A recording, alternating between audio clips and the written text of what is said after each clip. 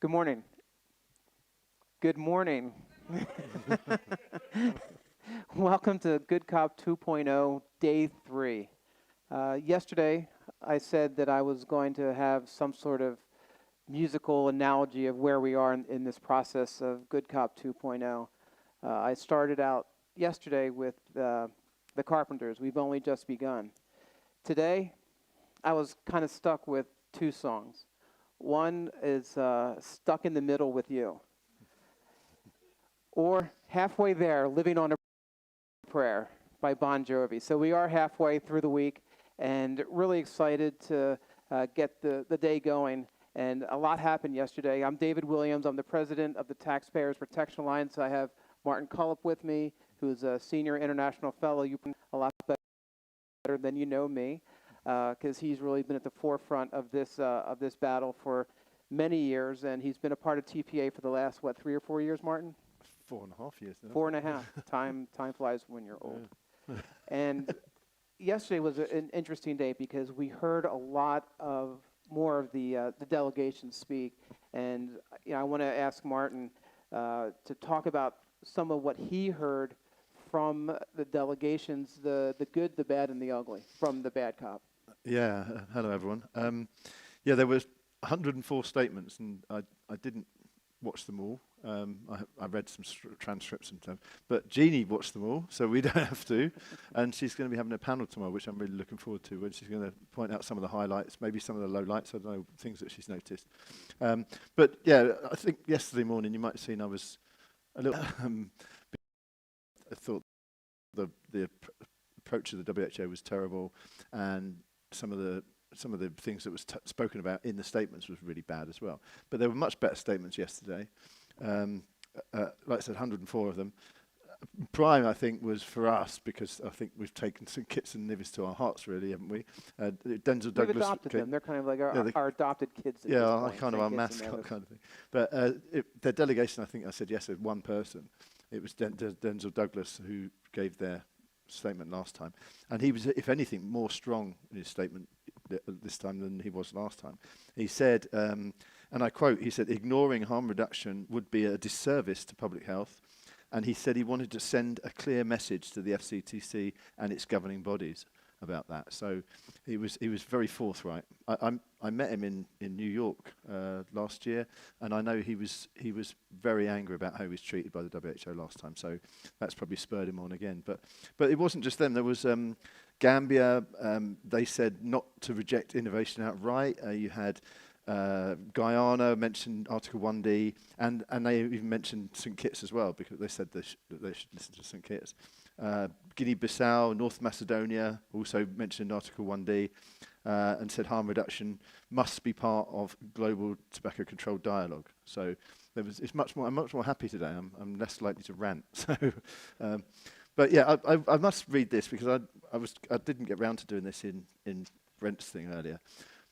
As well as countries, these statements, some of the NGOs are allowed to make statements as well. And this is one from the International Pharmaceutical Federation, and I think it was one of the last ones. And I just laughed out loud when I read it. So they said, may I categorically state for the record that the misnomer of harm reduction is completely at odds with the therapies available through pharmacist consultation. Pharmacists will take every opportunity to this narrative of greed and death. Dramatic. Dramatic. Like I said, I laughed out loud with that one. Well, let's talk about some of these countries again, because Mozambique also said something interesting, is that they want to look at evidence-based regulation. And I think it's really important to understand, I hope, what they're trying to say, because yesterday we heard from scientists, we heard that there is evidence that we've seen the empirical studies that tobacco harm reduction works. Heat not burn, vaping, pouches, it's working. It's working in Sweden, it's working in Japan. And I hope those are code words that Mozambique is on our side, and that they want real science to rule the world. Now, you mentioned these NGOs. So the NGOs on our side, what did they say during the meeting yesterday? Oh, wait, we weren't invited, were we? The NGOs on our side were not part of the discussion, so We didn't get a seat at that table, did we? No, but they were very prominent in the bulletin this morning that came out. In fact, every article was either authored by exclusively or co-authored by Bloomberg-funded organisations, and I could go through some of them if you like. We'll talk about this in a minute. There was an article written about the EU, which was written by the Smoke-Free Partnership, which is Bloomberg-funded. There was also a campaign for tobacco-free kids, which had 31 delegates. That was they were obviously also Bloomberg-funded. Vital Strategies, Bloomberg-funded. Ash US co-authored an article with the Global Centre for Good Governance in Tobacco Control and Corporate Accountability, and all three of them are Bloomberg funded. So that's what Brent said this morning. You can class the bulletins as propaganda, and I think you can, because it's all funded, it's all written by Bloomberg funded organisations, and it put out by the Global Alliance for Tobacco Control, which is itself Bloomberg funded. So but they had the main thing they were saying this morning, I think, was, and I think this gives you an indication of the conversation they're having there, was about the EU, because the EU is split on its approach for forward-looking measures, which is item 4.1 on the agenda, and there are 9 countries who have objected to this. And so they couldn't come to a common position on Article 4. On Agenda 4.1, which is Article 2.1 on forward-looking measures. And they're led by Italy, and they said that these forward-looking measures are excessive. They said there's no proper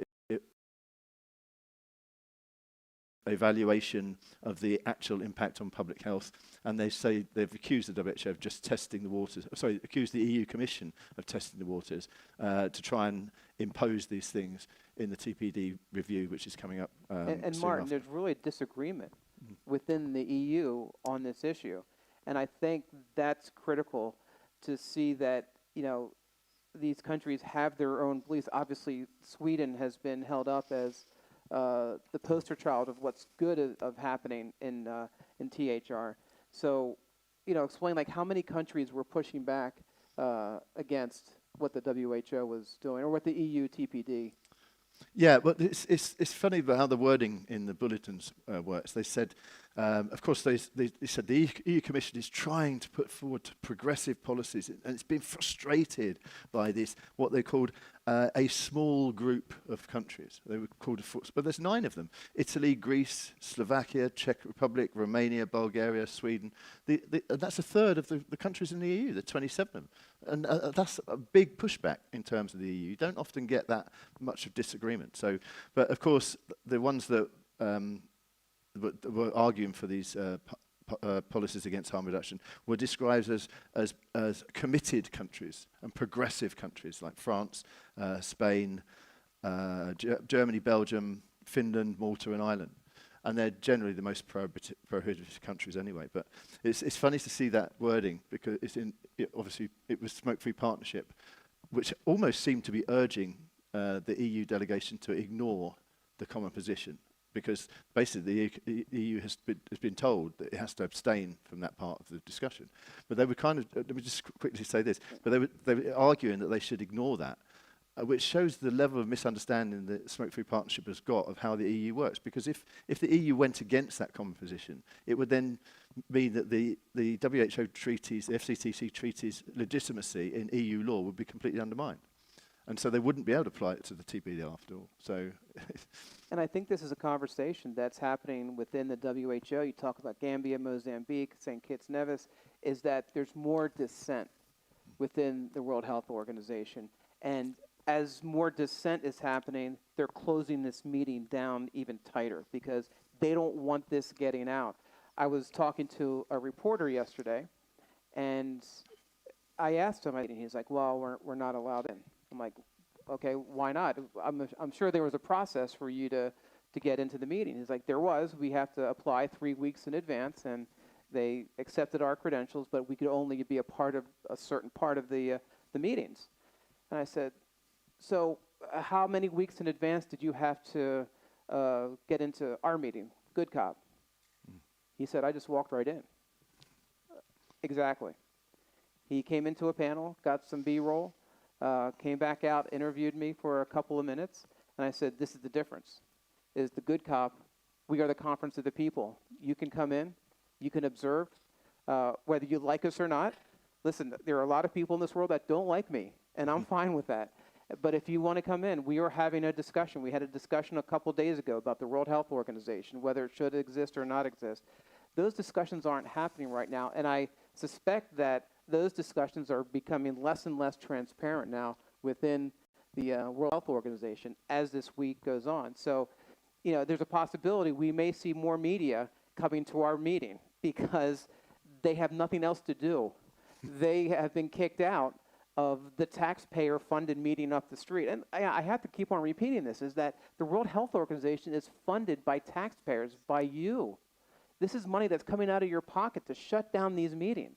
And it should be open to everyone, whether you agree or disagree with what they're doing. There should be a transparency here that there isn't. But, we've seen this progression, starting in South Korea, Moscow, India, Panama, everything just gets shut down even more and more, and it obviously is frustrating for consumers, for taxpayers, and this is the UN that has an obligation to keep all of these meetings open.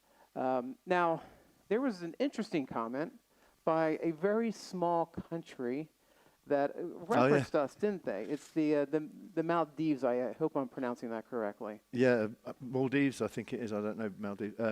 But they're I think I might mention yesterday, they're a bit of a poster child for the WHO now because they banned everything, or they're planning to. They're not going to just ban cigarettes, they're banning everything. They're going to have a generational nicotine ban. So if you're born after a certain age, you won't be able to use these products, you won't be able to buy them, you won't be able to use them, you won't even be allowed to possess them. And that includes tourists. They've got a massive tourist industry. So if you're planning to go to the Maldives, you're not allowed to bring nicotine pouches. I just canceled my trip. Yes. Yeah. It's bizarre. And they had 2 meetings they live streamed on the first day. And the Maldives was invited to those because they think you're doing the right thing. So you had Maldives sitting next to Belgium, the vice president of Belgium or something, who is just massively anti-nicotine. And you had Emily Banks sat next to Dr. Tedros on the stage, clapping away like a seal, what he was saying. And it's just they just call in these people who are their allies, but you won't have anyone there who dissents. They'd probably be... poor old Denzel Douglas will be walking around on his own, I think, this conference. He hasn't even got his partner in crime who was there last time. So, well, there's a seat for Denzel right there. Yes, exactly. If he wants to, a nice seat if he wants to come along.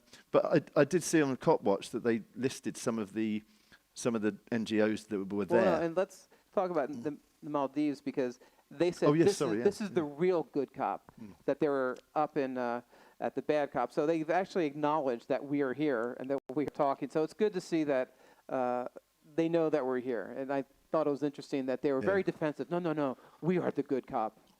Yeah, that's right. They said there is only one good cop, only one good our cop. To which we would completely disagree, I think. Yeah. On Cop Watch, if you read it, they did a little delve into the provisional list of participants and looked at the NGOs. And I just mentioned there, Tobacco Free Kids had 31 representatives. But other ones that were there, African Tobacco Control Alliance, 35 delegates, European Network for Smoking Prevention, 38, Global Alliance for Tobacco Control, 61 delegates. 61, wow. Smoke Free Partnership, 10, University of Bath, 12, Vital Strategies, 6. And they're all Bloomberg funded. I counted just under 200 delegates funded by Michael Bloomberg who are in attendance. And like Copwatch has said, and yet not one single organisation representing people with lived experience of smoking or quitting smoking using consumer products has ever graced an FCT COP participants list. And that just shows the level of opposition we're dealing with here, unfortunately. Yeah, and today we have such an interesting agenda because, and this is the first time we've done this, is we have dedicated a whole day to one region of the world. And today is Asia Day. And really excited to have Nancy Lucas, who is really going to be herding the cats for for Asia Day today. Nancy is from New Zealand. As you can tell by her accent, she is not originally. But, a lot of different things are happening in Asia. Again, good, bad, and ugly. one person that I met for the first time in Panama is Dr. Rohan Sakara. Excited to hear him speak again. He's a cardiologist. Give a really interesting perspective on just the health aspects of quitting smoking with these products. And I get really frustrated when I talk to Rohan, because he talks so much common sense, and he's really trying to, he's evangelizing this message, and the right people aren't listening. We need the right people to listen to our message, to his message. And I think Nancy will really illustrate what the good things that are happening in New Zealand. And even though these good things are happening in New Zealand, smoking rates are plummeting, they got the Dirty Ashtray Award. It boggles the mind, the logic that they use to give New Zealand the Dirty Ashtray. And I think I mentioned yesterday is someone snapped a photo outside the World Health Organization of an ashtray with cigarette butts in it. This is outside the World Health Organization. And, I mean, there was literally a dirty ashtray in front of the World Health Organization. So I thought, pictures speak 1,000 words. And I hope we can, share that on social media to show the hypocrisy of the World Health Organization. But what are you looking forward to today from the panelists? Well, I'll just say one more thing, which relates to this day, actually, because the Dirty Ashtray Awards and the Orchid Awards were awarded in Bulletin this morning, and we have some new research which Nancy produced on CERO, which is the Southeast Asian Regional Office of the WHO, and they got the Orchid Award today for being absolutely fantastic people. But we've got research that says that they are completely failing in Asia Pacific. So it'd be interesting to hear a different aspect, but they won't hear over there. And the Dirty Ashtray Award went, by the way, to EU countries which didn't accept the common position or Of course. 4.1. And they, in the words of the GATC, they said it was astonishing that they opposed this thing. They said, these are only for you to consider. They're only proposals, that we're not obligating you to do that. But who would trust those people 1 inch, to be honest? So I think the ones who are standing up against it, they know that the EU, what the EU is trying to do, the EU Commission is trying to bounce them into agreeing these things, because then when it goes to the Tobacco Products Directive review, then they're going to try and impose them on European countries. So they're good to stand up. So that's what they're talking about at the moment. I think they're going to be stuck on that for quite a while. And of course, we have Dr. Tiki Pang, who will be talking, I guess, in a few minutes now. And Dr. Pang, the one thing that's struck me from your discussion the other day is it doesn't matter if it's a black cat or a white cat, as long as it gets the mouse. These are these things that I remember from conferences, and I will remember that probably for the rest of my life. And it's a really good way to put it and to get people to understand what we're trying to accomplish here.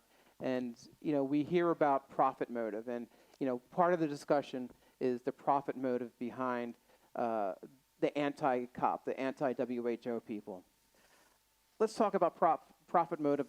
Organized crime is licking their chops, looking at what's happening at the World Health Organization.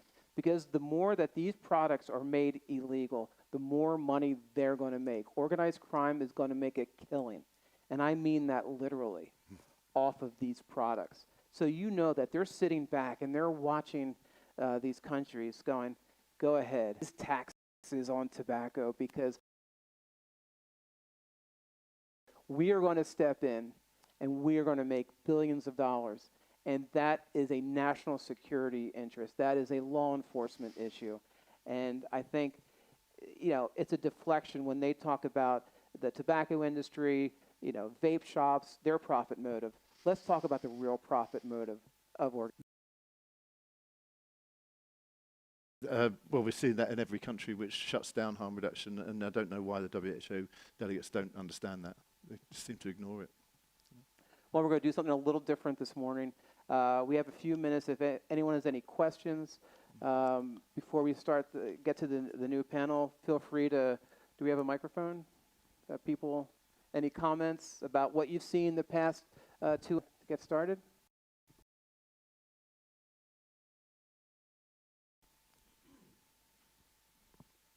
Oh, Hi, I'm Sarah from the UK. It just seems baffling that countries that have reduced their smoking prevalence aren't being given these awards. I really do not understand the logic.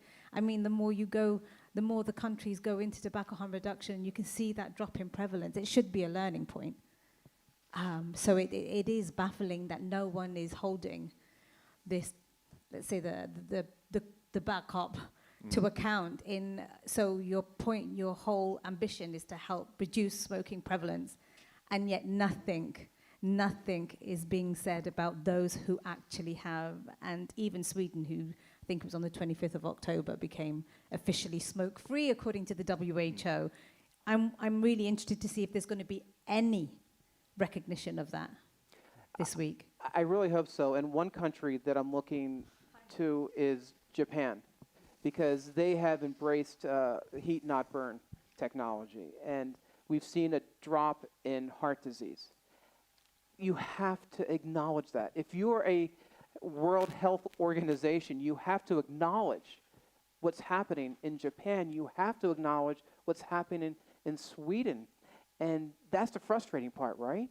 Is that this is happening. And I want Japan to be a lot more vocal about what's happening, but also, and listen, you know, Sweden has been beating their collective heads against the wall, trying to tell people what's happening in their country. So I agree with you 100%. And if you really care about public health, you will talk about these countries. Thank you. I just want to say that Mark said it in Brent's Reg Watch earlier, that it was almost laughable. He said, you see what's happening there, and you can only laugh at it because, New Zealand make a statement, say we've reduced our smoking rate by over half in the last few years.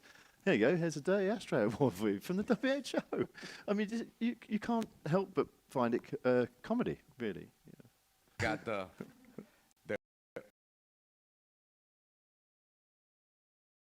Orchid Award for banning all the alternatives, going against the decision of the Supreme Court, and widely known that the cartels are taking over the business in Mexico, where the law enforcement is almost zero, and now what they are trying to protect, the young people, are going to be able to get all these alternatives with the people that also sell fentanyl, cocaine, and heroin. So this is the award that Mexico is getting yesterday. I mean, disgusting. Let's call it for what it is. Yeah. It's disgusting that they would give it the Orchid Award. And I just, again, I don't understand the logic. GATC put out this myth and reality fact sheet the other day. And I was telling Brent, I said, just reverse everything, because their myth is a reality. Our reality is their myth. And it's just, the world is upside down. Yeah, and as Clive said, I think he said a few times, I think he said it yesterday, it's not just that these young people are getting these products, they're starting to sell them. And anyone who went to Panama would have seen that. We were seeing young people with little plastic tables selling vapes and cigars and cigarettes when we were just going to the rooftop bars there. So it's not even just them getting hold of the products and using them, they're actually part of the supply chain now. Yeah, it's mad. Yeah, when we spend a lot of time railing against WHO, I think it makes some of us feel uncomfortable. And maybe I just wondered what our strategy would be. All these Bloomberg-funded agencies who are really running the show, heavily funded. That's who are against this huge amount of money. And when I think about how Bloomberg was eventually humiliated in New York City for his nanny state type things, and it was really people turned against him and what he was trying to do. And on the surface, from a public health point of view, sure, trying to highlight childhood obesity wasn't a bad thing, but then the way he was going about doing it turned out to be ridiculous. So it's similar to what he's trying to do with these nicotine products, and whether we should spend a bit more time trying to put a headlight on that rather than trying to attack the WHO. But basically, I think that tobacco and WHO has been taken co-opted. Now it's a private industry basically that's doing it, and the delegates and the countries are really being held hostage because they're getting funded to do it. Basically, he's paying them off to make these policies. And therein lies the problem, Yeah. is that we want an impartial organization. We don't want one that is, swayed either way, right? And right now, Bloomberg has all of this influence in the World Health Organization. They could be an absolute force for good in this world. And we heard from Gabriel earlier that on RegWatch is that they are doing some good things in Africa, but they're also doing some bad things. Now, we have a panel, but Dr. Rohan is going to make a very quick statement or question, very quick.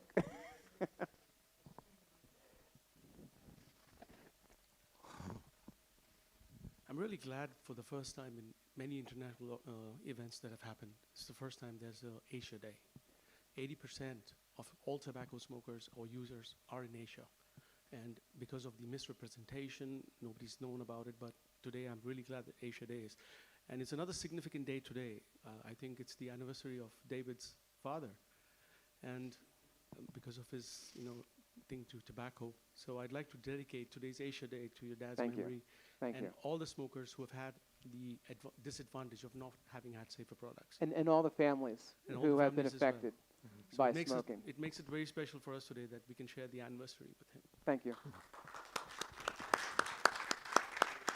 Okay. So we start Asia Day. Yes. Yeah. Nancy? Thanks, everyone.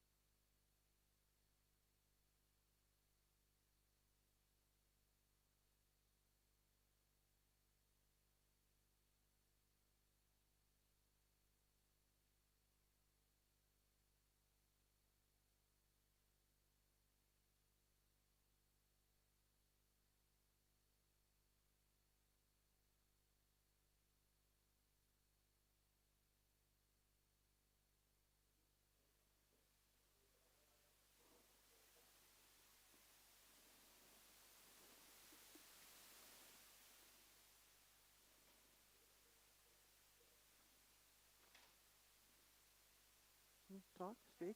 Testing, 1, 2, 3. Okay. Hello, everybody. Thank you for joining us. My name is Nancy. I am the Executive Coordinator of CAFRA, and I'm very happy to welcome you to Asia Day here at the Good Cop 2.0. I'd like to start thanking TPA, David, Martin, the entire team, for giving us this opportunity so that we can show you what we do in Asia Pacific, what we have to deal with, and how we are planning on moving forward. So first, I want to set the scene a little bit and explain to you how today's program is going to work. It is structured into 4 sessions with a lunch break in the middle. Apart from the keynote by Professor Ticky, everybody will, for the most part, be up here on the stage sitting together. The format will be informal but informative. It won't be very strict or, uptight, because that's just not the way we are. Today is not going to be about slogans or ideology. It's going to be about learning, listening, and talking. One of the issues that we encounter greatly in our region is that people do not understand what is going on and why we do the things that we do. Because of the nature, the context of Asia Pacific, it is hard sometimes for people in the West to understand what we do and why we do it. The easiest way to explain it is that we operate on the mindset of the collective, the greater good, what is best for everyone, where we find that in the West it's very individual rights. We want things this way and this is the way we want them. We're a little more accommodating or more willing to make compromises and collaborate. And I think that's part of the success that we have had in our region. So, today, we will explore consumer perspectives, the voices that are left out of policymaking, especially up the road. Are we supposed to talk about those people? But anyway, especially the people up the road. Evidence-based approaches to tobacco harm reduction from both a medical science and policy perspective, because we have Dr. Ticky here. The impact of the harm reduction denialism in Asia Pacific. And we're going to get into why that is, why there is so much denialism in Asia Pacific. And finally, we will have a panel discussion with all the participants examining how we can balance innovation in public health with the best interests of each country and each culture. So, I'll begin again now. The Asia Pacific region bears the highest burden of tobacco-related harm. But also, Asia Pacific bears the highest amount of tobacco production and manufacturing. So when we look at Asia Pacific and we say, oh, there's all these bans and there's all these restrictions, and then we see, oh, there's all these tobacco companies and all this tobacco manufacturing, it kind of makes sense as to why they don't want safer nicotine products, okay? But yet, countries like Japan, countries like Korea, for the most part, heated tobacco, they've embraced it. And they have tobacco interests. So what is the difference? The numbers in Asia Pacific are staggering. I think the latest number, 781 million people, or 63% of all tobacco users worldwide consume the most deadly forms of tobacco products. And in Asia, it's not so much about combustible tobacco, it's about the deadly oral stuff. The gutka, the kani, the things that are causing the harm to the oral cancers more so than lung cancer. There's 4 million preventable deaths because of these products in Asia Pacific. Now, as I said, tobacco production remains vast. Thailand, India, China, Vietnam, and I think there was another one, Sri Lanka, I think, continue to dominate the industry. The same governments that profit from tobacco also deny citizens access to safer nicotine products. As a note, in Sri Lanka, even nicotine replacement therapy is illegal, okay? I got very loud all of a sudden. The contradictions that we must confront. These are the contradictions that we will confront today. The idea that reducing harm is somehow pro-tobacco is as illogical as claiming that seatbelts encourage reckless driving. The discussions today will shine light on the distortion of science that continues to poison public discourse on nicotine and harm reduction, coming from those people that are up the road. We should call them those who should not be named. The FCTC Secretariat and its network of aligned NGOs continue to issue statements that misrepresent the science of nicotine and betray the spirit and intent of the treaty itself. These perpetuations of dangerous myths that nicotine can cause cancer, that using nicotine in any form is as dangerous as a cigarette, is not only inaccurate, it is dangerous. By equating innovation with risk, they have reversed public health logic, and you've heard that from many people so far. In truth, it is the absence of innovation that kills. Distorting evidence does more than mislead. It erodes public trust, discredits honest scientists, and blocks the greatest public health opportunity we have had in decades. I could stand up here and I can rant and complain about FCTC, but that isn't going to get us anywhere. As you know, as Tiki has stated, as others have stated, what we have to do, and what we do very well in Asia, is it's a ground-up movement. Somebody knows somebody. We work it from the people. It's about the people, okay? The WHO, whatever goes on over there, we have no control over it. We have no say, so we have to work it from a local level, and that tends to be more effective. It's longer, it's harder, it's very stressful, but that's authentic, and that's what we need, is we need authenticity, and that's one of the things that I can say that every advocate from Asia Pacific is, they are authentic. Now, as we know, they're sitting up there and they're talking about harm reduction being a tobacco company construct, okay? And yet, it is one of the 3 pillars of the treaty. That's one of the things they're talking about. The next thing that they're talking about is Article 5.2b, collaboration, not exclusion, which is kind of funny considering they've excluded all of us. In Asia, we don't do that. We include everybody. We all work together, and that's something that I would love to see in other regions that I don't see as much, is everybody has to get to the table and sit down. The scientists, the public health people, the consumers, the lived experience. Okay, more can be done by working together than working in different silos. The real threat, as we know, is not nicotine. The real threat is combustible and deadly oral tobacco products, the ones that continue to kill millions in Asia Pacific. We all share the goal to reduce smoking prevalence and the use of deadly oral tobacco. We will get there through innovation, regulation, and compassion is very important, through a harm reduction framework that empowers adults to choose the safer options. We already have the tools. We possess tools that could save millions of lives: vapes, heated tobacco products, nicotine pouches, and snus. When regulated responsibly, these products are far less harmful than cigarettes. The science has proven it. I don't know how much more science they need or how much more evidence they need. It's more about denialism than acceptance. Again, I'm restating the obvious. The human effect and the human element of what is going on. Beyond the data, the stories of the peoples whose lives have changed because someone offered them a safer choice instead of a moral lecture, okay?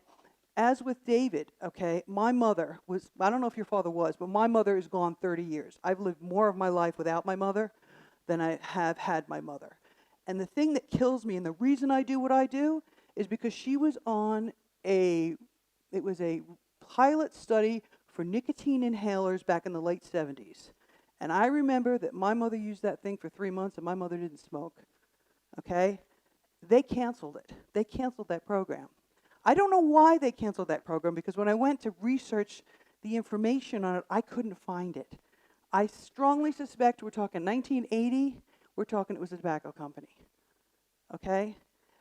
My mother was dead 15 years later, okay? And I can't help but think, hold on a minute, you know, they know this. They knew that this would work. They knew that this was effective, and everybody shut it down.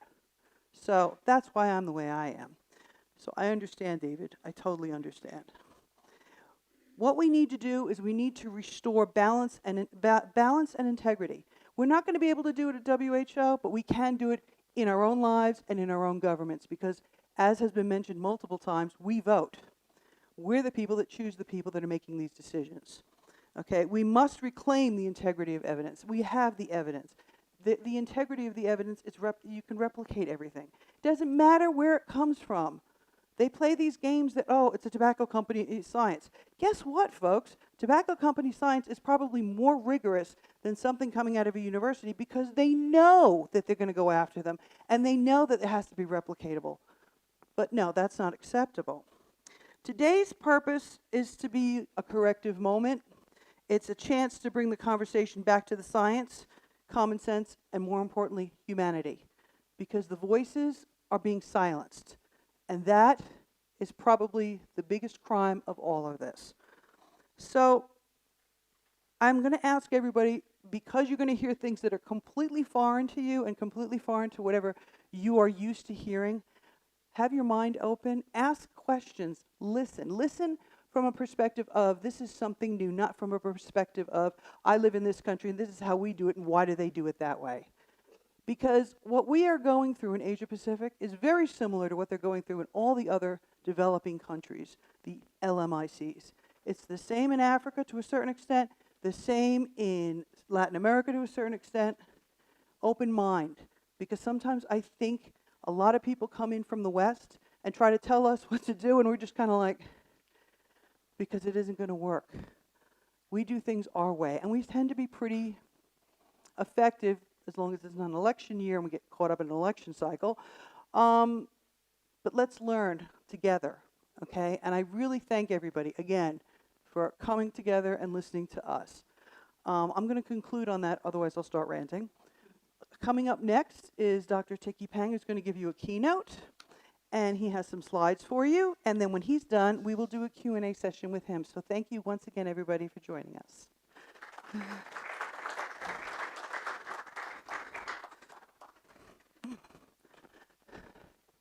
The floor is yours. It's early, I know. Should I have brought that down?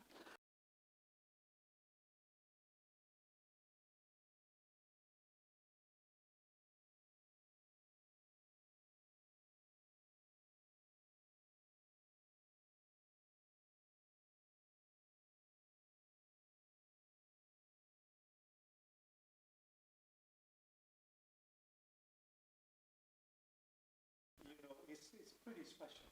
You get closest to where the major block is going to be.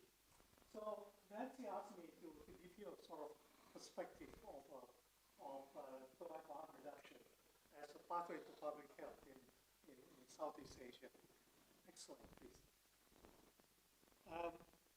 What I plan to do today is just to quickly cover three areas.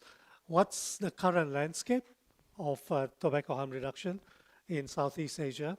Turn a little bit to the current state of regulation. I think Nancy mentioned responsible regulation. So that's to throw the idea at you and the following panels today. Do we have responsible regulation in the region? And finally, just some personal final reflections. Next slide. Okay, so the current sort of landscape is that we do see in 2025 a decreasing downward sort of trajectory, downward trend. And as already mentioned, the region remains one of the largest in the world in terms of users.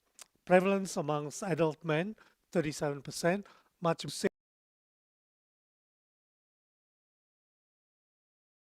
that there is progress over the last 2 decades. Nearly 25% of the world's tobacco users live in the region. That, of course, doesn't really include people who use smokeless tobacco, as Nancy mentioned, in India, Bangladesh, even in Indonesia. And finally, David talked about profits. Despite this declining use, the market continues to generate over $60 billion annually. High consumption and, importantly, cultural factors, which are different in the different countries of the region. This is what Nancy referred to as a collective. The region is quite different. It's very diverse, situation very context specific. Next slide.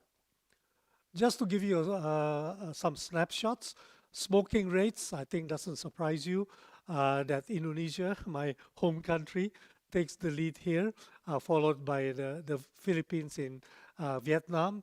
You can see the rate, the number of millions of people, of adult and youth smokers. Next slide. Number of deaths, not surprisingly, Indonesia leads with about 270,000 annually, once again followed by the Philippines and Vietnam in terms of deaths linked to smoking. Next slide. This is an interesting one. This data show you the rates of e-cigarette usage in selected countries. The Philippines are the leaders here, and I think we are all aware that that particular country has been quite progressive in promoting tobacco harm reduction, followed by Malaysia, interestingly. I think Sharifa can verify that number, as well as Indonesia. People forget that Indonesia is actually the fourth largest country in the world after India, China, and the USA. So we have a large population base. So that use of e-cigarettes is actually increasing quite rapidly in Indonesia in the last 10 years. Next slide. Okay, so that's just to give you a snapshot. Importantly, I think I want to get into a little bit about what's the regulatory landscape, because Nancy talked about responsible regulation. Next slide. This is a busy slide. I don't expect you to go through it, but basically just on the second column, you can see that half the countries, or even more than half of the countries in the region actually have a comprehensive ban on tobacco harm reduction products. And perhaps the exception, as we've already seen, is Malaysia, Indonesia, and the Philippines, with Myanmar, because of the difficulty of getting information, a little bit of a gray zone. The Philippines, just as one example, has a vape law. Okay, we are trying to do that in Indonesia, but at the moment it's covered under the broader umbrella of a health law. But there are some regulations. So that's just sort of give you a sort of snapshot on regulation. I'm not going to go through about the key provisions and regulations that are in place. I'm happy, of course, for this slide to be shared with all the participants. Next slide. So to summarize that previous table, there's a policy split when it comes to the use, availability, regulation around e-cigarettes and heated tobacco products amongst the different countries. 6 countries, okay, impose comprehensive bans on import, sale, and or use, even possession. Okay, 3 of the large markets, Malaysia, Indonesia, and the Philippines, allow, with some level of regulation, registration, age limits, labeling, and taxation, including the use in public spaces, for example. So they are regulated markets, I would say, and Myanmar remains largely unregulated. Next slide.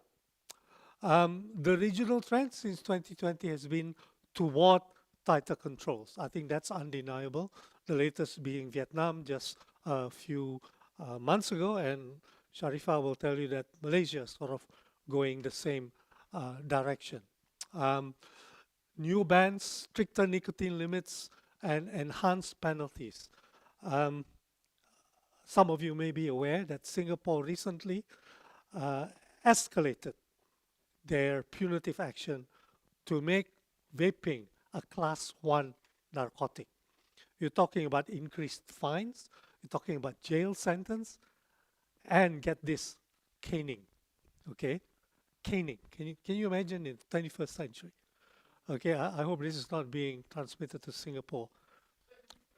Okay, and of course, this has been mentioned many times, organized crime, illicit trade, that's just a reality in the region.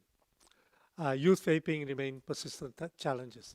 And I think the global concern about the focus on youth vaping and uncertain long-term health effects, many of the countries in the region have sort of gone towards this precautionary principle. And once again, many people have mentioned this, the WHO position urges strong regulation, once again focused on this hypothetical youth uptake, eventually leading them to become smokers. Public health priorities, economic factors. I think I mentioned this in the interview with Martin. Indonesia, for example, a previous Minister of Health, who was actually a Director of Women's Health at WHO when I worked at the WHO, she became Minister of Health. And she used to go to cabinet meetings and try to push, not so much for harm reduction, but for reduction of smoking prevalence in general. And every time she tried that, okay, the Minister of Finance would put up his hand and say, yeah, it's very good from a public health perspective. Do you know that 10% of government income comes from tax on tobacco? Okay, are you going to be willing to remove that income? 10%. Ministry of Agriculture would say, what are you going to do with the 1 million tobacco farmers? You know, Ministry of Industry will get up. What are you going to say and do about the 1 million people who work in the tobacco manufacturing industry? So there are economic, political factors as well as cultural factors, which I won't go into. That sort of is part of this whole picture. And I think it's already been mentioned about the lack of enforcement capacity. I think somebody made a mention of that earlier. Next slide. Okay, so in terms of policy analysis, I think there are basically two models, the prohibition model and the regulated market model. Next slide. I think there's an emerging convergence. Even the regulated markets are tightening the rules. Malaysia, Indonesia enforcing plain packaging, and Philippines allowing taxes for cigarettes. And this has been mentioned before, and it's a real problem. The enforcement challenge. You may have all the regulations in place, but unless it is effectively enforced, it just remains on paper. And I think cross-border illicit trade. Product innovation outpacing enforcement capacity. I think that's an interesting idea that I think was discussed, for example, very recently at the GTNF in Brussels. But let me just highlight what are some of the policy implications after I gave you this picture of the diversity of regulation and challenges around it. I think there is a move using ASEAN, the Association of Southeast Asian Nations, to harmonize product definitions across the region, because that's part of the problem. Different countries have different definitions of the various products.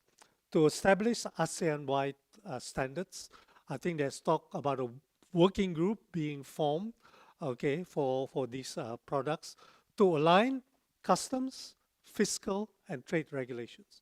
That's a plan within ASEAN. You can think of ASEAN as sort of a regional coalition that could perhaps overcome some of the blocks that we face when trying to deal with the WHO.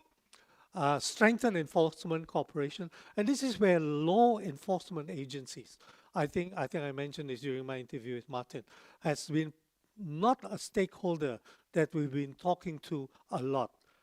Interpol has a big, in fact, the Interpol regional headquarters is actually in Singapore, okay, but we've hardly talked to them about, the challenges that they face in terms of cross-border illicit smuggling. Adopting minimum safety standards, I think that's another policy recommendation. Common benchmarks for content of nicotine, packaging, advertising restrictions, labeling, etc., etc.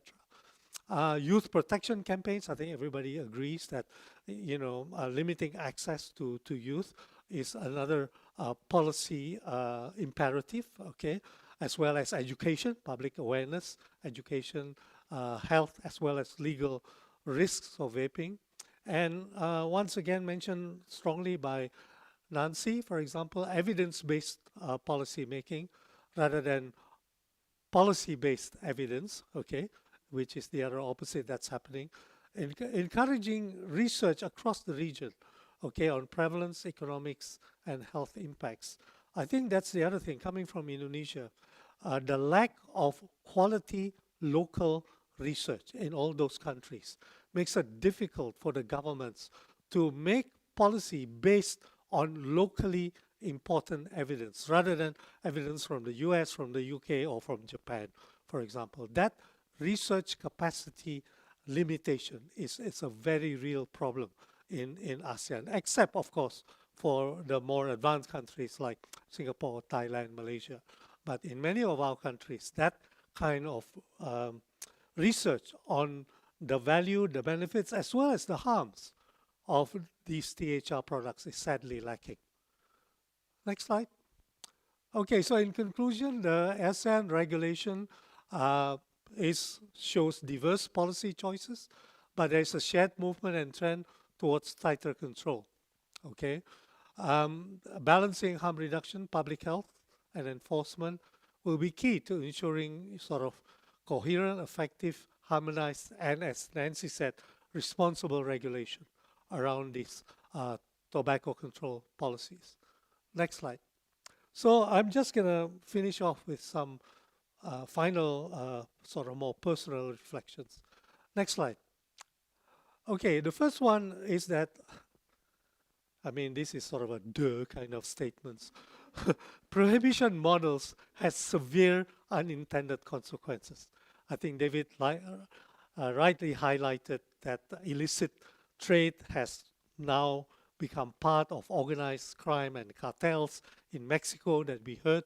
Okay, safety. I mean, recently in the last 6 months, in several countries in Southeast Asia, there was this issue of etomidate, which is a very powerful anesthetic, contaminating adulterated K-pots for e-cigarettes. So, I mean, that is clearly an unintended consequence of not having a sort of regulated and quality control of these products. And revenue loss, okay, that's an economic issue. Illicit products are not taxed, okay? So in a sense, the governments are losing revenue from these products.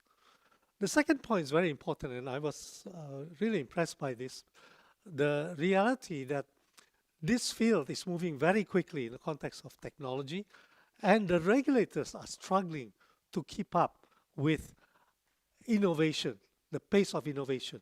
You know, it's not just PMI or BAT that are doing fantastic research, as mentioned by Nancy, but there are so many other small companies, not related to big tobacco, that are doing some amazing stuff in terms of the technology.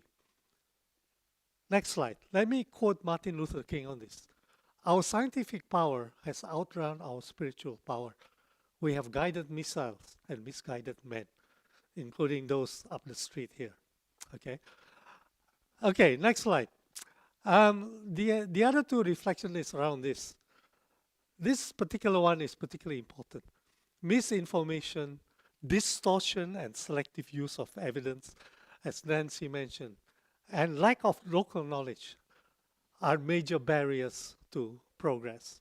And I'm just going to finish off in a second on what should be the overall goal of sort of rational, feasible, risk proportionate regulations. So on misinformation, I want to particularly quote one of the people I admire a lot. Next slide, please. Those of you who know Maria Ressa from the Philippines said this. We're talking about here about integrity of evidence and information. The mother of all battles is information integrity, seeing the difference between fact and fiction, creating a shared reality. If we win that battle for information integrity, we can win the rest. But if we lose that, we lose it all. So it said this just last month. Okay, and what is the goal that we're all sort of looking at? And I'm going to quote, I think most of you know James Murphy. The goal of a THR-friendly world is, in his very succinct set of statements, is that business embraces it, consumers want it, society accepts it, and regulators support it. Okay, so that's sort of a very nice summary of the goal of what we're all trying to achieve. And the penultimate word I'm going to give to Clive Bates, who had this to say. Next slide. This is in Brussels just last month. The goal should be to make nicotine use much safer, to focus on consent, not coercion, and on alignment, not exclusion. I mean, I keep harping back on we should avoid this sort of either or, us against WHO, but look more for alignment and having a more inclusive sort of platform. And at the end of the day, at the center of all this are the people, the consumers. So I'm going to give the last word to Diosdado Macapagal, the 9th president of the Philippines, who had this to say. Next slide, last slide. The strength of the nation lies in the well-being of the common man. Next slide. Thank you. Yeah, sure.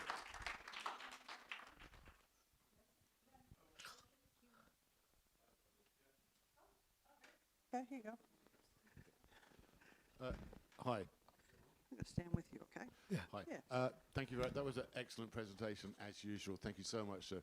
I have a question for you, which is vaguely related to this, but I want to hark back to the Asia Forum on Nicotine, which you suggested that there might be a benefit in establishing an alternative to FCTC. Now, I think you were in that presentation referring to a global initiative.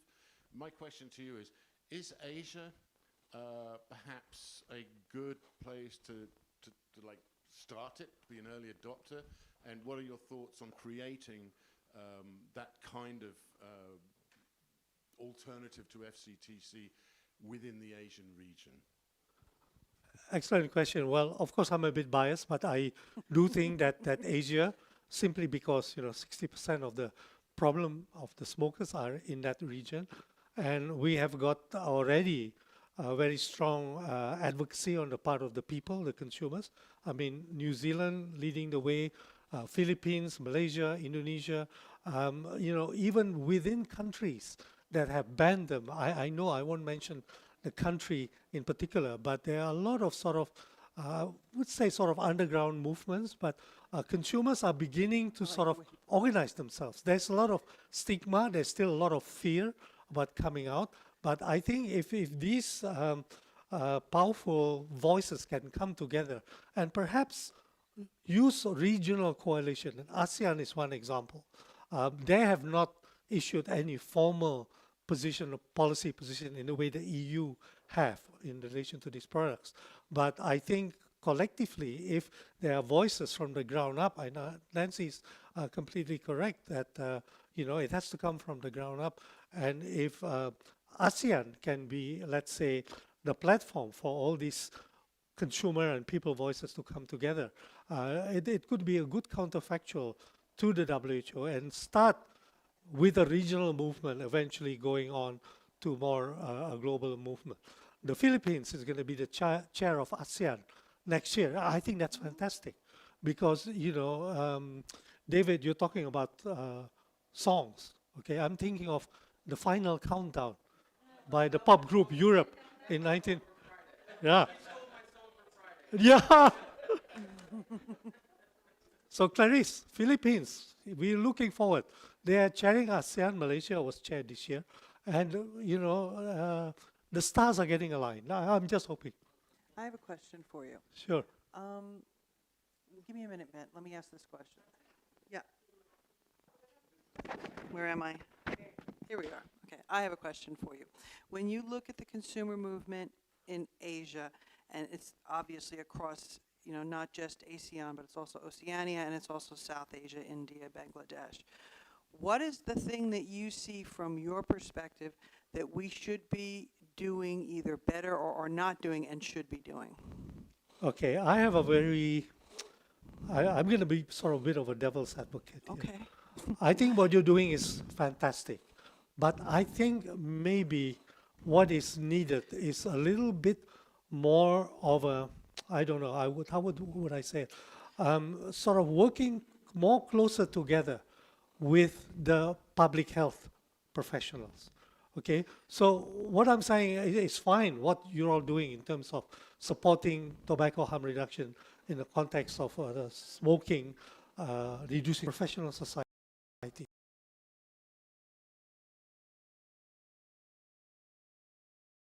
Focusing more on the ultimate harm, which is non-communicable diseases. Look, I mean, are we present in meetings of cardiologists or respiratory physicians? That to me is the big elephant in the room. 70% of global deaths are around NCDs. So my belief is that what perhaps is missing is a more synergy with the more health medical community and focus on the ultimate harm, which is at the end of the day, heart disease, COPD, lung cancer, diabetes, whatever. That would be so much more powerful together. Okay, fair, fair. Bent, you had a question? I'm Bengt Wiebe, MBA, former CFO of very large companies and organizations. And I have a question or an advice for the Indonesian Minister of Finance. Also to all other countries' Ministry of Finance. In Sweden, we have accounting for the finance minister of Indonesia said, oh, what if we, 10% of the national revenue comes from tobacco taxes. But there's in accounting, there's debit, there's credit. And what about the cost for treating lung cancer patients, productivity loss? Because when somebody is in for lung cancer treatment, that person is not working. And most certainly his whole family is feeling bad and perhaps not contributing to productivity either. So has such calculations been made in Indonesia, and why are these calculations seeing the cost side and the human sacrifice side on one side and the financial revenues from taxes on the other side? Because you have to, in accounting, you can't just post an entry without also crediting something. So I just came up with a new hashtag call for full accounting in tobacco harm Honestly, reduction. I'm gonna take this really quick. Honestly, Bent, the person you need to talk to is going to be Rowan when he gets up, because he's done all that data for because he's a doctor, and so he's done that data. But I will leave this to you. Yeah, well, thank you, Bengt. I think that's a question that I get asked a lot, and I think it probably illustrates sort of the contextual, cultural differences between a country like Sweden and a country like Indonesia. Those kind of analysis has been done. We've got some very good health economists who've done all these calculations, presented it to the cabinet through the Minister of Health. But the reality is, in many countries in our part of the world, health is seen as an expense rather than an investment. That's that mindset that it's a lower priority. So the Ministry of Finance will always harp on the fact that the government income is so much dependent on this tobacco taxation. And the Ministry of Health argument is being seen as, you're just draining, the GDP of the country rather than bringing in money. And then, of course, without going into details, there's the issue of corruption, which is sometimes, to those of you lucky enough to be working in countries like Norway and Sweden, which has a very low corruption index, to us it's a way of life, right from the top to the very bottom. So it's very difficult. And I'm speaking on behalf of Indonesia, but I'm not sure, Asa, whether that is the same. So the barriers are there. I mean, the arguments have been made. We've got very good analysis of that. Konstantinos. Adding to what I think he said, he made a great analysis. There is another problem with taxation versus health expenditure, that taxation is an immediate income that the government gets at the time of buying the products, the consumers. The health benefits, I mean, in terms of finances, they're going to come on the long term. Yeah. They're not immediate.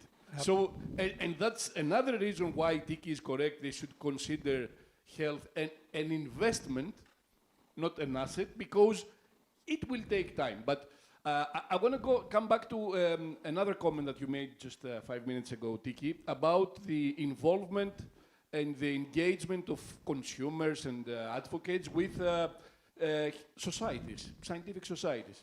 And you mentioned the example of the Cardiology Society, for example. In order to enter a house, you need to find, if not a door, at least an open window. You know, ideally a door, but at least an open window. Now, the problem is that there are no doors and no windows. There are only brick walls. And I'll give you one example, and that's going to be my comment.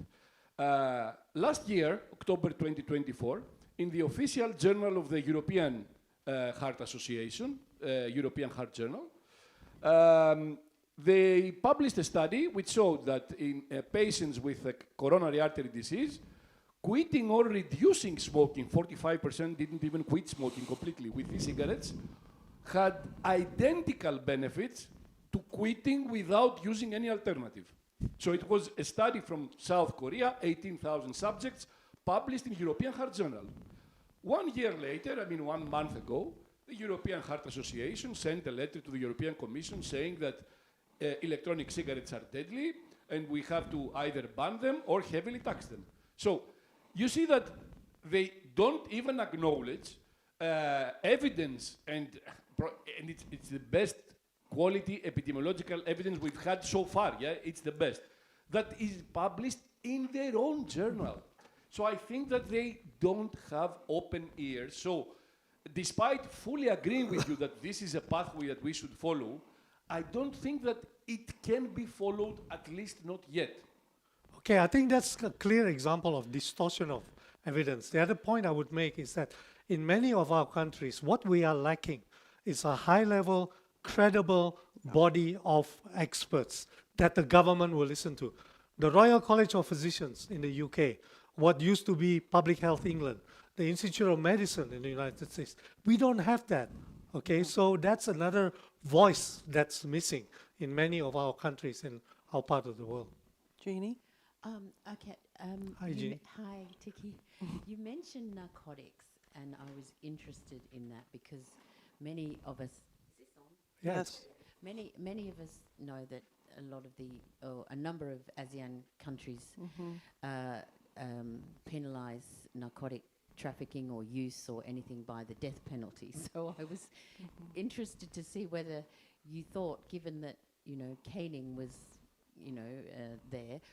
was there any move or suggestion that it or towards nicotine products being deemed to be if they are being deemed to be similar to narcotics to also lead to the death penalty for possession or importation or whatever through certain countries in ASEAN? Well, I don't think it's sort of escalated to the point of extending it to a mandatory death penalty. Not yet. Not yet. I hope not. I mean, these are just sort of, warnings, I guess, from the leadership that they want to take, in this particular case, the focus is on vaping because of that etomidate crisis. I'm pretty sure at the end of the day, the implementation of this is going to be where the reality is going to be seen.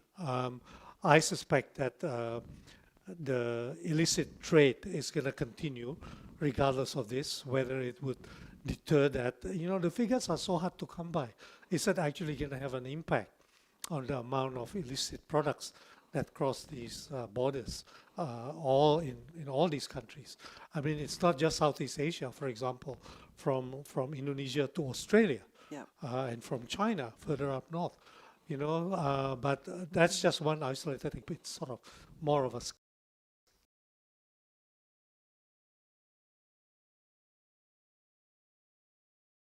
care tactic.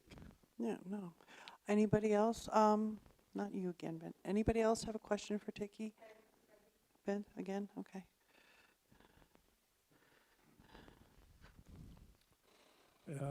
talking about Bengt here from Sweden again, talking about death sentences. There is a war since almost 3 years in Ukraine, who was invaded by Russia. I do have a friend. He used to run a small snus factory in Ukraine. And I recommend everybody to read, there was an article in the Planet of the Vapes about Ukraine and snus. And here we are in Ukraine, snus, nicotine pouches, vapes are allowed. In Russia, these snus and nicotine pouches are banned. So it has been proven every day in Ukraine that smoking can kill you within 100 of a second. And the reason being, Ukrainian snipers go for, you know, with a night vision to target the cigarette glow of Russian soldiers who are not allowed to to use the snus stealth method. So this is what's happening right now. And it also sort of proves something that soldiers are very much depending on nicotine, but to use the safer form can actually keep you alive. Well, you know, that's a good point, even though that's Ukraine. And it kind of brings me to a question that or something I want to ask Tiki. Because of the use of the deadly oral tobacco in our region, okay, how hard do you think? Yeah,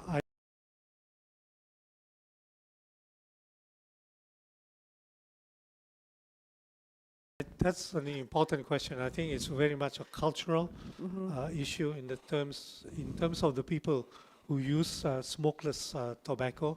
I think the data from Indonesia indicates that's not so much amongst the youth, but amongst the older people. So a lot of that will depend on sort of community advocacy, even the role of religious leaders. Yes. Indonesia is the largest Muslim country in the world. So I think once again, it's about raising awareness, once again from the community rather than from the government, telling these people that, you know, the use of this smokeless tobacco is dangerous.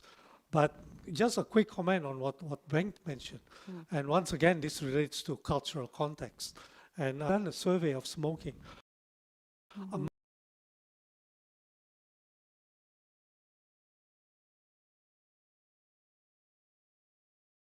Amongst our soldiers in the Indonesian army. So she got permission, and the government was, Ministry of Defense in this case, was very supportive in supporting her to do a survey of smoking and use of these products amongst the frontline Army, Air Force, and Navy soldiers. So she went in, she had a questionnaire. The first thing the group of soldiers told her, Professor, yes, we are happy to answer your questions, but don't tell us to stop smoking. Yep. Okay?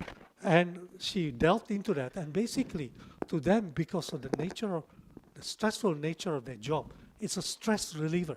It's a way they would like to relax. It's the only thing. So there are these sort of cultural issues involved that makes things difficult. Thank you for that, Tiki. And thank you, everybody. We have to wrap it up. Everybody's got. So thank you. Thank you, sir.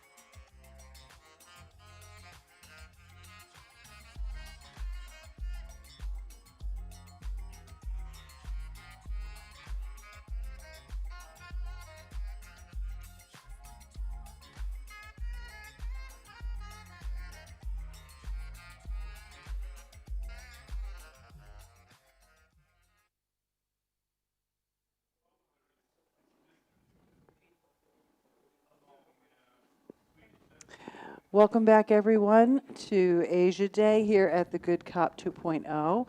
Now we are going to have a discussion with the consumers.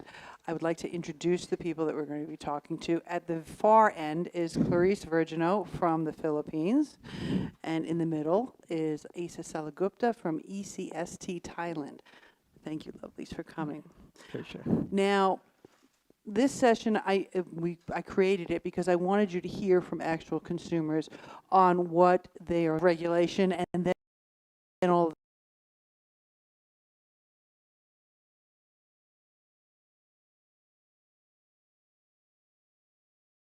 a sudden there was a massive U-turn. So you'll get to see the two diverging methods and impacts. So for Clarice, I would like to start with her first. Yeah, okay. How would you describe the current policy and regulatory environment for harm reduction in the Philippines?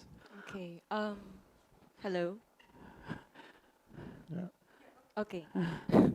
First of all, I want to say thank you to TPA for having me. It's such an honor to be here and to actually share insights from the Philippines.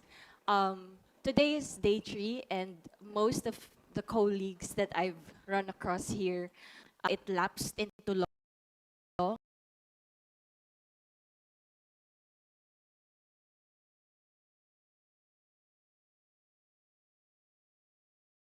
Which means it was not signed, it lapsed on its own. Those are two different things. And I will go into that later deeper. As far as the policy is concerned,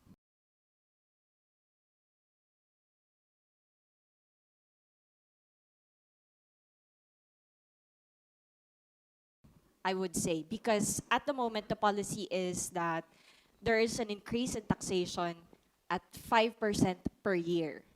Imagine how much the tax would be by the year, let's say, 2053.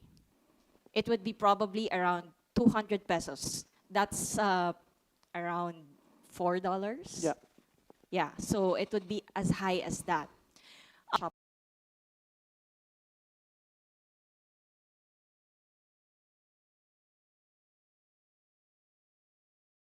Owners, everybody in the industry, to register their products with the Bureau of Product Standards, which would require some sort of product marking on the, let's say, a juice bottle. There should be a product marking.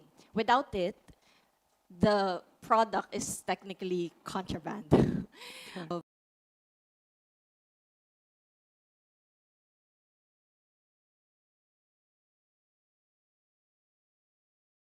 Or the prices of these products, accessibility and availability become an issue.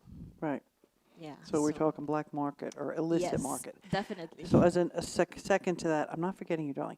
As a second to that, because you'll be able to help us with illicit markets in Thailand. In the Philippines, I know that there is this slightly strange taxation form where you got salt nic is taxed at a different rate than regular nicotine, or what some people call freebase.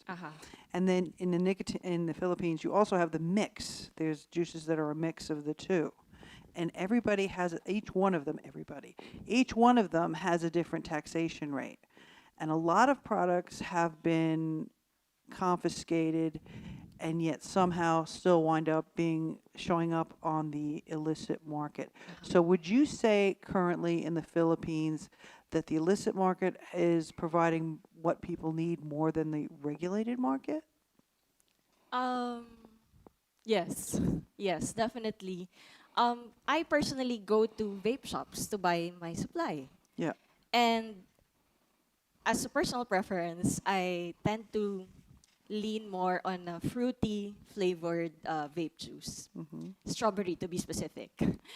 And the brand that I used to have before, apparently, they did not pass the product standards test, but are still being sold under the table. So that's why the BIR, our taxation agency in the Philippines, they're very strict on, they're ramping up rather, closure of these shops because these products that do not have the marking should not be sold in the market, Right. but are still, of course, being sold by Available. the very business owners. Available, right? That segues me into ASA. Now, can you explain to everybody the process of what you've been going through for the past year, please? Well, gotta be like past 10 years. Well, not the past. I'm Okay, talking committee okay. and The things like the that. latest one was that I was invited to become members of the committee to study on how to lift the ban in Thailand, because many of you had already known we have like 11 years. We have ban for about 11 years, and I want to correct Professor Tiki a little bit, because if you guys started seeing from this morning, he said the ban on Thailand was on importation, on manufacturing, distribution, and possession or usage. Well, actually, the ban in Thailand is only in importation and distribution only. So there's only two bans. And obviously it didn't work and still doesn't work. So we went on, and the past government, once they commenced their terms, one of the first things that went into the cabinet and had been approved by the cabinet is to appoint a group of committee consists of 35 members, and I was invited as one of the experts to work on it. And it took us about a year and maybe 14, 15 months. And we had concluded that, okay, the ban didn't work. We had voted for some kind of regulations. Either it will be like strict regulations or whatnot, but definitely not complete ban. And we had also agreed that, like we came up with three options. The option number one was complete total ban, which will be stronger than ever before. That means possession and or usage of electronic cigarette and also other kind of tobacco harm reduction will be completely forbidden, will be completely banned, right? The second option, which is really weird, was they're going to lift the ban on heat-not-burn product only, for the reason that it's easy to count, because it looks like regular combustible cigarette, right? The heat stick. And the third option, which majority of the vote went for, was to lift the ban and put in some kind of regulation. Thus, it would be like other quote-unquote developed countries, so we can tax on it, we can regulate it, and it would do less harm than what it is going on right now. Okay. So that's the thing that had been going. But then again, once it's been accepted, I was one of the presenters at the cabinet, and the government had been changed. Right. So it went back into the drawers, the cabinet, and then we changed the government, and right now it's been buried, because the major things, the major issue going on now is between Thailand and Cambodia. So that's the main issue going on now. If you let me ask you this: if there wasn't the issue between Cambodia and Thailand, do you think it would have gone through the way it was expected? There's a possibility, yeah. Okay. Now, you are now explain to everyone about the situation a couple of weeks ago, a month ago, about their queen, may she rest in peace, passed away. The queen mother, and it was the king's mother. The king's, yeah. And so the country is plunged into a period of mourning. Mm-hmm. And then what happened in terms of tobacco harm reduction and the work that you did? Some few doctors took that chance to just between morning and everyone, and they start to crack down on. Well, it's the same old. It happens like once or twice a month. For decades now. Now it's been completely, totally black market, and it cannot be controlled. So that's pretty much what's been going on. When you heard that, what I'm trying to get at is when you heard that had happened, did it not kind of strike a chord, I guess, within you about how predatory these people are, that they would take advantage of the situation like that? Kinda, but every time some situation came up, it's either a big event or something, or even some ceremonies or something came up, they will always have took that opportunity to Yeah. just and then put in some social media saying, oh, and then they will always added that, it's harmful, it's more harmful than combustible cigarette, and it's destroyed the youth and things Okay. like that. And- Always with that. And one final, not final, but one other Yeah. question for you. How do you feel about Ciro getting an Orchid Award yesterday? Can I say that in 3 words? Ha ha ha ha.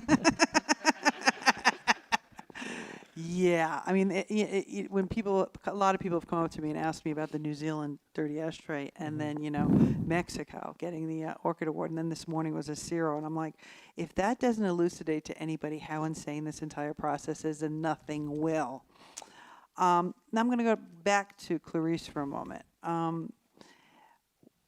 Consumer voices in the Philippines, you guys were doing really well there for a while, and you guys were able to push back that whole Bloomberg thing that was happening.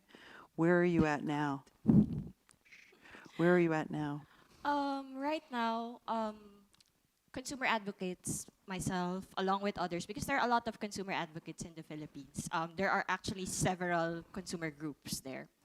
A lot of us are still trying to ask our government, our agencies, for a more balanced and impartial rules and regulations. Because like I said, the rules right now are very stringent. That's okay. But that's also not okay. Yeah, not okay, It's a double-edged sword. So a lot of consumers are now calling out government officials for a more humane approach. Because at the end of the day, it's not just business. It's not just revenue generation for the country, but it's all about consumers. So we are trying to call out and ask our agencies to at least give us a chance, and include us, collaborate with us in framing these rules and regulations. You guys have been somewhat successful. Kinda, yeah. I don't want to take the full credit. No, I'm just saying, when I say you guys, I mean consumers in general have been somewhat successful, because again, in Thailand, in Malaysia, Indonesia, the Philippines, it's the 3 degrees of separation. It's not, what you know, it's who you know, because somebody will know somebody who will know somebody, and that kind of makes it a little easier to be able to engage with people in those places. But I'm going to go back to Asa for a moment.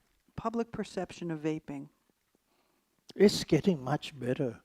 I just want to share something, it had been for those, of course, it's probably happened all over the world. From public health organization like the ASH, Yes. especially ASH Thailand, they had been trying to put words saying like how bad and how the hazardous vaping and other kind of tobacco harm reduction, the heat not burn and snooze, everything else is. And but we've been trying to fight. Used to be it would just like I would look at the media, the commentary, the news that came out, and they will attack, how harmful vaping is, and it will be people that we are familiar, the name of the people that we are familiar with, that came out and defend. And right now, it's just like there are lots and lots and lots and lots of people coming out, the people that we never heard of before. And when there are like news of, like say example, you just mentioned something that happened, like a big lots of arresting, and confiscating bringing it. Mm-hmm. And like 95% of the comment that has been going on say, what's wrong with vaping? How come you don't arrest people who smoke in something along with that? Like that. So I think the perception of the people, especially the people in Thailand, we just keep feeding them, and then like with my own Facebook and YouTube channel and whatnot. We just try to give them fact and information and just be straightforward. Just say like, hey, you know, this is what we do, and just think for yourself. I mean, we're not forcing you to follow our guidelines or anything like that, but we just like, okay, you can compare it. It's combustible, without combustible, compare it and do it like something simple to compare with, and you know, like people who just accept, just like, yeah, you know, like That makes then, sense. yeah. So that's What how about we in the do it. Philippines? Um, What is the public perception? the Philippines is a tricky country, because we have millions of social media users. Yeah. Millions. And I'm talking about Facebook, TikTok, Instagram. Majority of the users of these applications are Filipinos. I mean, worldwide data could attest to that. And what's tricky is that because Tiki mentioned earlier that consumers must collaborate with experts, right? With doctors, with cardiologists. Yeah. The thing is, some of our doctors are social media influencers, content creators who put up information that is, very believable for Filipinos. And the Philippines is a culture-centric country. We put high regards on doctors, lawyers, titled professionals in general, licensed professionals. If somebody in your username, a Filipino, sees, oh, it's Dr. Juan de la Cruz, even if that doctor is not a cardiologist, if he's only a GP, if that person is not a heart specialist, as long as there's the title there, oh, that doctor said vaping is very deadly, that Filipino would instantly believe that content and would be passed on to everybody he knows. So Okay. it's tricky.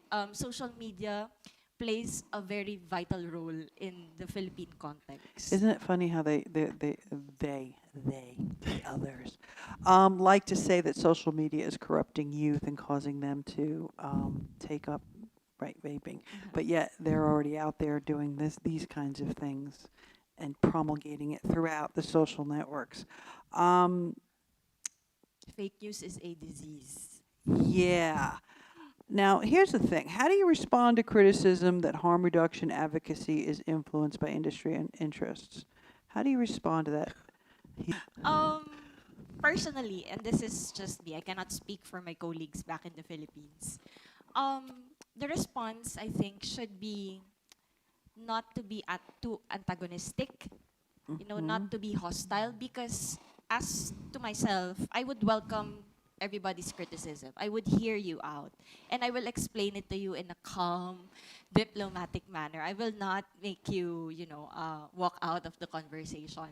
But sometimes it gets very frustrating because no matter how much you explain to people, no matter how much you show them studies or research. I have a relative who's still smoking, by the way. She's one of my aunts. And I've told her time and time again why don't you try my vape? Why don't you just, transition, shift? Just try it, even just for a month. I would be attacked that, oh, you're not a doctor. You cannot tell me these we've all run things and into stuff that. like that. So there is that problem. Okay. And Asa?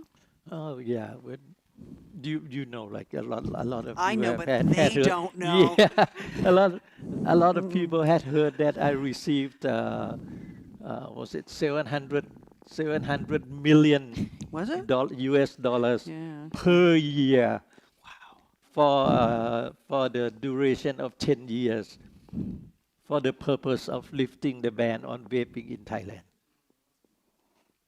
Yeah. So I've been blaming about that, and I just laugh and I said, like, you guys just, so whenever I was asked about that, I said, like, just think about it for a minute. How would that be possible? And of course, there would be other, but that's a big one. So it's like, where's my private jet and whatnot? Yeah. like, Where's the island and why haven't I I'm been still invited? driving an old Toyota, like, But I mean, do you encounter that like on the street, let's just say, or in the comments when you do Yeah, YouTube? yeah, You get a of lot course, of that? of course. There are, but also there are like some other smaller accusation, shall I say. And I would just say, like, first of all, you know, you think about it. I do this just because I happen to be one, you know, personally, I was a victim of smoking itself. Yeah. And I transition, I switch, you want to use, because over in Thailand, they said, like, unless you completely quit all nicotines, then you can use the word quit. You know, when you stop smoking and turn into using electronic cigarette, you cannot say quit. The best is say switch. I say, yeah, whatever. I probably have to quit eating tomato as well, because tomato, if you don't know, it Potatoes. contains nicotine, Eggplants. eggplants and whatnot. The Yeah, entire population of Italy would drop dead. yeah, Yeah. something like that. But anyway, yeah, to answer your question, I just calmly, you know, just smile and say, like, you know, like, and explain, like, listen, you know, I do this because of the love of me, of myself, of the people around me. And like Clarice said, you know, we have a lot of people around us who still smoke. And I was just like, just try it. Just try Please, it. yeah. You know. What would you, if you could wave a magic wand, giving everybody the magic wand, if you could wave your magic wand and make policymakers or public health officials or those people that are up the road do your bidding, what would that be? We'll start with Clarissa, you can process. I'm still also processing. Okay. I'm handing you the world. What are you going to do with it? For the Philippines, I think since we already have regulation, my ultimate wish is that consumers be considered more, be given a seat at the table, and all in all, just be heard. Because I myself have tried to reach out. You know this. You know how Yes. frustrating it is. I've tried to reach out to our agencies, to our departments. Yes, they reply. They acknowledge, which is a good thing because I know that they know who I am. They know what I do. And that's important because in consumer advocacy, it's important that your presence is consistent. Yeah.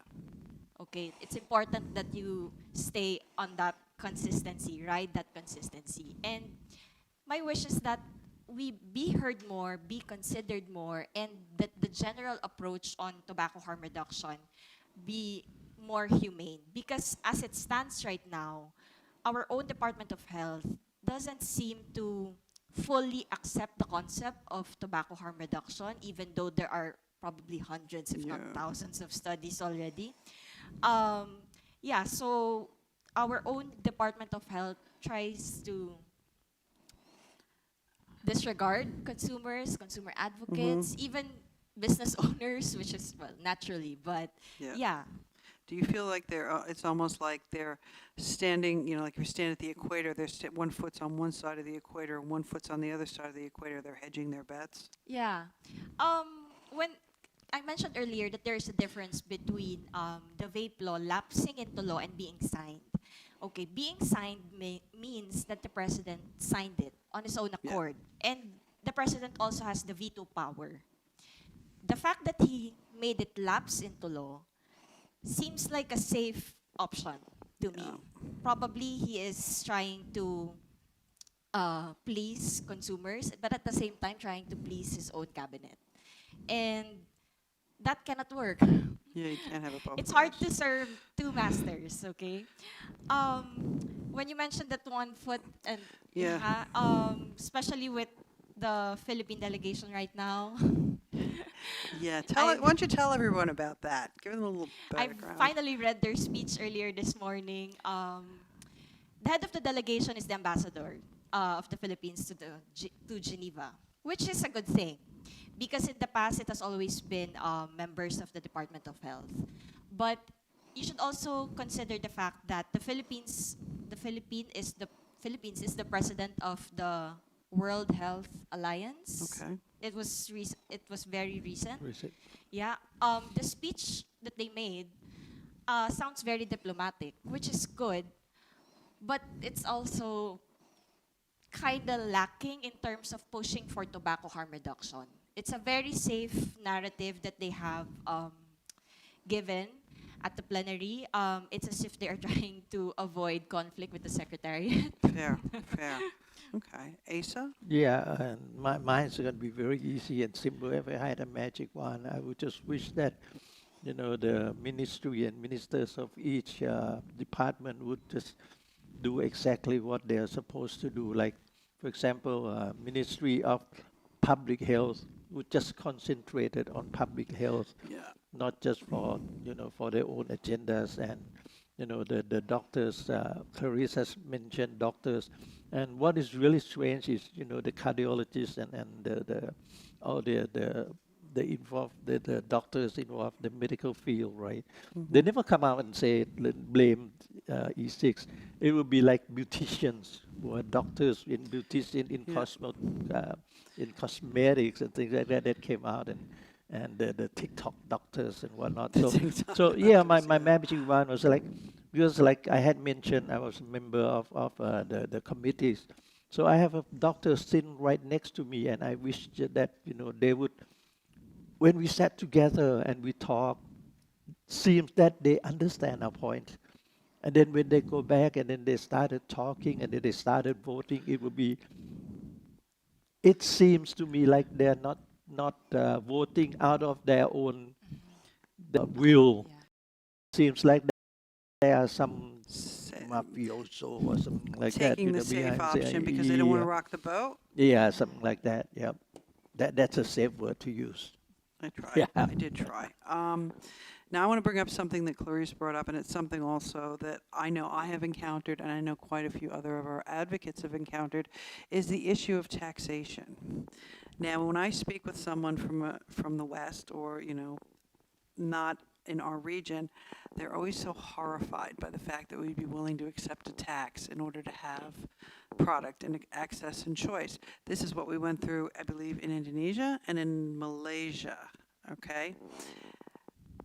Have you encountered that same blowback? And if you have, how have you responded to it? That'd be for you, Taxation Clarice. has got to be for you. It's got to be you, We don't because have there's any no tax here. Sorry.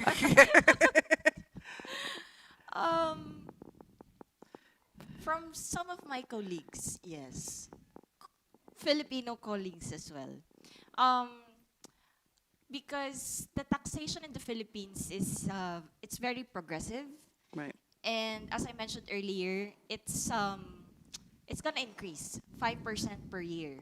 It started I think in 2023, if not last year. The 5% will continue to balloon. And like I mentioned earlier, when we reach probably 2053, it's gonna be like $4. Who's gonna Be able to afford it. yeah, people won't be able to afford it, which will again be an issue of accessibility and availability. But as a developing nation, it kind of feels like we don't really have a choice. This is the thing that we've been given. This is what's handed to us. These are our deck of cards. Yeah. And the most that we can do is to coordinate and reach out with our departments, with our agencies to reconsider.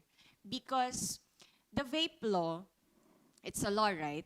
Our legal system allows these departments, these agencies to craft the rules and regulations to further implement the law. So these rules and regulations, the taxation, the product markings, you won't find these in the vape law per se, because these are separate rules and regulations. So What time is it? much as we can, we try to coordinate with them to reconsider their position on these matters. What have you found? I want to really dig deep into this, because I notice, and we have all noticed, that the amount of disinformation and misinformation that we are dealing with seems to be growing exponentially. And I know that a lot of it also includes, you know, the accusations that we all deal with about, you know, we're part of the industry and whatnot. What has been the most effective way in countering that in your individual experience? I'm going to start this one with Asa, because he's gotten a whole bunch of it. Well, first, you know, like I started way back when, and I started doing it myself. And I've been trying to say, like, whatever you do, first thing is like you have to think of. Uh, it's never think of you only have one voice, and it won't matter. It does matter, and just keep bringing in, and just keep telling people. It's like never think of just one voice, one vote. Just like one vote. Like people just say like one vote does count, and just keep sharing information and keep sharing information, and it will spread out.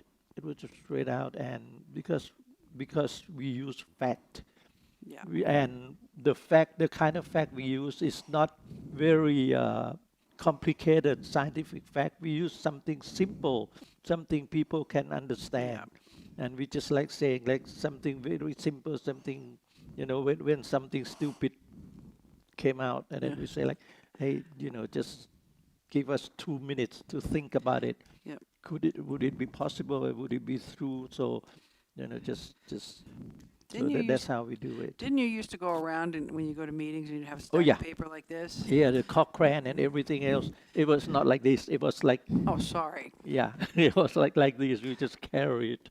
And they And- take it and they'd accept it? Yeah, they accepted it. We have pictures and proofs and everything. And you guys also did, in Thailand, you also did the X-ray, the lung X-ray. Oh yeah, that was about 6 or 7 years ago. It happened that I went because like I started by when I still smoke, right, and then I have a spot in my lungs, and then a few years after I started vaping, I went back to the same doctor, same hospital, and I just found out that there's no spots, no nothing. So we have comparison. So we came up with the idea and said, let's have somebody who vape over 2.5 years, completely quit smoking, had to smoke more than 5 years, quit smoking and vape for over 2.5 years, at least.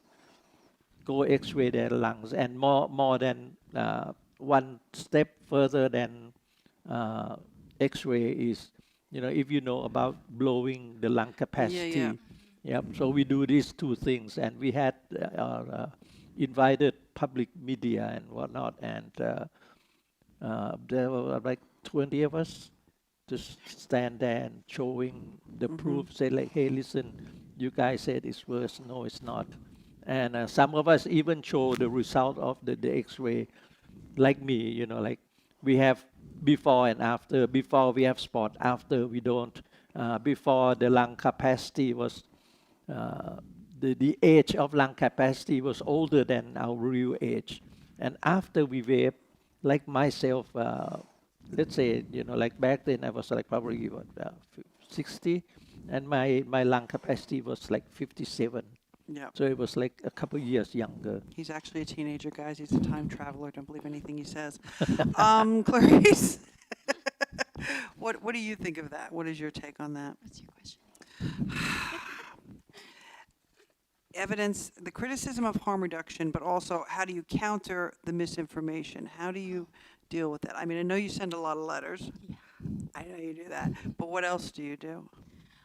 We try to push back, keeping on pushing back on disinformation, on misinformation. Because like I said, there is a lot. It's rampant in the Philippines. And it's not just on tobacco harm reduction. It's also on other issues. But to zero in on tobacco harm reduction, whenever I see a TikTok doctor posting fake news on his social media, I actually ask, so what's your basis? Because they don't usually declare. They don't list down their sources.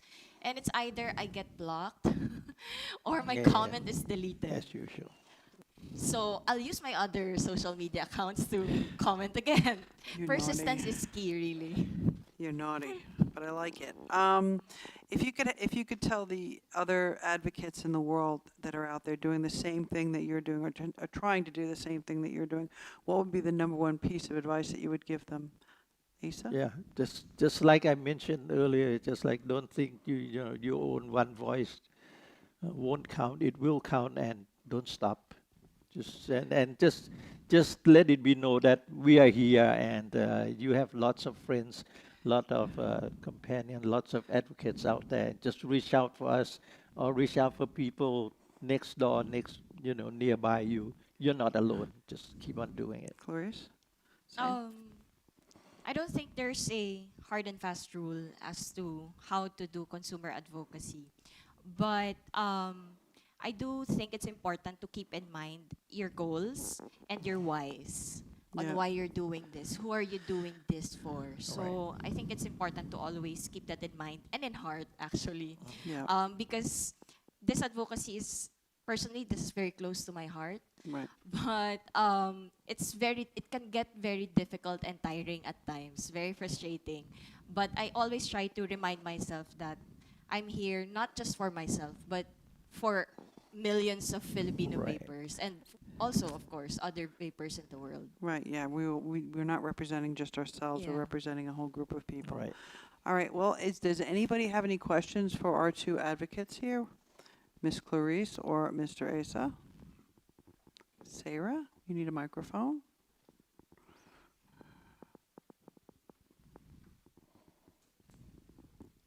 Have you both got any advice for countries that are just starting to get advocacy groups together, consumer groups together, where there has been no history of doing that, just because of whatever reason there is? What is your advice to try and get that off the ground?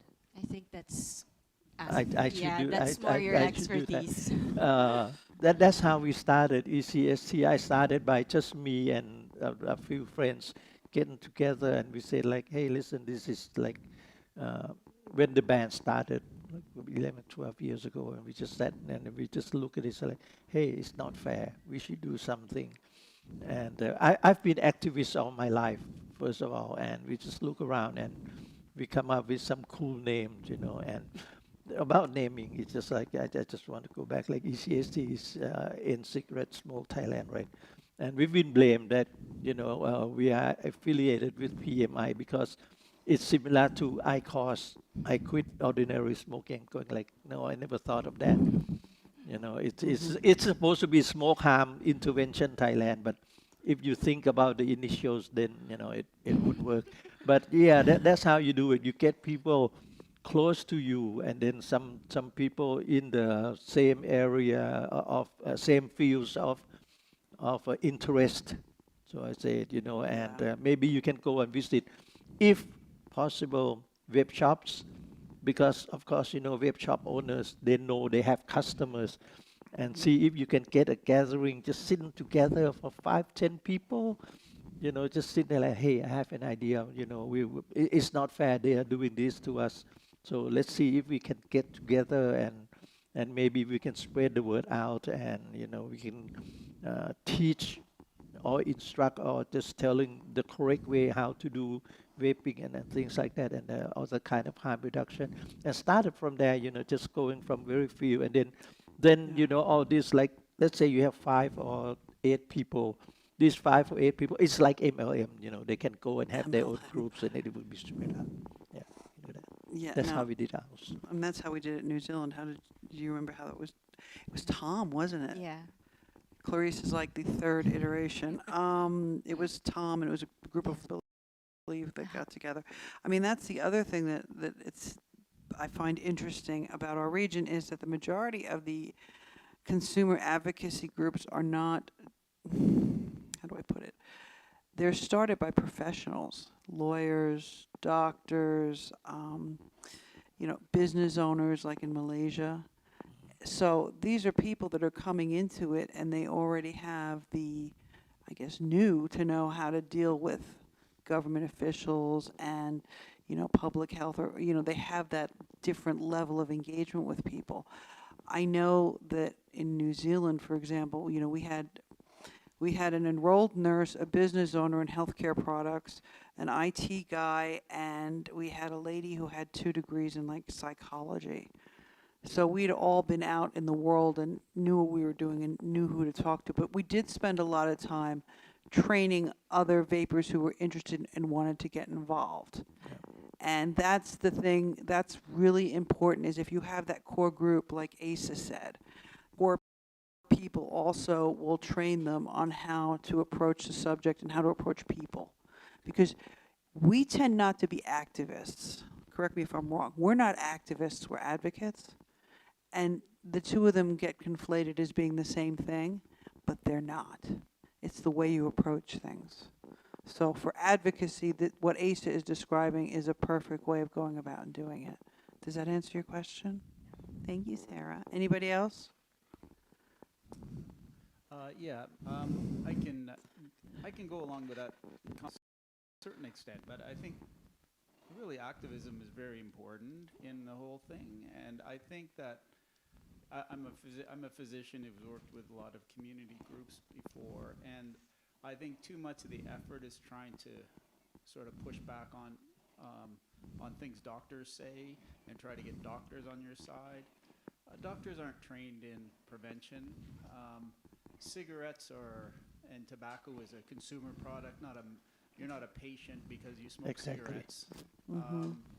So I think often that's kind of the wrong target, or doctors may be the wrong partners in this thing. It's helpful if you have one, maybe, but I think so much of this can be done or should be done really grassroots. Like the consumers demand that they have access to safer products, and I think it can be very powerful to do that and go directly to the policymakers. And you don't really need to go through the medical profession to get to this, because I really don't believe that cigarettes are anything to do with, they're not medical, it's not a medical thing. Now you can, when I'm talking to my medical colleagues, I want them to think of vaping as a treatment for smoking, basically. So doctors are used to treatment.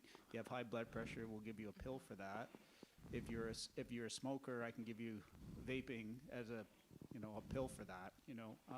So I think that kind of argument can work for doctors, but just making sure that they're your advocate for safer products is probably not in their wheelhouse of interest, or that they don't have any experience in that. So I think that I'm really supportive of sort of these grassroots efforts, but that your target shouldn't be trying to convince the medical profession that you're right. I think they need to be bypassed and go straight to kind of policymakers and make a human rights case that I deserve these products, that nicotine is not an illegal product, that we need other ways to get it. I mean, I think that's a more direct and that's pretty approach. much what we do in CAFRA, because you've got to remember too, in some countries who shall remain nameless, you can't be an activist, it'll get you killed. Yeah, I really, I kind of like, I totally agree with what you just mentioned. First of all, I had said many times, smokers never, ever consider themselves patient. They're not. So, there are doctors, okay, I'm going to mention my country, right? You said like, we shouldn't go via doctors and go to the policy. But then again, in some countries, the doctors are those behind policymakers, because the rule, laws, and regulation on tobacco harm reduction had to come out from the Ministry of Public Health or Department of Health or things like that. So finally it went back to what the doctors said, and the doctors in control, and some of the doctors that we mentioned are not practical doctors. They are just somebody who graduated in physical education and doctorate. They have doctorate, but they never practice like being a physician and a GP since they started their career. They became even more activist than us. So their career path is not to treat patient, but it's something else. It's more administrative work. And sometimes, in Asia, in different countries, they will listen to the professional people more than they listen to the consumers. Yeah, that's what I was saying. Yep. Yeah, certainly. I mean, but cigarettes, though, I think are should be they're different, because it's not Yeah. like you're advocating for diabetics or Yeah. for Of course. obesity or Yeah. like some medical issue. But see, people who smoke cigarettes shouldn't be labeled as patients. They're not. You know, it's a consumer good. Yeah. If I got the mic, one more question. So, I'm just interested in. So if you're really pushing for, you know, we all agree you need regulations and taxation's going to be part of it and things. But if you're already in a situation where the illicit market's taken off and basically that's where everybody's getting their stuff from anyways, it's hard to envision that you'll be able to come up with taxation and regulation policies that make it more accessible than the illicit market. So once the illicit market's already set up, you kind of need a regulation and an accessibility that's better than that. Or people will, why would I pay more taxes and want a tag on my stuff, like when I can get it for a quarter of the price and I don't have to go to. So once it's not as though this is just being introduced today. It's been going on for quite a while, and these illegal markets have already been set up and established. People know where to get their stuff already. And so the challenge, I guess, is to come up with regulations that make it more attractive than what you're getting right now. We had done this for about 2 or 3 years already. Actually, we started doing this, and we had lots of questionnaires going on around vapors and distributors who are, of course, all on the black market. And one of the questions I asked them was that, wouldn't it be better if you tax it? Because without taxation, without laws, regulation, everything is under black market, right? You don't have the guarantee of what you get. You don't get the warranty. You cannot get any guarantee that what's inside the liquid and everything else is there. So, and 100%, including the retailers, saying like, yeah, we'd love to have some kind of a taxation, but the taxation had to be what's the word? Has to be proportionate. Yeah, that's the word. So as long as it's proportionate, as long as it makes sense, then everybody say like, yeah, sure, we'll go for that. That's much better than just look at all the electrical appliances and everything else. You would rather go buy from a big store that have warranty and you can return it. Well, and I'm going to say something really quick, and then H, you're the last one because we're running short on time. We're running out of time. You know, the thing is, you're not trying to, in our case anyway, with all the way we advocate, we're not trying to preach to the converted. It's a matter of access and choice for people who are currently using using cigarettes, or, you know, beedi or kini or whatever it is. Okay, so in a lot of the countries, yes, it's very cheap to get the deadly stuff, and it'll be more expensive for them to get the safer product, depending on what the proportionate taxes are. But it has to be presented to people, and they tend to take it better from a consumer than they would from a doctor, of course, because they're not patients, like Asa said. Hey, listen, I used to do this, I do this, I feel this much, I feel so much better this way. It is grassroots, like you're saying, okay, but it can be done, because most people don't want to go to the black market, because just as much as they don't want to be considered a patient, they don't want to be a criminal. We've asked you about the price. Remember, you were on my show. Yes. Okay. Look at Australia. Yeah. Okay. Most of those people don't want to be going to the black market. Last question, H. Okay, I got a question for the panel, but I want to respond to your comment there, and I want to look at Thailand. As I understood, what you're saying is that there's a black market there. It's very difficult to transition into a regulated market. It would appear so, except that in Thailand, where marijuana was seriously illegal for 70 years, suddenly it wasn't. What happened then with the black market is it disappeared overnight. Why? Because the taxed products that the Thai government was endorsing, bearing in mind that the seeds had to come from the Thai government, it had to be all processed through established channels and hit the market. The market's crazy and out of control, and the regulatory framework there is another story. But there is now no black market for marijuana in Thailand. And the product that is being sold is allegedly way better than anything you could have got under the black market. Yep. It's taxed and it's cheaper. So yes, it can be done.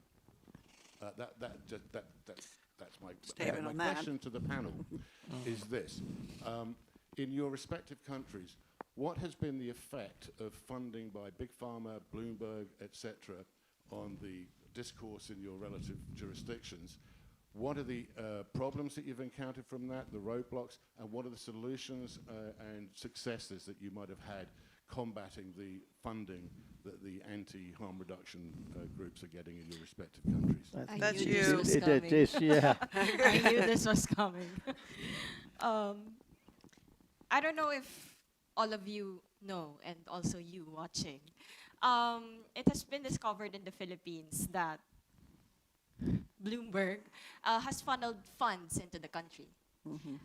It was a subject of a congressional hearing, which I am so lucky to have been invited, which was surprising to me because they usually don't invite me to these things. But they invited me, probably out of courtesy, but they didn't allow me to ask questions. I tried, but they did not allow me. But okay, I'll take that as a win. But going back, we found out that he has funneled millions of funds into the country, if not billions of funds into the country. I'm not sure if he continues to do so, but I have a strong feeling that he still does. Because I've tried to research on it recently if there are some fundings or grants which are coming from them and are received in the country, and there are. It's I would say frustrating and also very sad because as a developing nation, as a third world country, let's so to speak, the country is vulnerable as it is, and it's sad because we are being taken advantage of these big companies, these big bullies, as you may put it. It's sad because as a developing nation, as an LMIC, we do need the funds. That is true. Because we have a lot of issues in the country. Health, shelter, the typhoons that have traversed our country. We definitely do need the funds. But at the same time, at what cost? Right? Yeah. At what cost? And we would end up being indebted to these big companies, to him directly. We would be indebted to him. What does that sound like? Who does that sound like? Think about that for a minute. Who does that sound like? Yeah. Is that the point you were trying to make? Yeah. All right, everyone, before we completely go over time and I get into big trouble, I'd like to thank you all for joining us. And if you want to talk to anybody and you see them, just walk up to them. We won't bite, I promise. It's lunch, and we'll be back at 1 o'clock. So thank you very much, everybody. Thank you, Asa. Thank you, Clarice.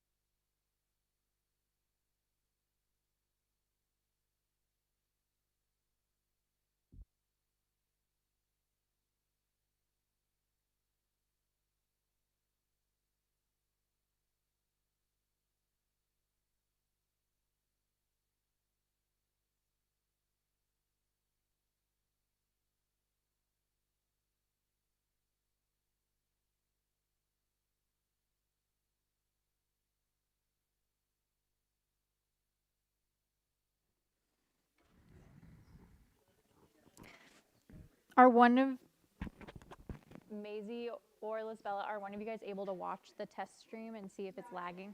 Okay. But probably step out so you're not hearing me in here, if that makes sense. So you can like turn the volume on your stream.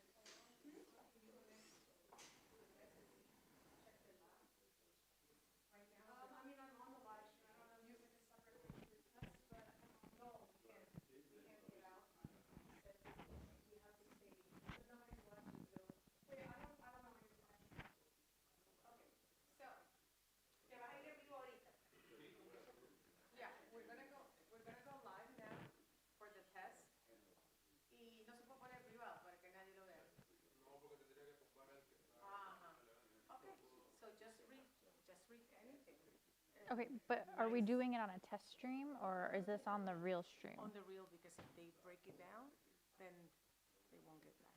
Okay. I just want to make sure there's no one watching. Yeah, just read something. I don't know.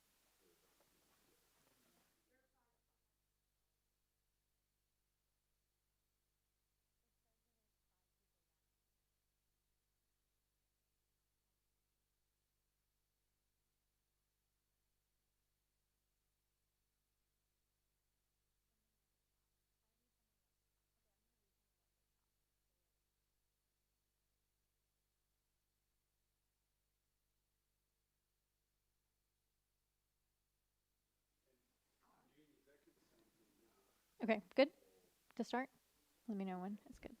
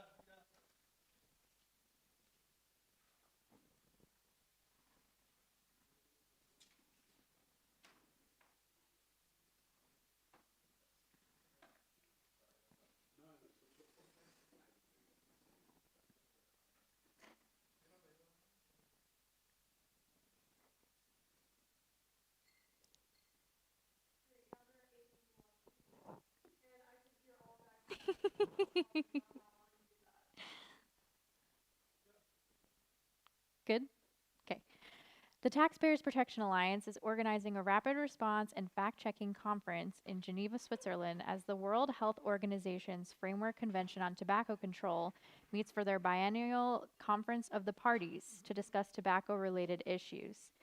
TPA's event, Conference of the People, will bring in experts and consumers, often ignored by the WHO, to be heard during the discussion of tobacco and tobacco harm reduction. The Conference of the People will be a launch vehicle for a broader coalition of taxpayer, free market, and harm reduction organizations.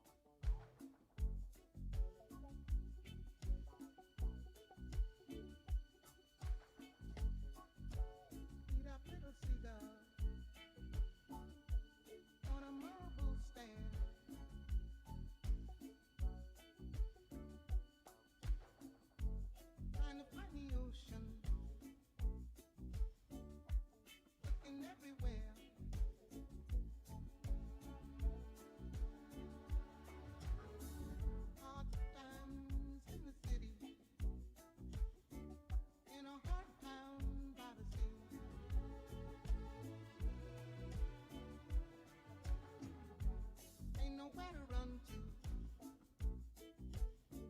There ain't nothing here for free.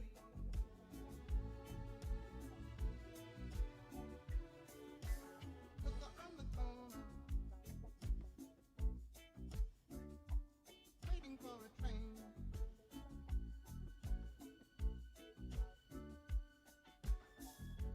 Drunk, lying on the sidewalk, sleeping in the rain.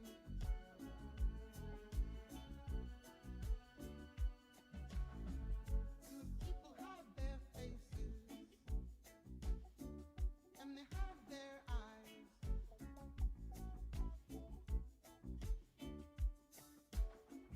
'Cause the city is dying, and they don't know why.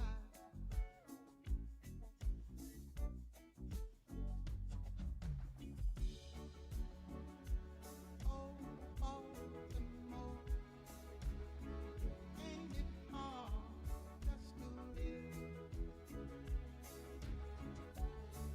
Oh, Baltimore, ain't it hard just to live, just to live?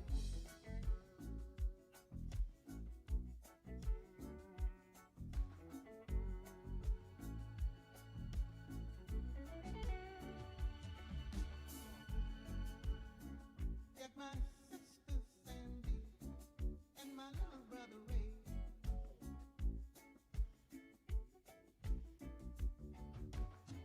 Buy a big old wagon to haul us all away.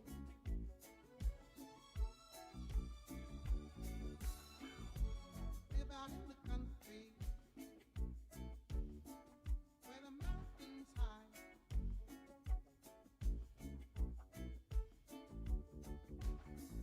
Never gonna come back here till the day I die.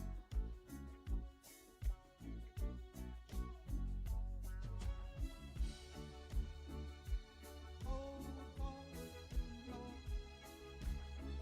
ain't it hard just to live?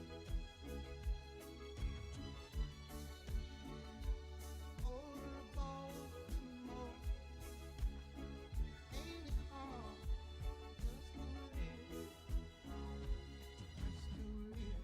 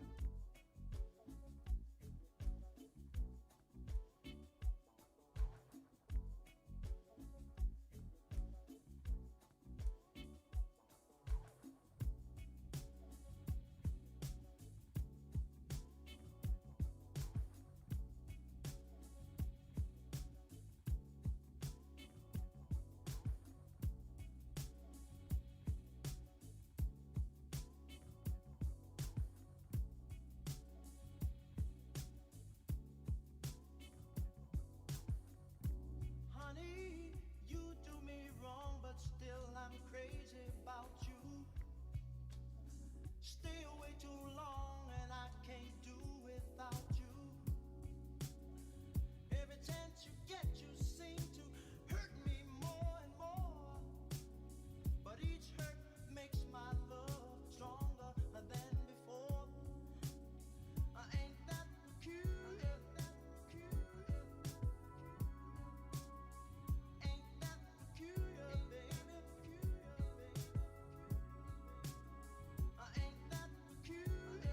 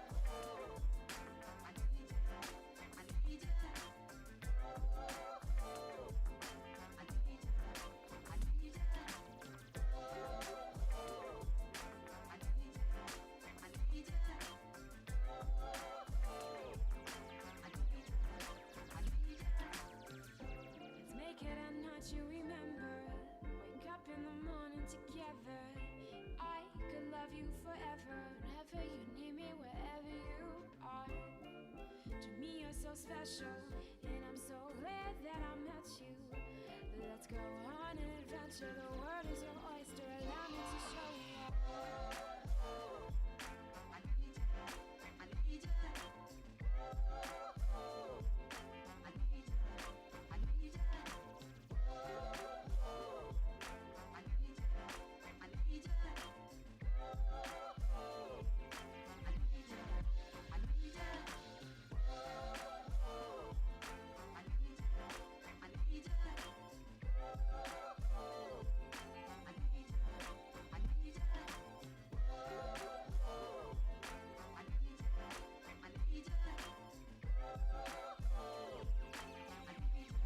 I need you.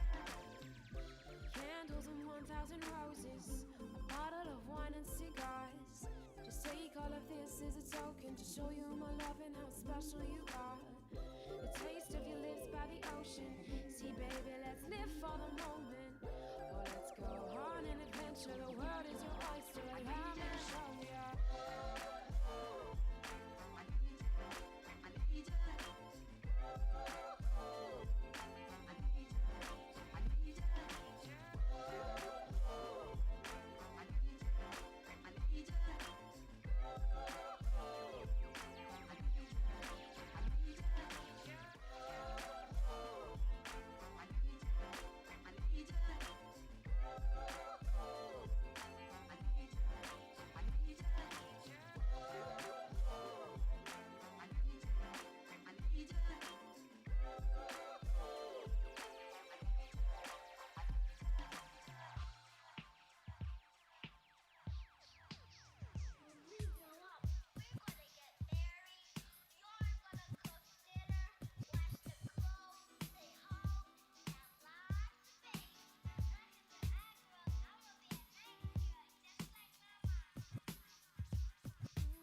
It's not your situation. I just need contemplation over you. I'm not so systematic. It's just that I'm an addict for your love. I'm the only one that holds you. I never ever should have told you you're my only girl. Never should have told you. I'm the only one that holds you. No, no. I never ever should have told you you're my only girl.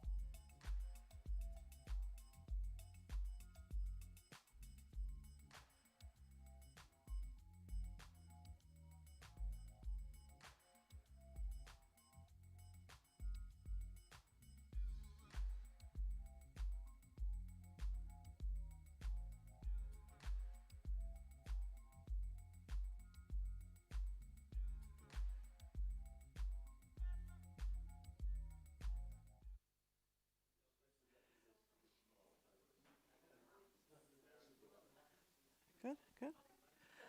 Hello, everyone, and welcome back to Asia Day at Good Cop. The next 45 minutes, I'm going to be speaking with you about a white paper that was written, that I wrote, entitled Harm Reduction Denied in Asia Pacific.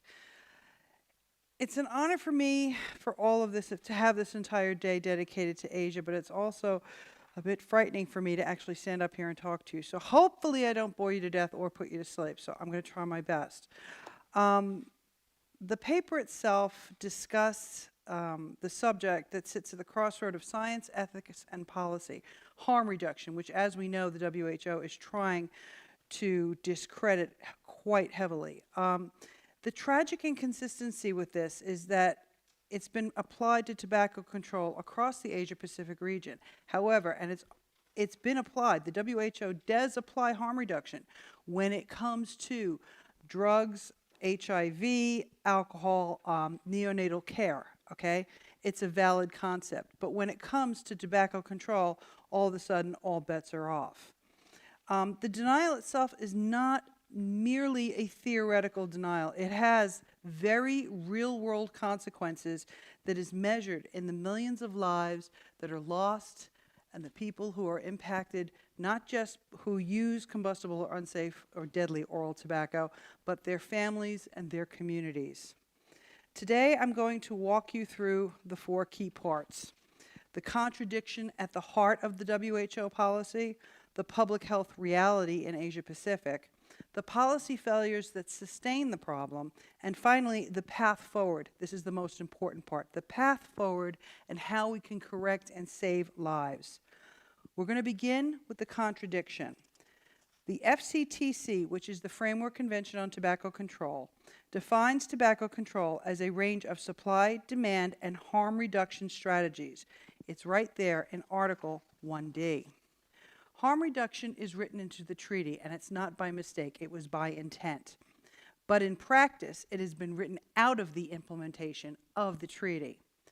While the WHO champions needle exchange programs to prevent HIV, while it supports the substitution therapy for opioid users and moderation approaches for alcohol consumption, it has systematically excluded tobacco harm reduction from its global policy narrative.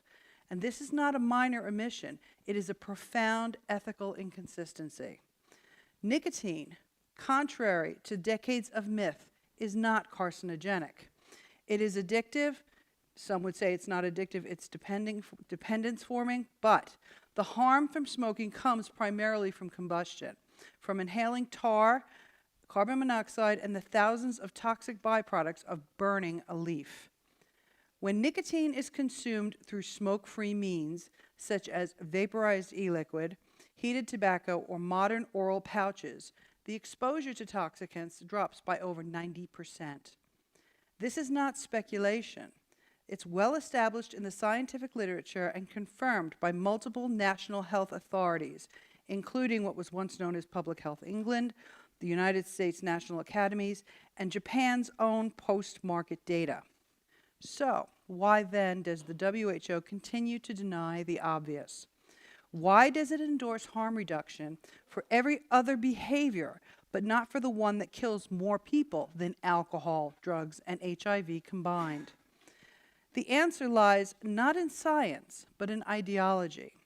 An ideology that insists that the only acceptable path is total abstinence, quit or die. And it's this ideology, entrenched within the FCTC Secretariat and reinforced by well-funded NGOs, that has distorted policy and denied millions a pragmatic way out of smoking. Time and again, the FCTC Secretariat and its network of allies have issued statements about nicotine that are not just misleading, they are scientifically indefensible. They claim that nicotine causes cancer. It does not. They imply that all nicotine products carry the same risks as cigarettes. They do not. They portray innovation as danger, when in truth it is the absence of innovation that kills. These distortions have far-reaching effects. They undermine trust in public health institutions, they block honest debate, and they deny adults the dignity of making informed choices about their own health. Moreover, the interpretation, or as I like to say, misinterpretation of key FCTC articles has entrenched this exclusion. As mentioned, Article 1D, which should protect harm reduction, is ignored, or as we've seen, is being vilified right now. Article 5.3, meant to prevent undue industry interference, is now weaponized to silence consumer advocacy groups, independent researchers, and even clinicians who dare to support harm reduction approaches. And now, as we've seen, even countries that have implemented harm reduction in their legislative policies are now considered bad actors, let's put it that way. And the double standard there, though, is glaring because countries such as Mexico, India, China, Thailand, Bangladesh, and Vietnam, most of which have state-owned tobacco industries, are routinely praised by the FCTC for banning safer products, even as they continue to manufacture and export deadly combustible or oral products. Meanwhile, the nations that adopt harm reduction, like the Philippines, Japan, and now New Zealand, are publicly shamed with the infamous Dirty Ashtray Award. The message that this sends is perverse. Ban innovation and you will be rewarded. Allow innovation and you will be punished. Let's look at the reality on the ground. The Asia-Pacific region, which comprises the WHO's Southeast Asia CIRO region and Western Pacific WPRO regions, bear the heaviest global burden of tobacco use. 781 million people use deadly tobacco products. That is 63% of all global tobacco users. Southeast Asia alone has more than 400 million users and 3/4 of the world's deadly smokeless tobacco burden. The Western Pacific region has another 368 million people who smoke, the highest number worldwide. Both regions are off track to meet the global goal of a 30% reduction in tobacco use by 2025, and the data tell a very clear story. There is no correlation between high mPower scores, that is, adherence to the 6 core tobacco control measures, and reductions in prevalence. Some countries with near perfect mPower scores have seen little progress because they refuse to acknowledge harm reduction. Others with more pragmatic policies are leading the way. For example, Japan introduced heated tobacco products in 2014. Cigarette sales have since fallen by over 50%, the fastest recorded decline in history. The Philippines, after enacting a rational regulatory framework for vaping and novel nicotine products, is already seeing strong declines in smoking rates without any big surge in youth uptake. And lastly, New Zealand has achieved one of the sharpest drops in adult smoking ever recorded, moving toward a smoke-free goal years ahead of schedule, precisely because it embraced proportionate regulation instead of prohibition. Yet, in contrast, countries such as India and Thailand, which have imposed total bans on e-cigarettes, are seeing growth in illicit markets, loss of tax revenue, and sustained smoking prevalence. This is not a coincidence. It is cause and effect. When adults are denied legal, safer choices, the market does not disappear. It simply goes underground. Now let's look at the structural challenges that keep this cycle alive. First, we have governmental conflict of interest. Several Asian countries maintain large, profitable, state-owned tobacco monopolies. China's National Tobacco Company is the world's largest cigarette producer. Vietnam's Vintava and Indonesia's government-linked tobacco interests contribute billions in revenue to the government. In Bangladesh and India, government shareholdings in tobacco firms create a perverse incentive to protect cigarette sales. When governments are both regulators and beneficiaries of tobacco revenue, the result is predictable, and that's called policy stagnation. Second, the misapplication of global guidance.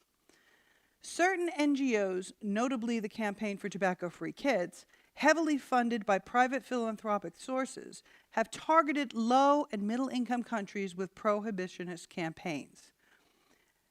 These developing world countries are precisely the countries that stand to gain the most from harm reduction, yet they are pressured to adopt quit-or-die policies that ignore cultural and economic realities.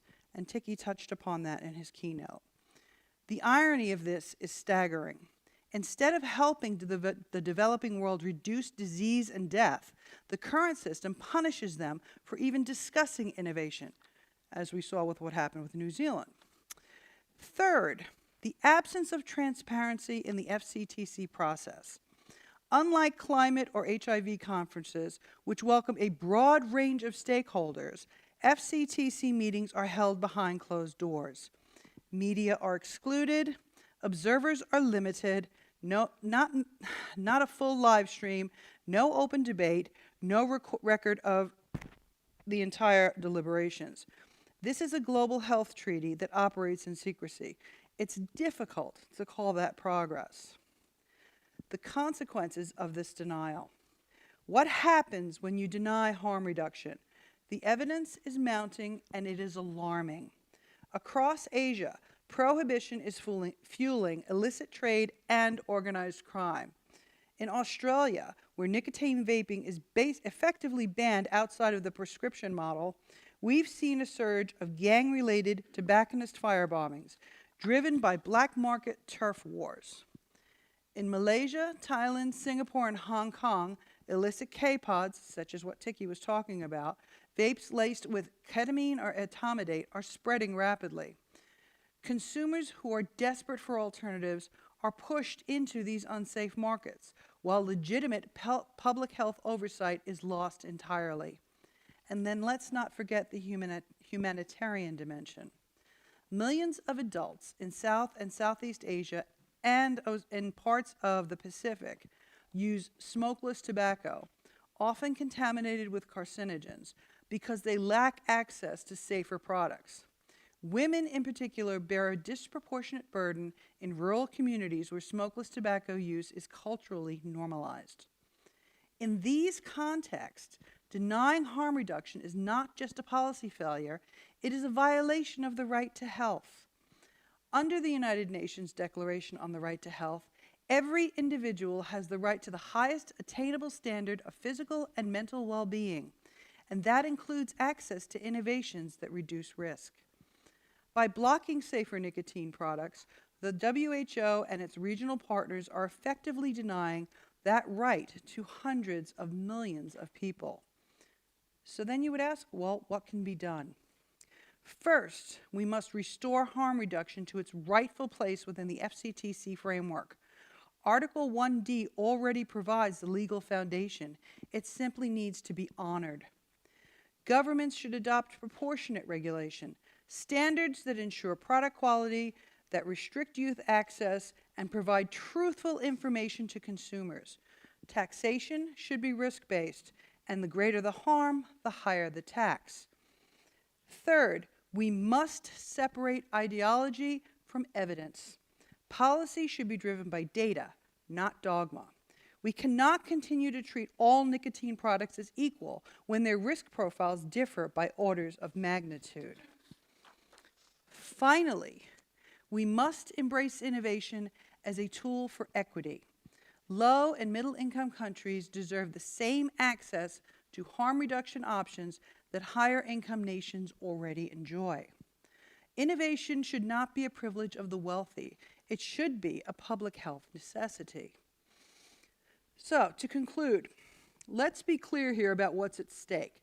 This is not merely a public health debate. It is a matter of human rights, dignity, and justice. The continued denial of tobacco harm reduction sustains death where life-saving innovation exists.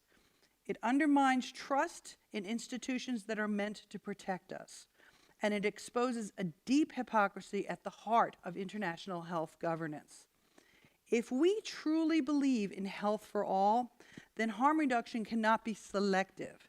It must apply to every context, every population, and every substance, including nicotine. The time has come to end the double standard, to replace ideology with evidence, and to put compassion back at the center of public health. We need to move beyond quit or die. There is a third path, one that saves lives, respects choice, and finally aligns our policies with both science and humanity. It can be done. Thank you.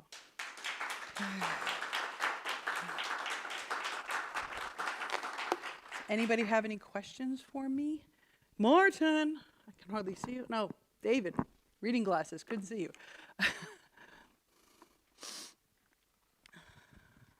Thank you, Nancy. Thank you, David. Okay, I want to make a comment about innovation because I think that's a critical point. 25 years ago, I know. we didn't have phones.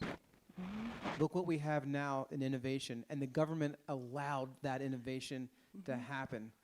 And what could we have in the next 5 years when it comes to tobacco harm reduction if governments embrace innovation in this space? I am concerned.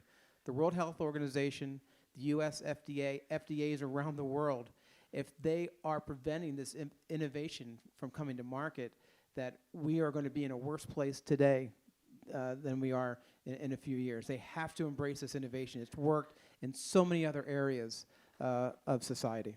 I mean, it's the equalization of harm reduction and treatment, let's just say, even though I'm not saying that people who smoke or vape are patients. But just to put this into kind of a clearer context. They have no problem with innovation creating robotic limbs for people who have lost a limb. They have no problem with implanting electronic pacemakers into people who are having problems with their hearts. Okay? Innovation is not the problem, really, when you think about it. It has nothing to do with innovation. It is, as Tiki brought up earlier, and I've had a couple of discussions with people about this, the enforcement is an issue. And I think that is why not only is it tobacco interests, but in countries that don't have tobacco interests, I'm thinking of Australia here, the enforcement is so time consuming and so costly, it gets put in the too hard basket. Okay? That's what, and you know, you've got to understand too, that a lot of these countries don't even have money for their basic health system. Like I mentioned earlier, Sri Lanka doesn't even have legal nicotine replacement therapies. Okay? So governments have to figure out what is the priority, and ultimately that priority should be the people. And you would think, being an idealist, you would think that the WHO would be thinking the same thing, considering it's a United Nations organization. But it's not happening. I think we all know why. Any other questions? Martin? I just want to, I may have missed it, if so, I'm sorry.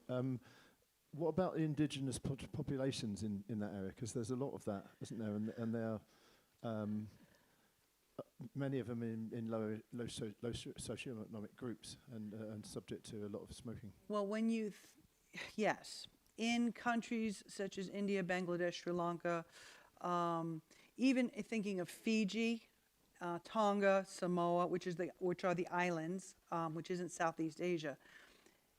You know, even in England, for example, in any country, the less money and privilege, let's just say, that people have, the more stress they have. Mattawa has covered this a million times. The more stress, the more pressure people have, the more likely they use their nicotine use as a break from the stresses of life, okay? When we talk about Australia and we talk about the Aboriginal populations, I had a discussion with a gentleman, I believe his name was Anthony, it was like 5 years ago, and he was saying to me about how horrifying it was because these people in the Aboriginal community are getting sick in their 30s and they're dead by they're in their 50s. In New Zealand, you have the same issue with the Maori population and the Pacifica population, okay? It's almost as if countries who pretend to be egalitarian are actually operating under a kind of health caste system, okay?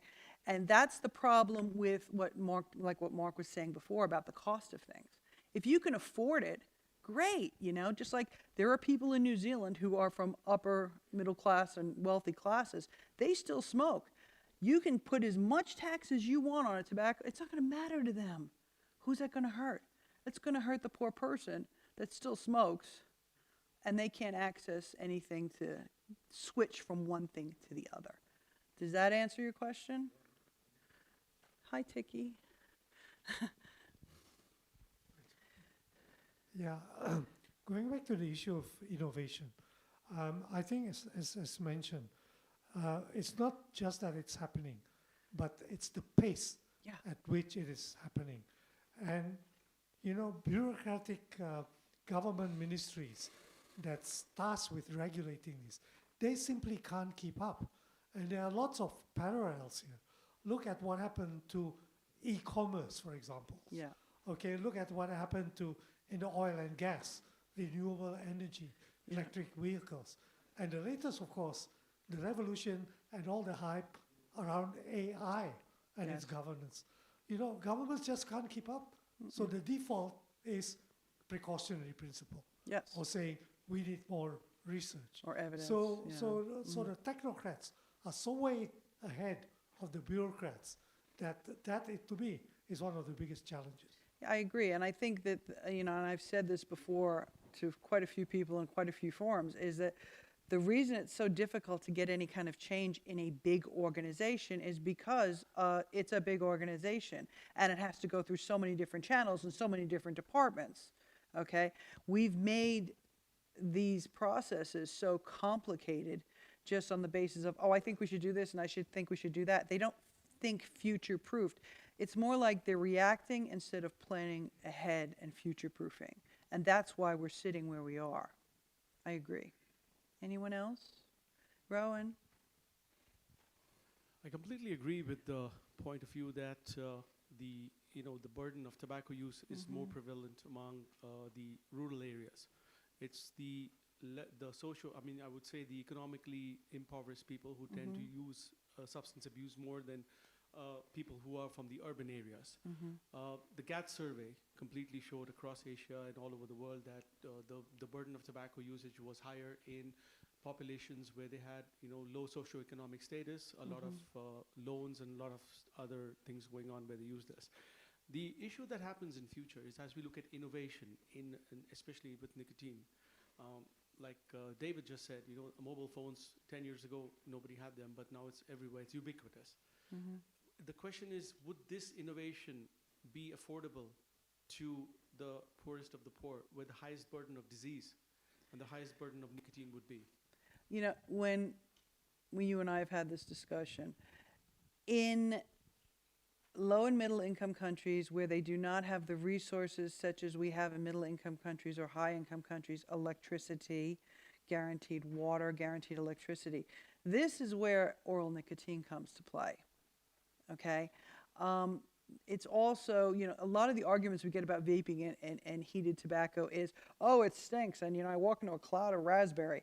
Well, if I have a nicotine pouch in my mouth, not that I don't because that's not my jam, but if I have a nicotine pouch in my mouth, you don't know what I'm doing. And it's cheap, it's effective, and it's easily distributed. Okay? The one issue that comes in with nicotine pouches, of course, is who produces them for the most part. And that might be why there's the backlash against it. Sharifa? Yeah. When we look at literature on let's say nicotine and nicotine effects on cardiovascular NCDs and so on, it has always come up as smoking. So smoking has been sort of equated to as nicotine. But in reality, as what most of us will know, when you have like smokeless products, very innovative products, it's just nicotine without the combustion. Right. Now, how do you actually portray or how do you justify the use of this nicotine? Because most of doctors and everyone would say that nicotine is actually smoking and this is bad for everyone. So how do we actually justify that, in a mass scale, on a mass scale? On a mass scale. One of the things, it has to start at the ground, actually. One of the things that I did back in 2016 with AVCA is we made a whole bunch of appointments to go see people in Parliament. I must say the Beehive, it's Parliament. And I was shocked to meet with the then Minister of Health, who was an MD, and he sat there and looked at me and goes, but nicotine's carcinogenic, and I almost fell out of the chair. I was like, no, it's not. And he's like, well, I want to see the proof. And I sent him a stack of information. My stack's smaller than Ace's. I sent them a stack about this.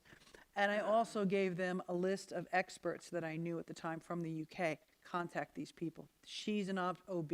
This is a GP. This is a cardiologist. It's about working it so that people will engage with one another at their own level so that they can't refute that because they don't learn. It's just like when you're in medical school. Correct me if I'm wrong because I don't know if this has changed. But 20 years ago when you were in medical school, you were taught to cure disease and to help people and to diagnostics. But you were never taught how to deal with somebody at end of life. Okay? And then we had the big hospice movement, that some people, they should, be able to have comfort at the end of life instead of trying to keep somebody alive who is just, let them go, okay? It's kind of the same thing. It needs to be that the medical profession, a few people, I'm going to lay this on you, Rohan, in your little part of the world, they need to talk to each other and need to educate each other. And the consumers need to, like Tiki said, the consumers need to engage with those people at that level too. It needs to be a collective group of different people from different specialties and different viewpoints working together. That's how you get it done. That's how we did it in New Zealand anyway. Tiki. He's back. Sorry to take the floor again. It's okay. But I can't resist making a comment around this very important issue about evidence informing policymakers. Yeah.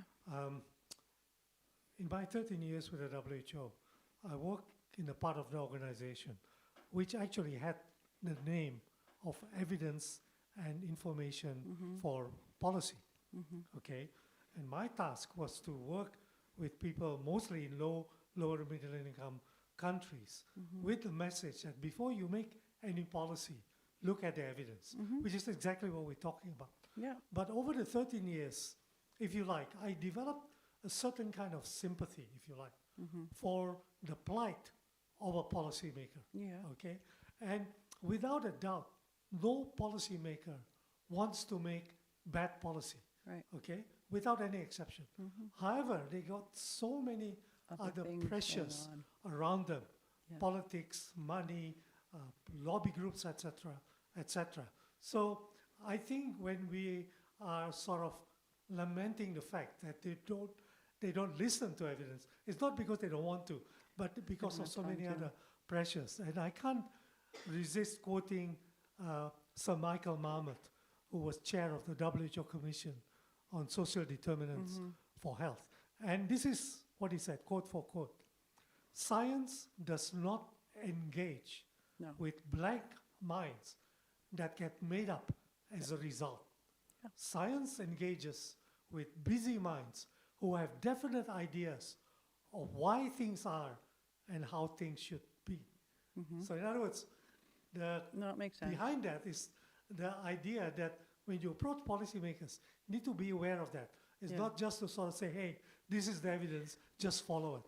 You know, and that's the reality, and it's hard to follow that in certain contexts. It is. I mean, and when we were, like I said, pounding the halls along the parliament, we went in there with the attitude, and most of the advocates in Asia actually do this. We want to hear what they think and what they say, okay? In order to engage with someone, you have to have it has to be a two-way street. You can't run in there and say, this, listen to their concerns, listen to figure out what they know and what they don't know, and stay on message. Give them information packaged in such a way that it isn't too onerous and they'll be able to scan it, and if they want to go further, they can. That's how we did it. That's how we tend to do it in Asia. In the Kafir people, that's how we do it. And that came from years of us trying to figure out what's the best way of doing it. What is it, Ben? This is not a question, but it's a positive sign. Twice the past 2 years I've been sitting next to foreign medical students studying to become medical doctors in Sweden. And when one of them, a Chinese, very friendly guy, picked up a package of snus or nicotine pouches, I said, what's that? He said, and I asked him, he said, we are taught maybe just, you know, a very, very slight course or perhaps even an hour or two, that the very fact that all the facts about nicotine and that nicotine in itself does not cause cancer. So perhaps there is some hope. There's hope. Yeah, no, I'm glad you shared that. There is hope. That's good. Anyone else? Bueller? Come on. When I was writing this, I mean, I've been living this for 9 years now, and learning and growing, and some ideas I had in my head have been completely blown out of the water because I was wrong, because I didn't know. It humbles you, and it humbles you when you meet with different people in different countries and you see what they have to deal with, and it makes you realize, how lucky you are that you're not in that situation. And it brings out, because you're on the ground, and this is what I think kind of ties into what Tiki was saying about ground up. We believe in ground up, because how are you going to understand somebody unless you're actually sitting there with them, sitting next to them, with them, going through it? And that is probably the greatest disconnect that we have between the people up the road and the people here. And how can we get our messages across to the people that our governments are sending here? I think we can do it. I think we actually, when I'm reading the reports and things, and I'm looking at it, and I'm kind of impressed, because people are listening. But, everybody is so impatient and they want everything done yesterday. It doesn't work that way. But there is progress. And I think we have to focus on that progress. But at the same time, while we're focusing on that progress, we have to innovate how we're delivering our message so that it gets the biggest group, the widest audience possible. And it's understandable and it's relatable. That's the number one thing about advocacy, is being relatable. Whether it's the Minister of Health or it's the guy that you meet at the bar that is smoking a cigarette. But that's just me. Anything else? Good? I think we're good. I thank you all very much. Thank you.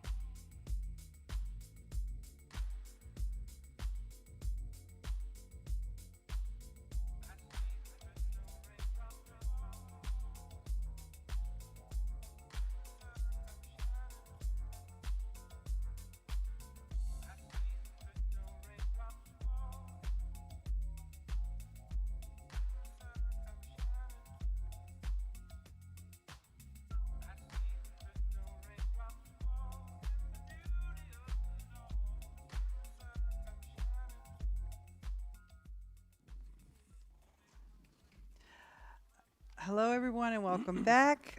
We are now going to have a panel discussion from a scientific, research, and medical perspective.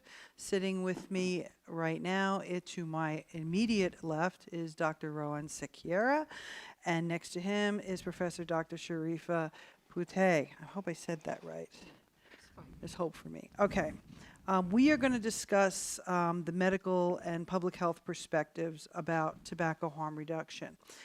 I would like to start with Rohan, if that's okay, Sharifa, because he has had the most experience with this and the most engagements with fellow medical professionals in his home country of India. So you're on the spotlight. All right. So before I started using e-cigarettes, I was a smoker, and this was in 2014, I was examining a patient. And I was telling my patient, you should stop smoking cigarettes because you're going to have a heart problem. And he just sniffs me and says, Doc, did you just have a smoke? And I said, yeah. He said, you shouldn't be telling me this. And the next day he comes to my clinic and he gives me my first vape. And that's when I came to know that there's something like this exists. And being the medical professional that I am, I was pretty confused. What is this? I've never seen this before. So I went back and spent 2 weeks just reading everything about electronic cigarettes, finding out pros and cons. That, and also the evidence that was hidden.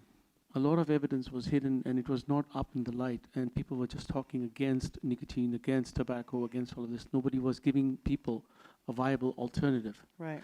And that was one of the main reasons which convinced me that there could be a better way than just complete cessation.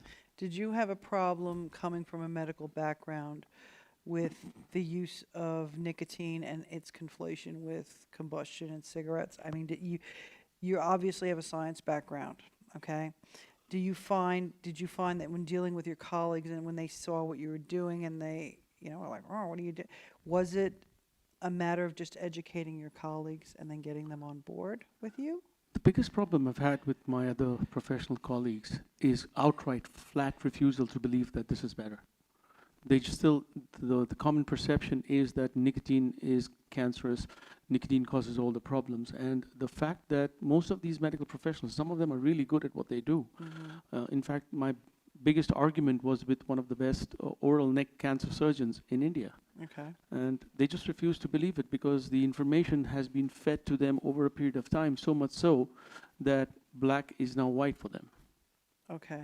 I mean, and it probably doesn't help that doing any kind of research on this has basically been banned. Yeah. Because that ties back to what Tiki was saying earlier, is that we need local research. The research has been completely banned since 2019. Technically, it's not banned, but you need prior approval, which it's not going to come. But there have been some interesting trials that have happened prior to the ban.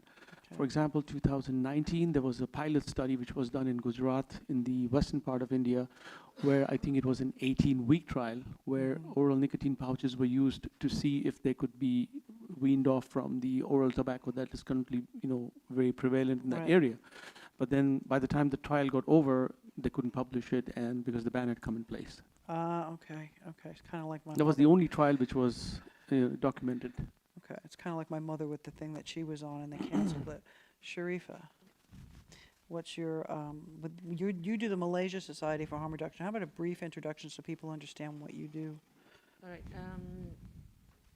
I come from Malaysia, which is supposedly one of the countries in Asia, and we are supposedly in a so-called an upper middle income country. So we're not relatively poor, supposedly, but we are not relatively rich like the OECD countries or Singapore would say.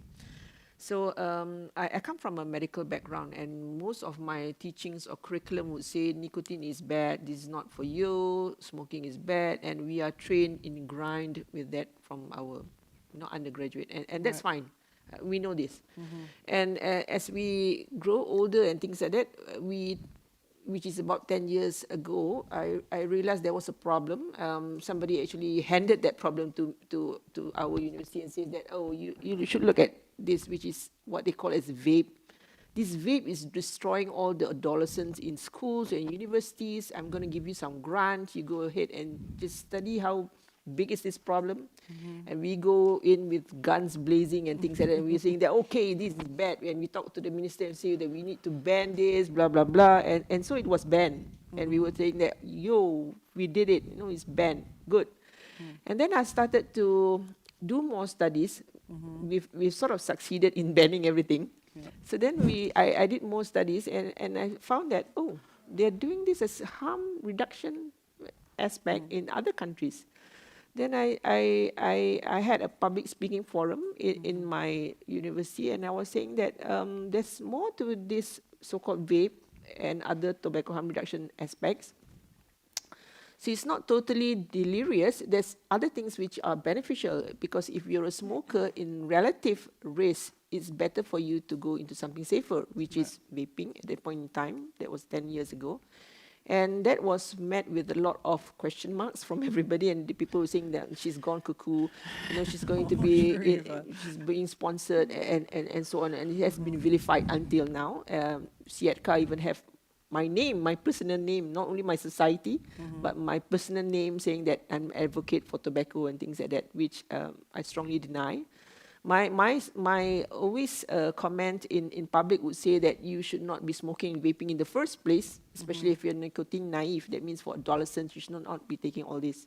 But if you're a smoker and you are not able to quit, so-called in the the usual manner, so-called the NRT and things like that, then there might be a role for people to use other sorts of tobacco harm reduction, such as vaping, e-cigarettes, and even snus and other things, which has not made up into our shores.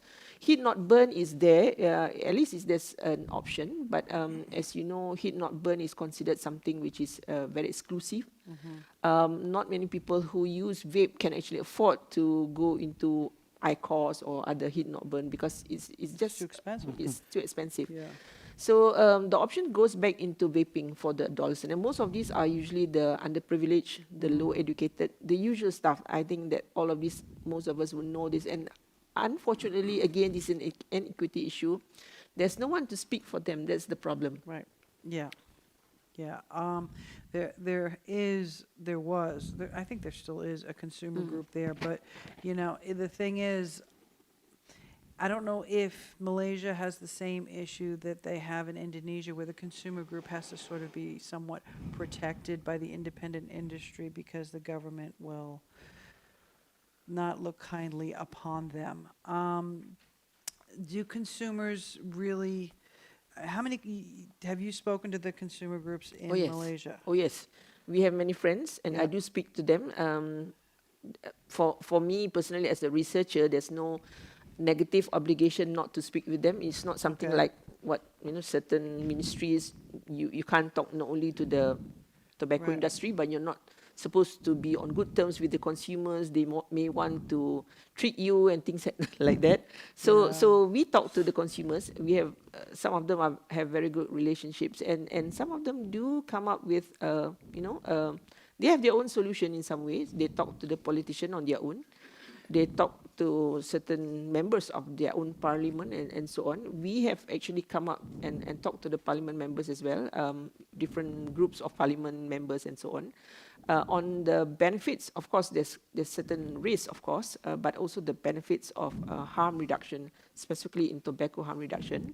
There were some good inputs, but I think there are also pressures from other societies, parents groups and things like that, the National Cancer Societies for certain reasons and so on, and they don't find this, beneficial. Now, when you say that to me, my first thought is the overseas NGOs that are in Malaysia. Are they in Malaysia? The overseas NGOs? Yeah, I'm not so sure. We're talking about more local NGOs. Okay, but I wonder if Malaysia has to be subjected to a lot of things that, say, Thailand and the Philippines has been subjected to, with overseas organizations like Campaign for Tobacco-Free Kids set up a Malaysian office, and then they work to fund these other local NGOs, especially if you can't educate them and they don't want to listen. If there's no direct link, there might be, but they comes under different names and different funds and so on, which is probably not traceable. All right. Well, how would you, if you were to, when you're talking to do you, when, this is more Rohan actually, when you're speaking to your patients and you're in a country where this is banned, and if they can't, if they've tried the regular methods, the patches, the gums, and a patient comes to you and goes, doc, I'm finally not smoking, I'm vaping. How do you react to that? Because it's got to be really difficult, because you can't say, oh, good boy, because it's illegal. But then how do you? When my patient comes to me and says, I've started vaping, I take out mine and say, cheers. But, you know, that being said, the problem is that NRTs have always failed. The success ratio with NRTs has always been around 5 to 7%. Okay. That's for every 100 people, only 7 succeeded in giving up complete cessation to tobacco products. The 93% are in this repetitive addictive cycle, Right. and they can never get out of it, and it's a spiral which they get into. It's like a whirlpool. They get sucked into it, and they don't see any exit strategy for themselves. Okay. These are the people who have cardiac disease, they have diabetes. My area of specialty is cardioendocrinology, so I do heart and hormones. So both ends of the spectrum are usually affected by chronic tobacco use. Mhm. So when you have a ban on certain products, now I can understand any government's decision to ban, because when they look at it from the youth point of view or the other points of view. But there has to be an alternative fallback for patients or for people who want to quit.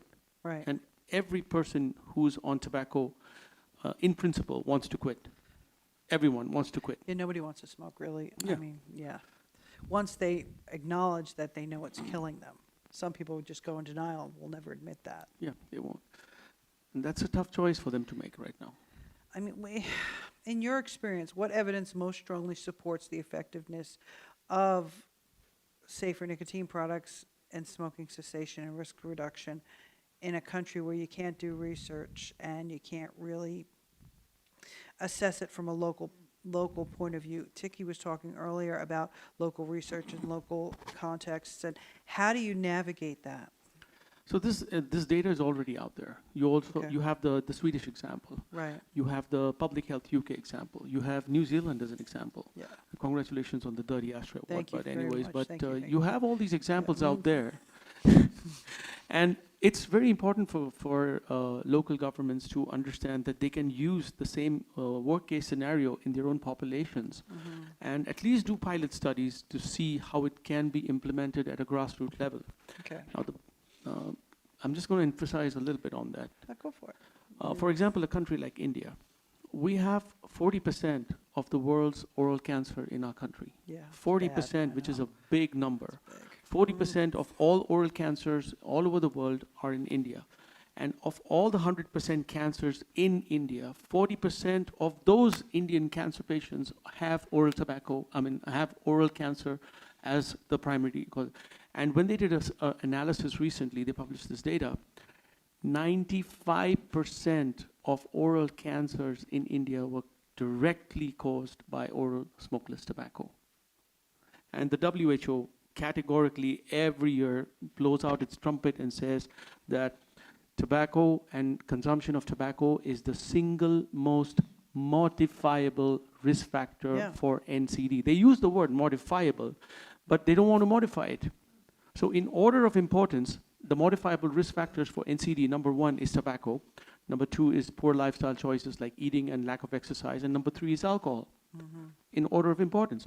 But when you have a modifiable risk factor, why are you not modifying it? That's, same question we've all been asking, isn't it? Sharifa, you, Malaysian Society for Harm Reduction, you work with harm reduction, not just tobacco, but what else? Is drugs? Yep, drugs, sugar, other modifiable risk factors, HIV and so on. But I think one of the biggest aspect would be on tobacco harm reduction. But it would cross across for you. Correct, because people who use drugs, people who have HIV, people who use alcohol tend to be the people that are the most stressed out, and they would use tobacco as let's say a crutch. I don't like using that term, but it's the only one I can come up with. So is there a way perhaps to maybe bring it all together under one umbrella and maybe carry it through under the same? In a certain way, what you're mentioning is correct, Nancy, because we target this as harm reduction as a Right. whole, right?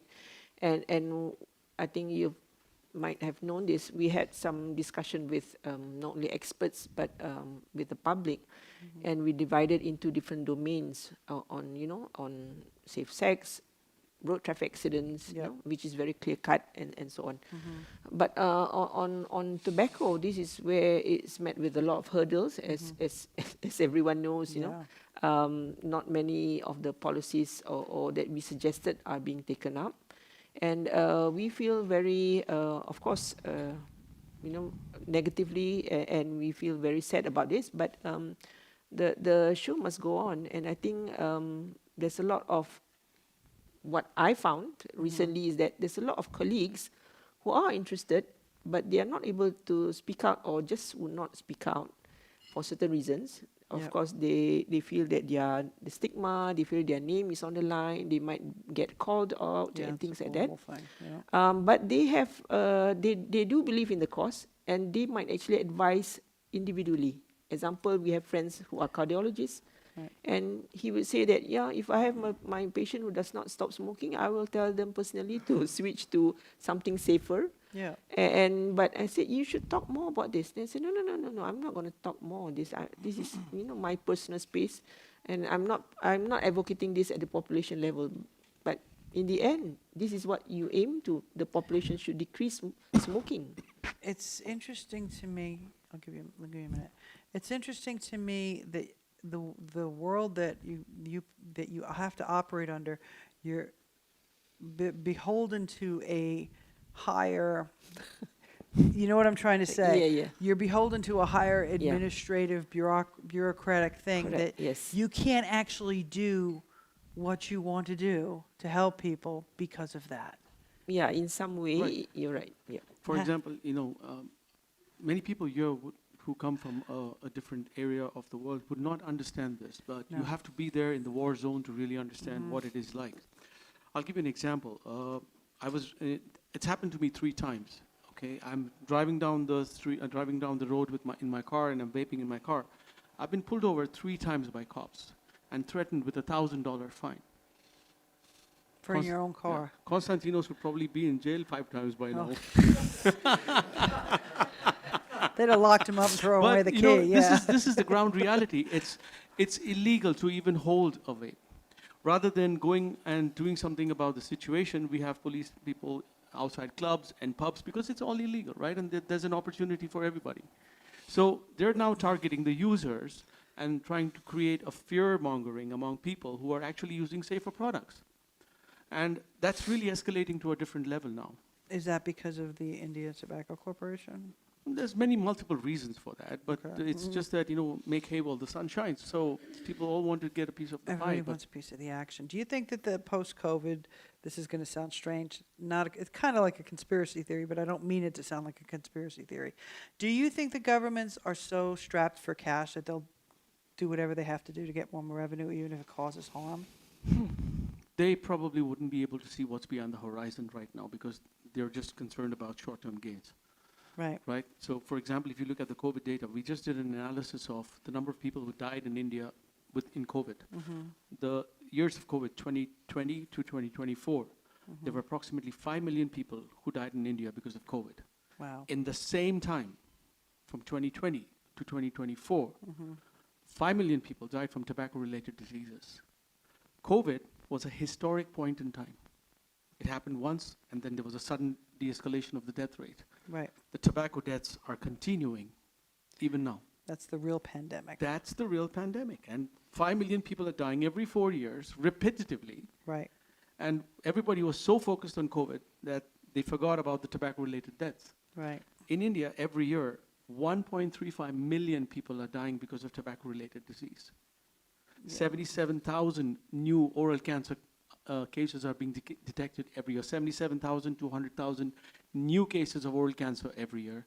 55,000 people are dying from oral cancer every year. This is just one disease, not even going into the demographics of the others. Right. That's insane. And it's a modifiable risk factor. And it's a modifiable risk factor that they're not modifying. Sharifa, how are things in Malaysia? Because I find it really concerning. You guys were doing well, meaning Malaysia was doing well, and now all of a sudden we're sitting here looking at a ban. What happened? About 2 years ago, I think about 2 years ago, it was not to say running smoothly, but they did allow some sort of vaping allowed. But some of the experts, including me and a few of the addiction specialists background, they are quite outspoken in this sense. They know the issues of addiction and they feel that they need to help out. So we were saying that we need to regulate this. If you don't regulate this and if you just allow, any Tom, Dick and Harry selling vapes on the ground, we are going to face a lot of problems. And lo and behold, then came in the black market. So it was quite bad, and there was a lot of papers and a lot of discussion among the groups, the societies. Now everybody at point in time was pushing against vape because vape was seen as the vehicle of introduction of all these illicit drugs, which I also understand and I support because at that point in time everybody was like vaping all these mushrooms and all these drugs and all. And we keep mentioning that we need to regulate in the sense that you need to, make sure the quality of the vape liquid are measured and things like that, as what is UK doing, TPD and so on. But it was not properly done at that point in time. So I think the boat has passed in that sense because the damage has been done by the illicit market. Interestingly, when we talk to some of the vendors of the vape industry, we're talking about the local vendors, not the big tobacco vendors. We're talking about independent, small industry vendors, and some of them are the biggest exporters of vape liquid to UK. Yep. And they were teaching me, we have to go through this, we have to go through that. If not, we're going to have a lot of action, surcharge and things like that. And it was very strict. They showed me some, for the research, of course, they showed me some of the reports, the toxicology reports, the PM, particulate matters and so on. And that was very solid. I was very impressed. I mean, that's how we should be doing it at every country. Yeah. But majority of the countries, including some of our countries, Malaysia, including at a point in time, there was not regulated at that point. They were only regulating the medical device, explosion and things like that, the quality and so on, but not on the liquid itself. So that created a problem, and then the black market came, and everything came like downhill. There's already a fatwa, or what we call as the fatwa means like already a policy in the sense of religious. Malaysia coming from a secular country, but majority are Muslims. There's already a saying that you cannot smoke. This is considered, against haram, against the Muslim teaching. But you're not supposed to vape as well. And there are certain states which actually implement this more strongly than certain other states. So these states are proposing for a complete ban of vape, and some of the countries have already done. Some of the states have already done that. But you keep see all this illicit vape coming up everywhere. So Well, that's what you get when you don't have regulation. Exactly. Isn't smoking also haram? Yeah. So it's smoking and also vaping, but a lot of people do not actually adhere to that.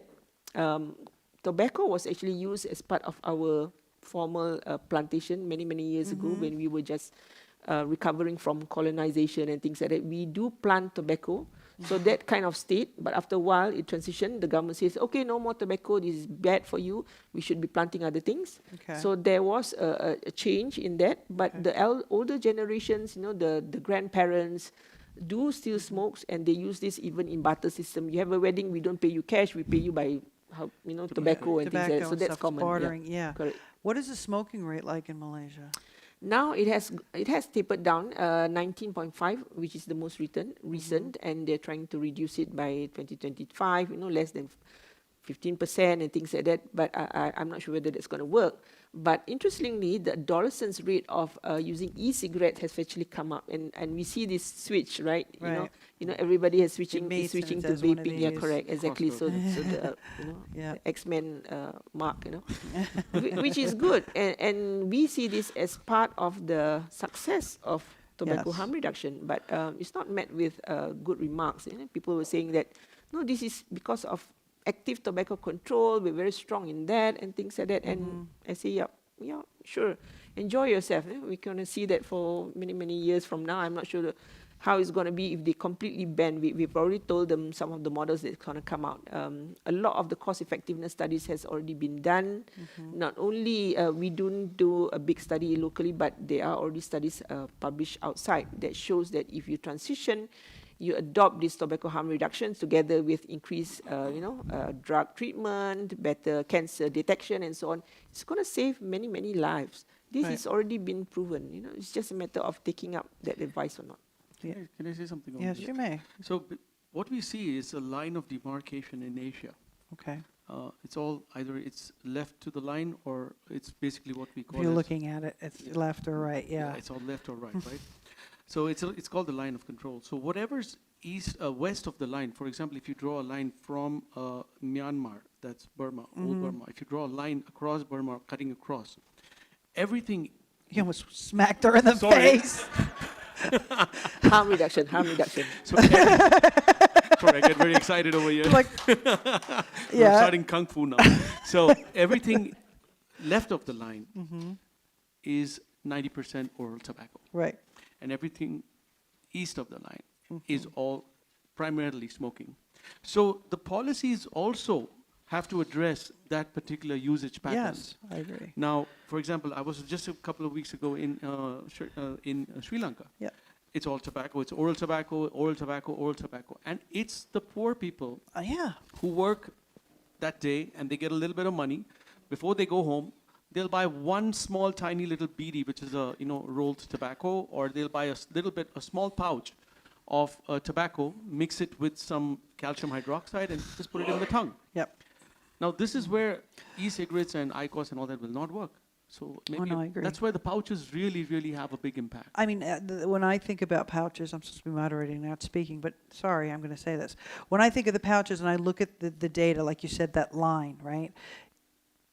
So many lives could be saved from that. But because pouches, for the most part, are made by big tobacco as opposed to independent industry, is that part of the reason why they're not? That's one of the reasons that's happening. Yeah. But I think also there is a lot of opportunity to create new industry. Yeah.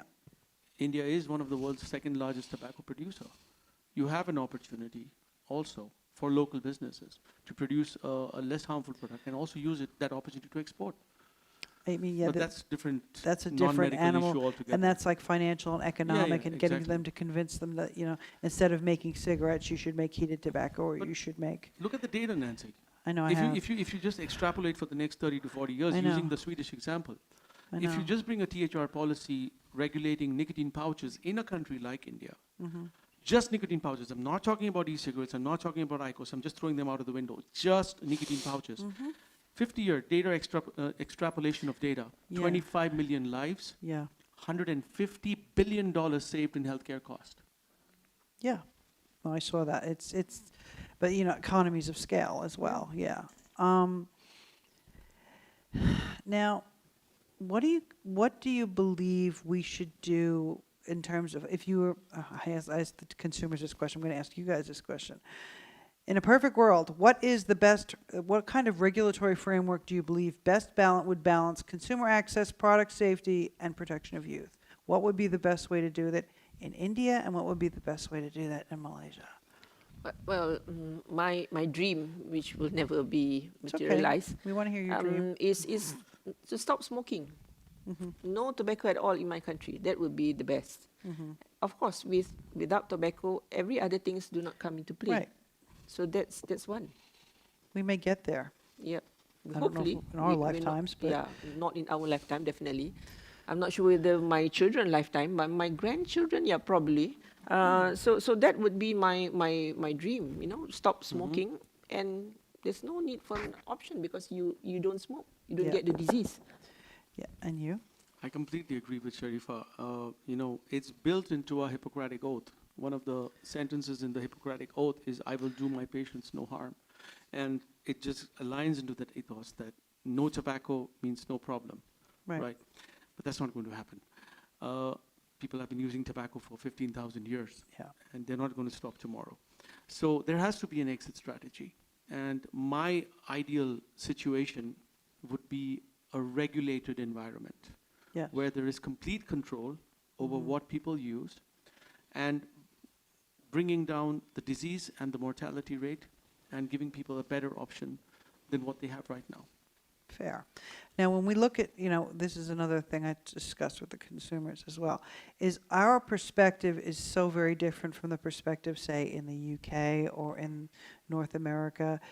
We don't have a problem, for the most part, with the regulatory aspect of it, of having regulations and not having it, anything that you want whenever you want. We don't have issues with taxation, although some of it can be ridiculous. But when somebody comes, a colleague of yours, say, from the West, comes and talks to you and you say these things, how do they react to that, and how do you deal with that when they, say somebody from the UK comes up to you and goes, oh, what do you want all that regulation for? Why would you want to put taxation on it? And how do you react to that? How do you express to them, this is the context that I live in, this is why we do this the way we do it? It's very difficult to explain it because people live in different worlds. Yeah. And it's very difficult for me to understand, what somebody in the West would understand. Of course, I live there, but yeah. But for somebody who's completely naive about how things would be, for example, Gabriel's from Africa. The situation there in Africa, we were in Mombasa. It's completely different. Yep. I was so surprised that medical professionals in Africa are so open to the entire concept of THR. But if you look at it from Asian point of view, people have got these blinders. They will try their level best not to deviate from that point of view. And the same is when you come from a Western point of view, try to implement those ideas it's like a THR colonialism. You're trying to implement those things on these people, which it is not relevant over there. Right. Yeah. Can I just say something? In Malaysia, there are 2 points which, when we talk to policymakers and things like that, they come up with 2 points. One is that THR is also seen as something that opens the gateway, and they say that maybe UK, you don't see this gateway, but they see this in Malaysia. That's one.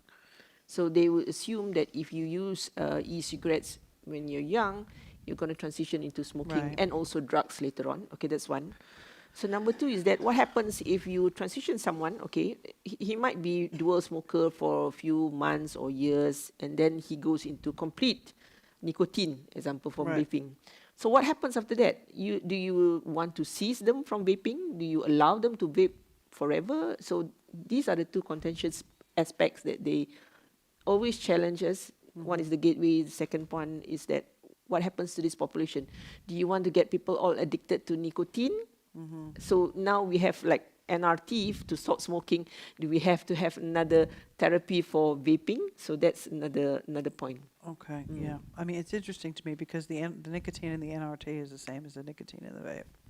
Yeah, correct. One's got gum, the other one's got cellulose. But that is supposed to be like short term, So right, but I wonder, because you guys are public health medical people, here's a thought. Is it possible that the reason that they don't want nicotine to be available as like a consumer product is because it has so much value, and they've found out that it has so much value in treating diseases like neurological diseases and things like that? That's a very gray area. There's a lot of people who don't want to talk on that. For example, Parkinson's and a couple of other Alzheimer-related studies are going on where there is, some positive benefits of nicotine. You won't believe this, but in adults, there's also a trial which shows that nicotine helps in attention deficit disorders. Oh, yeah. And, certain psychiatric conditions where they induce a certain amount of dependence so that, the psychiatric symptoms also start coming down. But all of these are like, the Pandora's boxes. Right. And nobody wants to bell the cat on these.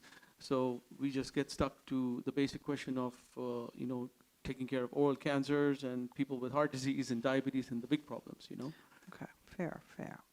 Last question. You ready? Looking ahead, what role should harm reduction play in shaping future public health strategies for tobacco control in the region? Well, I think it's obvious, right? Absolutely.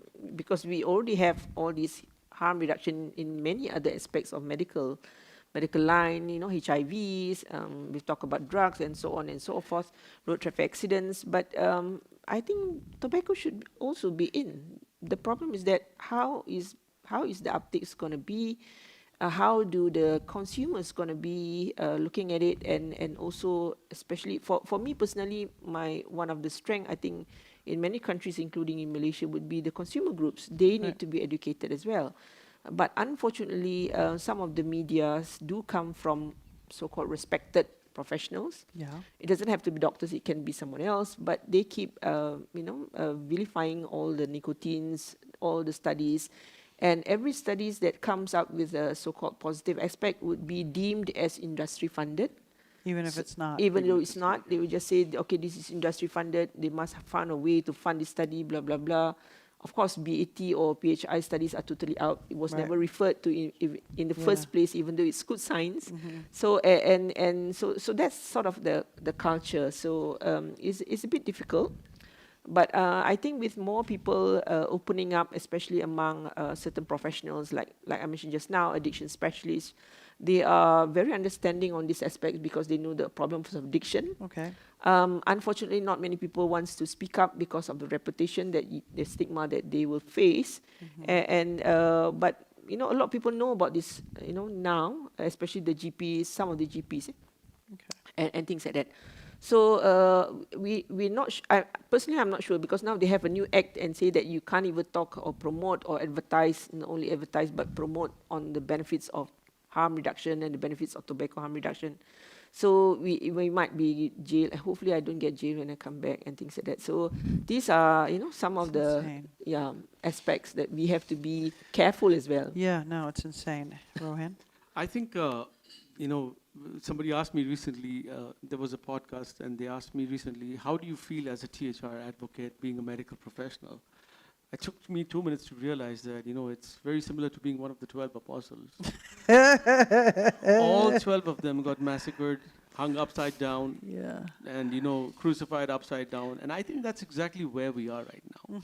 I was speaking with Mark in the morning over breakfast. I think we are we are right in the early stages of THR advocacy. Yes, we are. And there's a long way to go. And I think consumer groups, regulatory groups, and medical groups need to work in synergy to counter-effect the false information that is being propagated out there. And it has to be a consistent, never give up approach. Yeah. It's very easy to be put down by the Bloombergs and all the other people, and they'll try what they want to try. Yeah. But in the end, you shall know the truth, and the truth will set you free. And before I end, I just want to use a phrase from my favorite villain, which is the Borg in Star Trek. I don't know if you watch Star Trek. The Borg. Yeah.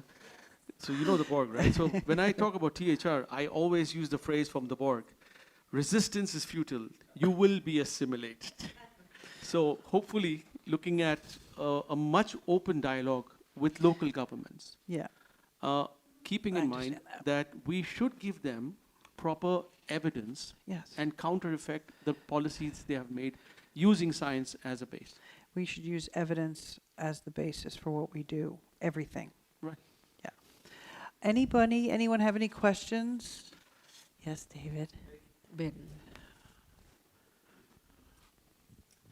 Thank you. Bengt from Sweden again. A lot of talk about oral cancer and India having 60% of the total oral cancer cases. 40%? 40%, sorry. So let's put the record straight. This is something that we all come across, I think, that one category of product is one category, is one state of facts when it is not. A smokeless tobacco in India is not manufactured like Swedish type of smokeless tobacco snus, which is pasteurized, etc., etc. But there was one of the biggest studies ever in the world involving 423,000 Swedish male construction workers, followed for 30 years, equaling 9.2 million life years. And the conclusion was that normal use of snus, which is 4 cans, 20 in each, per week or less, reduced the risk for oral cancer with 35% compared to people who don't use snus. So in these 9.2 million life years, they found 600 cases of oral cancer. And Swedish smokeless tobacco snus was not the culprit. So in India, you add slaked lime, betel nut, pH level up to 13, 14, which sort of totally, if nothing else, it corrodes the gums of the users. And the users of smokeless tobacco in India is 2.5 times bigger the amount of people than the people who smoke cigarettes or BDs. So my question to Dr. Rowan, first of all, is why there, how to manufacture Swedish snus is not a secret. It's open scientific evidence. So why you could continue grow tobacco in India, use Indian tobacco to manufacture smokeless tobacco in the Swedish way. So why is this not happening? So this all goes back to 2018, where there was a sudden explosion of e-cigarettes among the youth. And it just exploded out of proportion. And I do understand the reasons why they implemented the ban. Because it was just exploding among the youth, all the clubs, all the schools, everywhere. Teachers were confiscating electronic cigarettes left, right, and center. And it was an urgent decision that needed to be made. And the ICMR, that's the Indian Council for Medical Research, released a paper to the government of India. And I completely understand why they went ahead and did that, because the youth were just getting onto the wave, because it became a fashionable thing among the kids. But when they went in with the policy, they went in with a blanket ban for all harm reduction products. It was, it was election time, a lot of the other factors which went into it. But the good news is that they're right now evaluating whether pouches can be manufactured indigenously. There are already 15 or 16 applications have already gone through. And they're looking to see it on a pilot basis if they can actually look at rolling this out in the near future. So, if they're only able to bring in pouches, and if they're able to regulate them and they would have control, that would be a very significant contribution to that particular zone. Thank you very much. Anyone? Oh, David.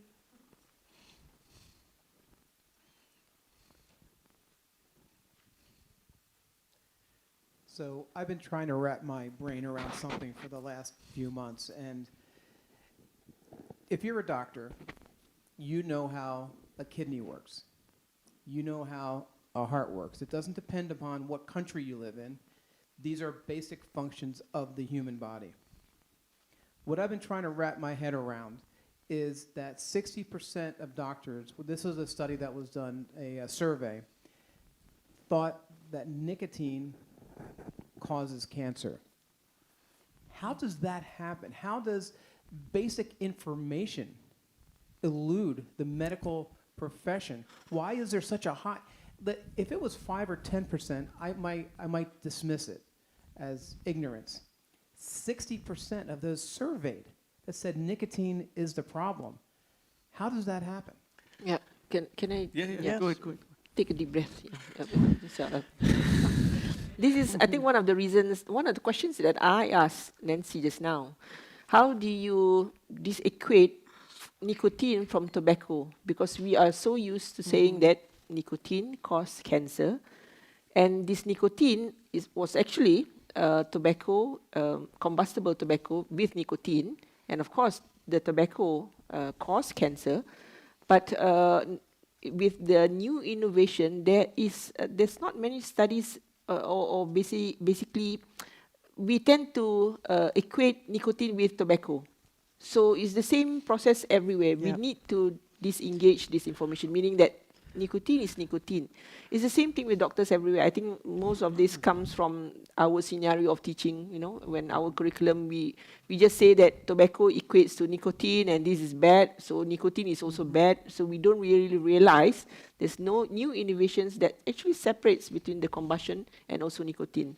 So everybody goes back to saying that nicotine is bad, and they see this as cancerous and so on. You want to add to that? Another thing is, this goes back to the 1970s, where tobacco companies themselves are, one of the main reasons to blame. The whole 1970s was about the low nicotine cigarettes, right? And they created this perception right in the 60s and 70s that if you have this 1 milligram cigarette, your chances of having problems would be less. You remember the 1 milligram cigarettes, right? And they came up with the low nicotine, but they didn't talk about the tar. They didn't talk about the nitrosamines, and they didn't talk about the carbon monoxide. So even the marketing strategies played into the mindset that nicotine causes cancer. And it's all about, like the Pavlov dog experiment. Like, once you get a repetitive input, it doesn't matter what the reality is, you're going to believe that. Correct. If you look into the online, which I did a few days back, how much proportion or contribution of nicotine to NCDs? If you look at the outputs that come out, most of these are nicotine, in brackets tobacco, and sometimes they just put nicotine, sometimes they just put tobacco. So in a way, they equate this as something similar. There's no integration between this tobacco and also nicotine. So we have to be careful as well when we talk to our clients and the public, that when you really want to access information, you should look at smokeless tobacco or nicotine in smokeless tobacco. If not, you just put nicotine, you will come up with tobacco.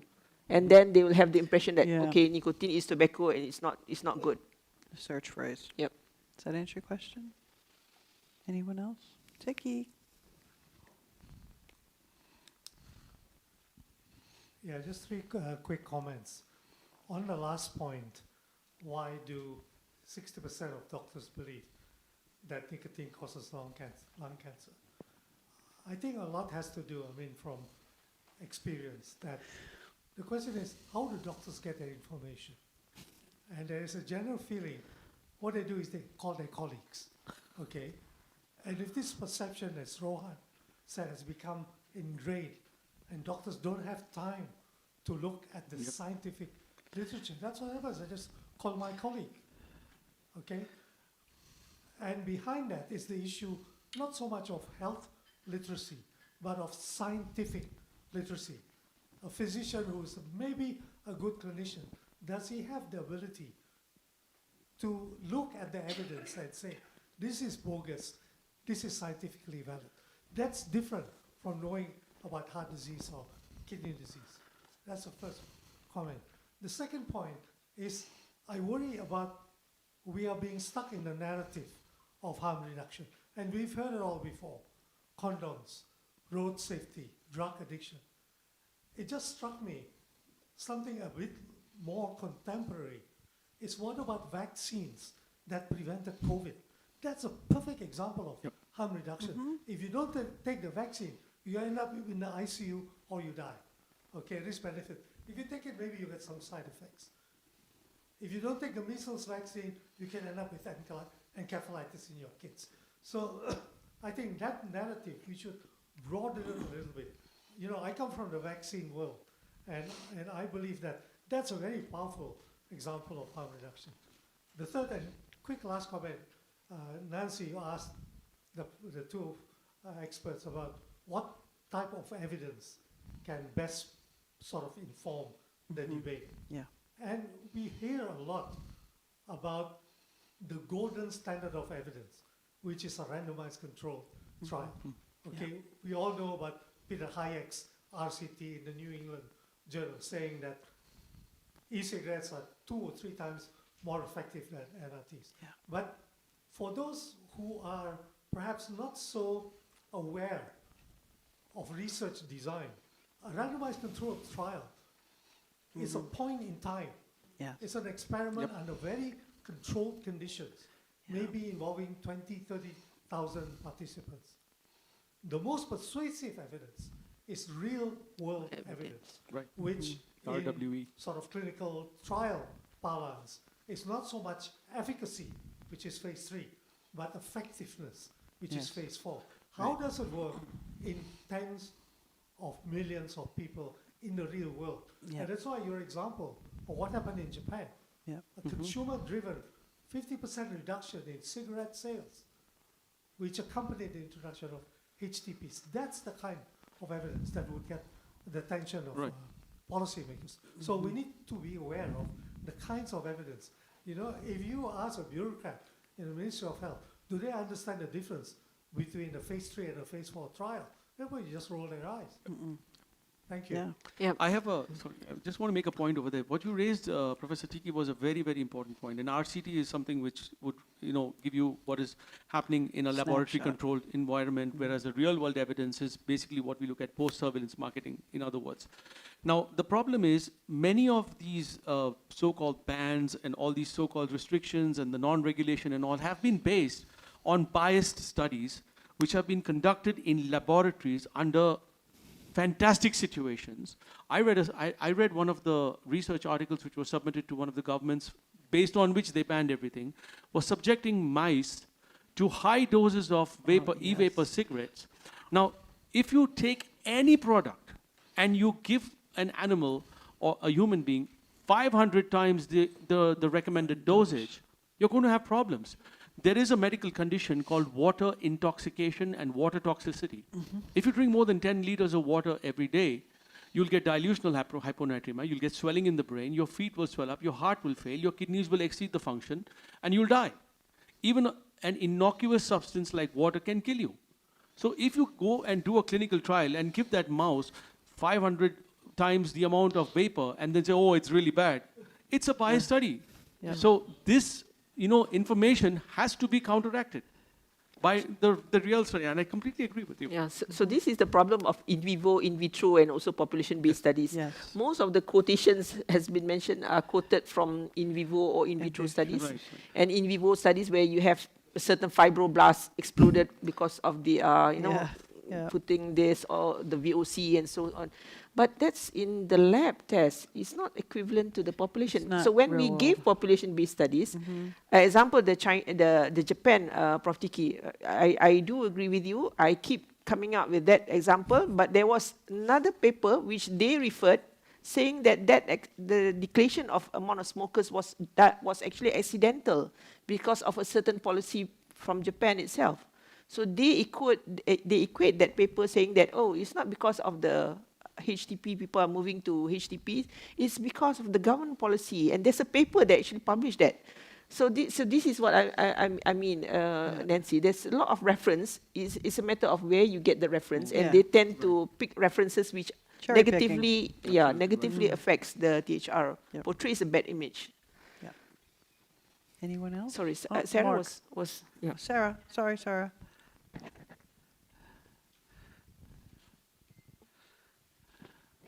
I think as well, when we're talking about healthcare professionals, you need to find someone who's strong enough to go above the parapet, to raise their head above the parapets, because it's not a popular statement that these are good for public health. So I think that might also be influencing behavior within the medical profession. But it's great to hear that, where Gabriel lives, they're very much more open.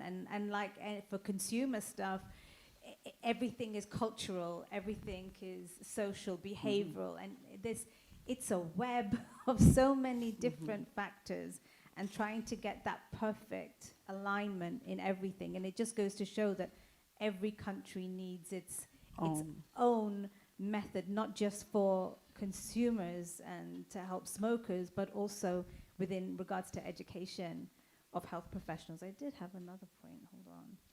We've got 5 minutes left. Sorry, the other thing was that longevity of a quit is really important. It goes back to Professor Tiki, that the real world evidence. And I think we really need to focus on how long are people staying quit for, because that's the goal. That's going to help the smoke-free ambition. It's not just are these products effective, it's how long can they help somebody to keep smoke-free. And I think that as well is data that needs to be looked at, because any clinician, even though they know about NRT, they know that people, when they come off NRT, they usually go back to smoking. So I think that's called the backslider ratio. I'm sorry, Mark, quickly, because we only have about 3 minutes left. Just a quick comment to that. I mean, I think that we have really good data about that. That people, when they use a patch, they go back. When they start to vape, they don't go back. So I think that data is pretty solid. But I just had a question about how we approach the risk question. And so I think we tend to, and that what David was asking, physicians believe that tobacco is bad for you. Nicotine's part of tobacco. It must be causing some problem. And even if it doesn't cause much problem, like what's the point of telling people that nicotine's safe? Because it may contribute a little bit, we don't know. And we want people, if we don't recognize that there's any alternatives, then it just goes with the right narrative, just stop doing it because it could be bad for you. So I think as we try and promote safer nicotine products, I don't think we've really figured out how we say that, and whether we use safe or safer or a little bit better or a lot better. And as far as the clinical part goes, I think we can be quite safe in saying it's safe. So you're not going to get a heart attack, and you're not going to get lung cancer, and all these things. So I think to get the message straighter, I think we have to be quite specific about how we say it. So, for instance, smoking cigarettes, the real bad health outcomes usually take 2 or 3 decades. So even if you say it's half as safe, then the real bad health outcomes would take 6 or 8 decades. And if you say it's 95% safe and you model that out, so you'll get lung cancer in 600 years or something. And so from a clinical standpoint, I'm quite comfortable with saying nicotine is safe. Like, you're not going to get all these diseases. And I think that would help. If we could be consistent with that, it would clarify for doctors that it's really safe. It's not just a little bit safer. It's like for the main health outcomes we're talking about, it's totally safe. And whether you want to label your thing, this is an addictive substance. But beyond that, we have no evidence that it causes any kind of the bad outcome we have. All right, we have to leave that there because I think we just went over time. Sorry, Lisbella. Mark, thank you. Thank you, everyone, for joining us. Thank you, Rohan. Thank you, Sharifa. Thank you.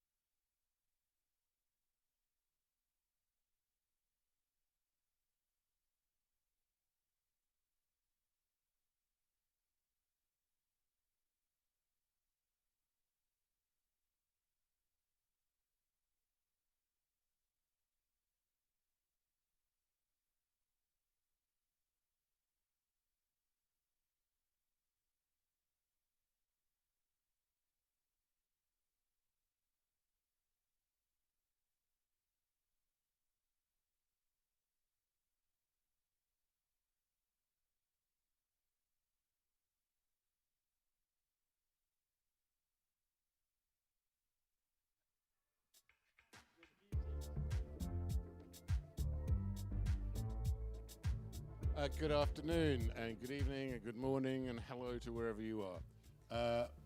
I'd like to welcome you to this panel. Unfortunately, I have the wrong script in front of me, so I have the wrong title. And the title of this panel is... What? I haven't. You have a microphone. Yeah, just Okay. use that title, it's And fine. right-handing and things. The title is... We're going to start again. Right.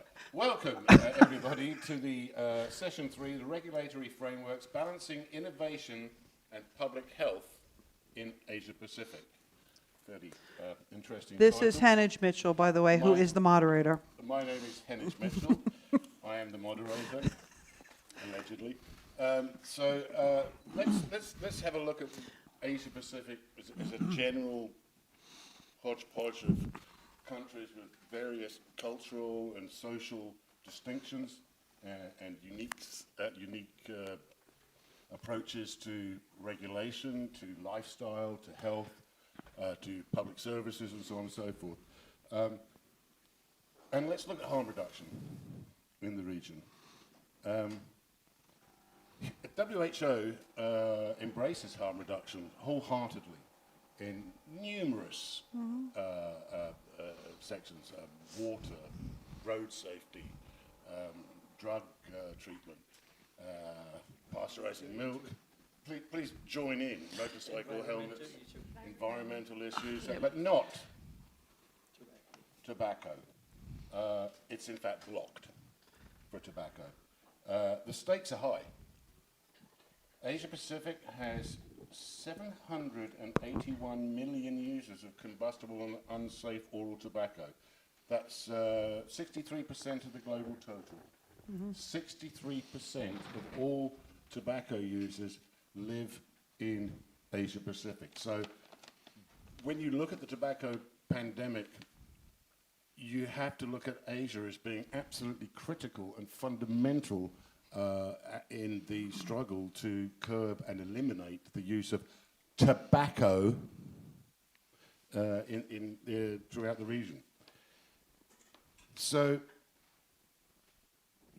the goal in our advocacy, I think most of us here are consumer advocates, and if we're not consumer advocates, we understand that consumer advocacy is a vital element of the tobacco harm reduction battle, if you will. Our goal in advocacy is to help people outside the policy bubble understand what's really happening. We also need to help the people within the policy bubble understand what is happening. And as a consumer advocate, I think our primary role is to communicate, educate, and in some sense guide the legislators and regulators who have taken it upon themselves or have been elected or employed to take care of our health concerns. And as we have clearly demonstrated over the last few days of this conference, a very large percentage of regulators and legislators have no clue as to what their constituencies, us, the consumers who have chosen to use tobacco or vape or heat not burn or snus or pouches or whatever, nicotine essentially, they're disregarding us totally, as we've covered multiple times. And I want to make one point about the smokers anywhere in the world. I constantly, when I'm addressing conferences, I ask the audience, I won't ask this audience, but how many of you have actually smoked now or ever? And a forest of hands goes up. Then I ask, how many of you started smoking before the age of consent in the countries of your... Most of the hands stay up. So essentially what we have is we have punitive policies, repressive policies. We are denigrating people who've chosen to use tobacco or are now hooked on it. We're making them second-class citizens. We're restricting them from all kinds of social activities, like walking in the street in some cases. We're taxing them eye-watering amounts of money for choices they made when they were children. True. True. How is this in any way just? Okay, I'm going to move on from that. We're going to hear some perspectives from people on the panel, extremely distinguished people, I may say, on the panel, on policy, consumers, medicine, if you will, or health, cessation, advocacy and regulation, and then we'll open the floor to questions. I think the first thing I'd like to do is to ask Clarice, harm reduction. I think many of us see this as something that, particularly in the tobacco context, it's something that should be allowed to exist because it gives dignity and choice to those children who are now smoking, to their parents, to their friends, families, and co-workers. So can I ask you, Clarice, take a few minutes to talk about dignity, choice, and human rights, and the UN right to health, which affirms people's access to reduced risk alternatives. Can I turn the floor over to you, please? Hello. Okay. This is Clarice Virginio from CAFRA, Asia Pacific. Hi, I'm from the Philippines again. I already talked earlier. I think it's important to highlight that each human person, each human living, has a right to choices and to health. And each of these sovereign states, which are parties to the United Nations and the WHO, has an obligation to protect these rights. I would just like to underscore that word. The obligation is to protect these rights. Yeah. Not to take away these rights, not to deprive these people of their rights. The right is there. The people don't really have to do anything to acquire these rights. These are not privileges. These are rights. That these people have to have the right to exercise freely without, without being forced or without being deprived of these rights. So I think sovereign states should remember that when they are creating their policies. Because in the Philippines, as you already know, we already have a vape law. That's nice.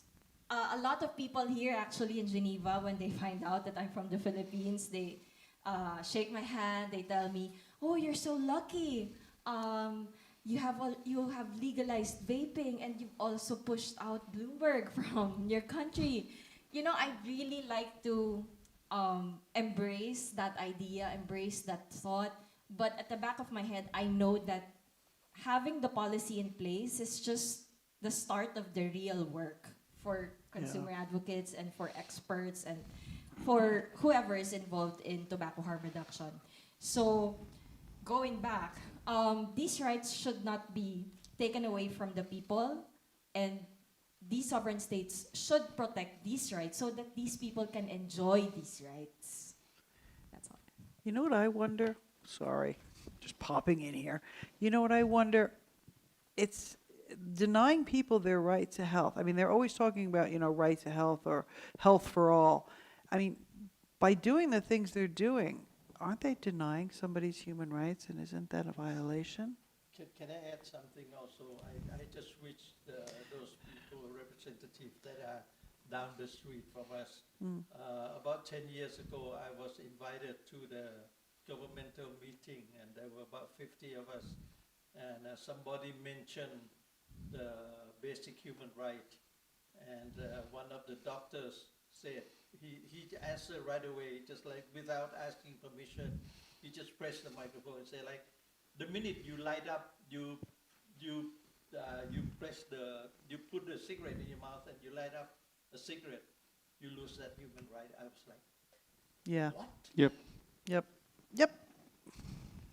Yes. So, okay, clearly there's a disconnect between rational, intelligent, thoughtful humanity and oppressive, repression, and, general Bloomberg attitude.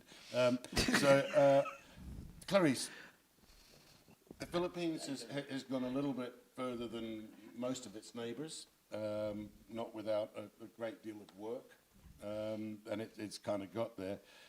So, given because you've been on the ride. Yeah. So, given that you've seen how this has played out in the Philippines and how it's playing out elsewhere, what's your view on the importance of consumer input in policy making? I've been in consumer advocacy for how many? Almost a decade now. Actually, the first time that I've been involved was also here in Geneva. Yeah. Also with the same Yes. people. That was in 2018. So this is actually a 360 moment for me. Consumer input in policy making, I think it's very important because how can you create policies without actually hearing from people who experience these things, who are involved in these things? And these people they're not just numbers, they're not just data. Because to me, sometimes I feel like government officials and agencies treat consumers as data, as statistics. Yeah. But Numbers. we are not that. We are way more than that. Each one of us has his or her own respective lived experience. I mean, I'm pretty sure that what I've experienced in the Philippines is different from what's in India, definitely what's in Thailand, and everywhere else. So consumer input can really help elevate these policies. It can even probably make them more progressive rather than regressive. Because the way it's looking in Southeast Asia, I mean, again, we are lucky. We are very, very lucky that this bill has lapsed into law. But again, the work doesn't really stop there. No. Okay, so we have these exclusionary policies which are not helping in any sense. But down the road, none of us are allowed in there. The media's not allowed in there. The research isn't allowed in there. It's a completely closed, opaque institution. And clearly, the people who are making these policies and strategies for us are not smokers. They have no lived experience of smoking. Hold on. How do we know they're not smokers? If they are smokers, they're hypocrites. Okay. Well. Okay. So they're not smokers. They have no, or they're hypocrites. The hypocrites do have an idea of lived experience, but have decided to just shelve that for policy. For people that don't smoke, and I'm guessing it's the majority of the leaders, if you will, they have no clue about the lived experience of smokers. They have no clue of the challenges every single smoker, vapor faces morning, noon, and night to where am I going to get my nicotine to do whatever it is, whether I've got stress issues or just need it because for whatever, because as I'm sure the medical people here will tell us, the human body has receptors for nicotine. If the human body didn't want or need nicotine, it wouldn't have receptors. That's I think, pretty clear. So given that we have those receptors, but we're not allowed to be involved in the FCTC policy-making sessions in any sense, how does exclusion hurt the outcomes? Anybody's feel to, but I'm asking Clarice. He's looking right at you, Clarice. I am actually looking right at you, Clarice, yes. How does exclusion affect consumers in the real world?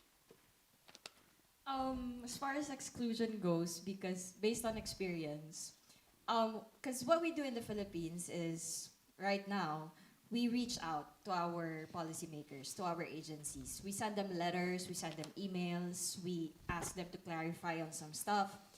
And the reply, actually I just got a reply this morning from the Department of Health. Because I sent a letter to the Department of Health probably like 2 weeks ago, telling them to champion consumers' voices during COP11 because we already have the vape law. What else will you do there? Yeah. And they replied to me, essentially telling me that the Philippines will do it, the Philippine government will do it their way, according to their plans and their strategies. They've shared it on their X account, Twitter. The pamphlet that they gave, because they are giving away pamphlets at the meeting right now. None of the things in the pamphlet reflect tobacco harm reduction. Although it did highlight the fact that there is a decrease in smoking rates and there's an increase in the use of e-cigarettes in the Philippines. But as far as the concept of tobacco harm reduction is concerned. It's not there. And excluding this very important matter in that pamphlet, it baffles me because it's just so wrong. Because we already have a vape law. What do you mean you're not believing in tobacco harm reduction? It sounds as if they're embarrassed to say it. Yeah, exactly. It sounds like they're embarrassed to say it, or that they're afraid to push for it. From a political standpoint, it sounds like there is some political influence in that decision. The Philippine delegation basically is playing it safe at the moment. Would anybody else like to chime in on that?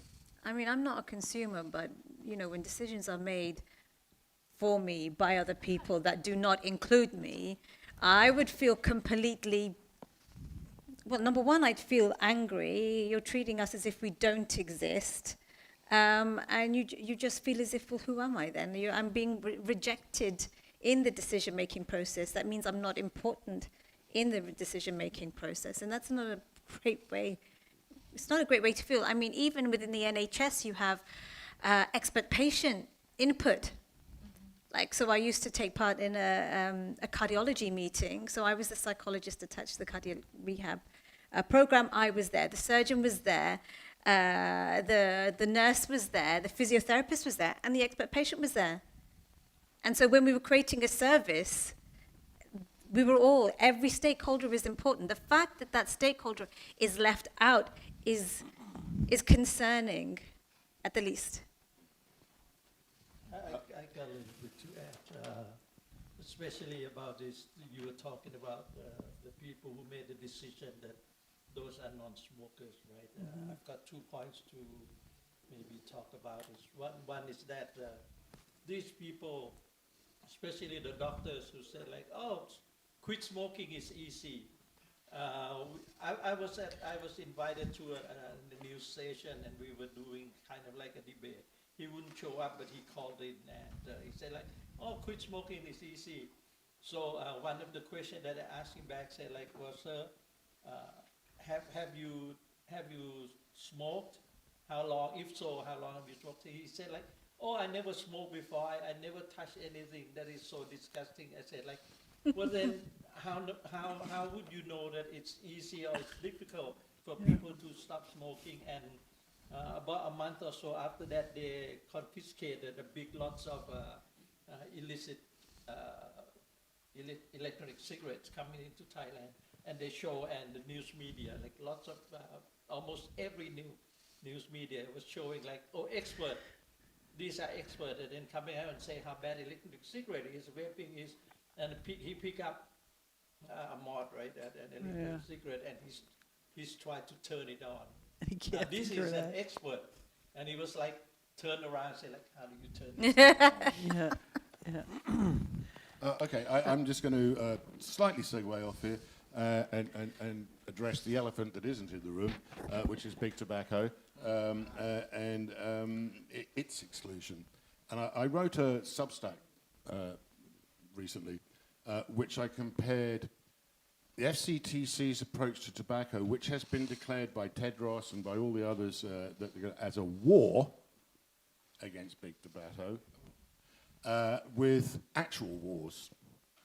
And in every single instance of an actual war, going back in recorded history, there's only 2 possible ways that war ends. One side utterly devastates the other. 2, everyone sits down around a table and figures it out. Those are the only 2 ways wars end. Who declared this war? FCTC, WHO declared this war.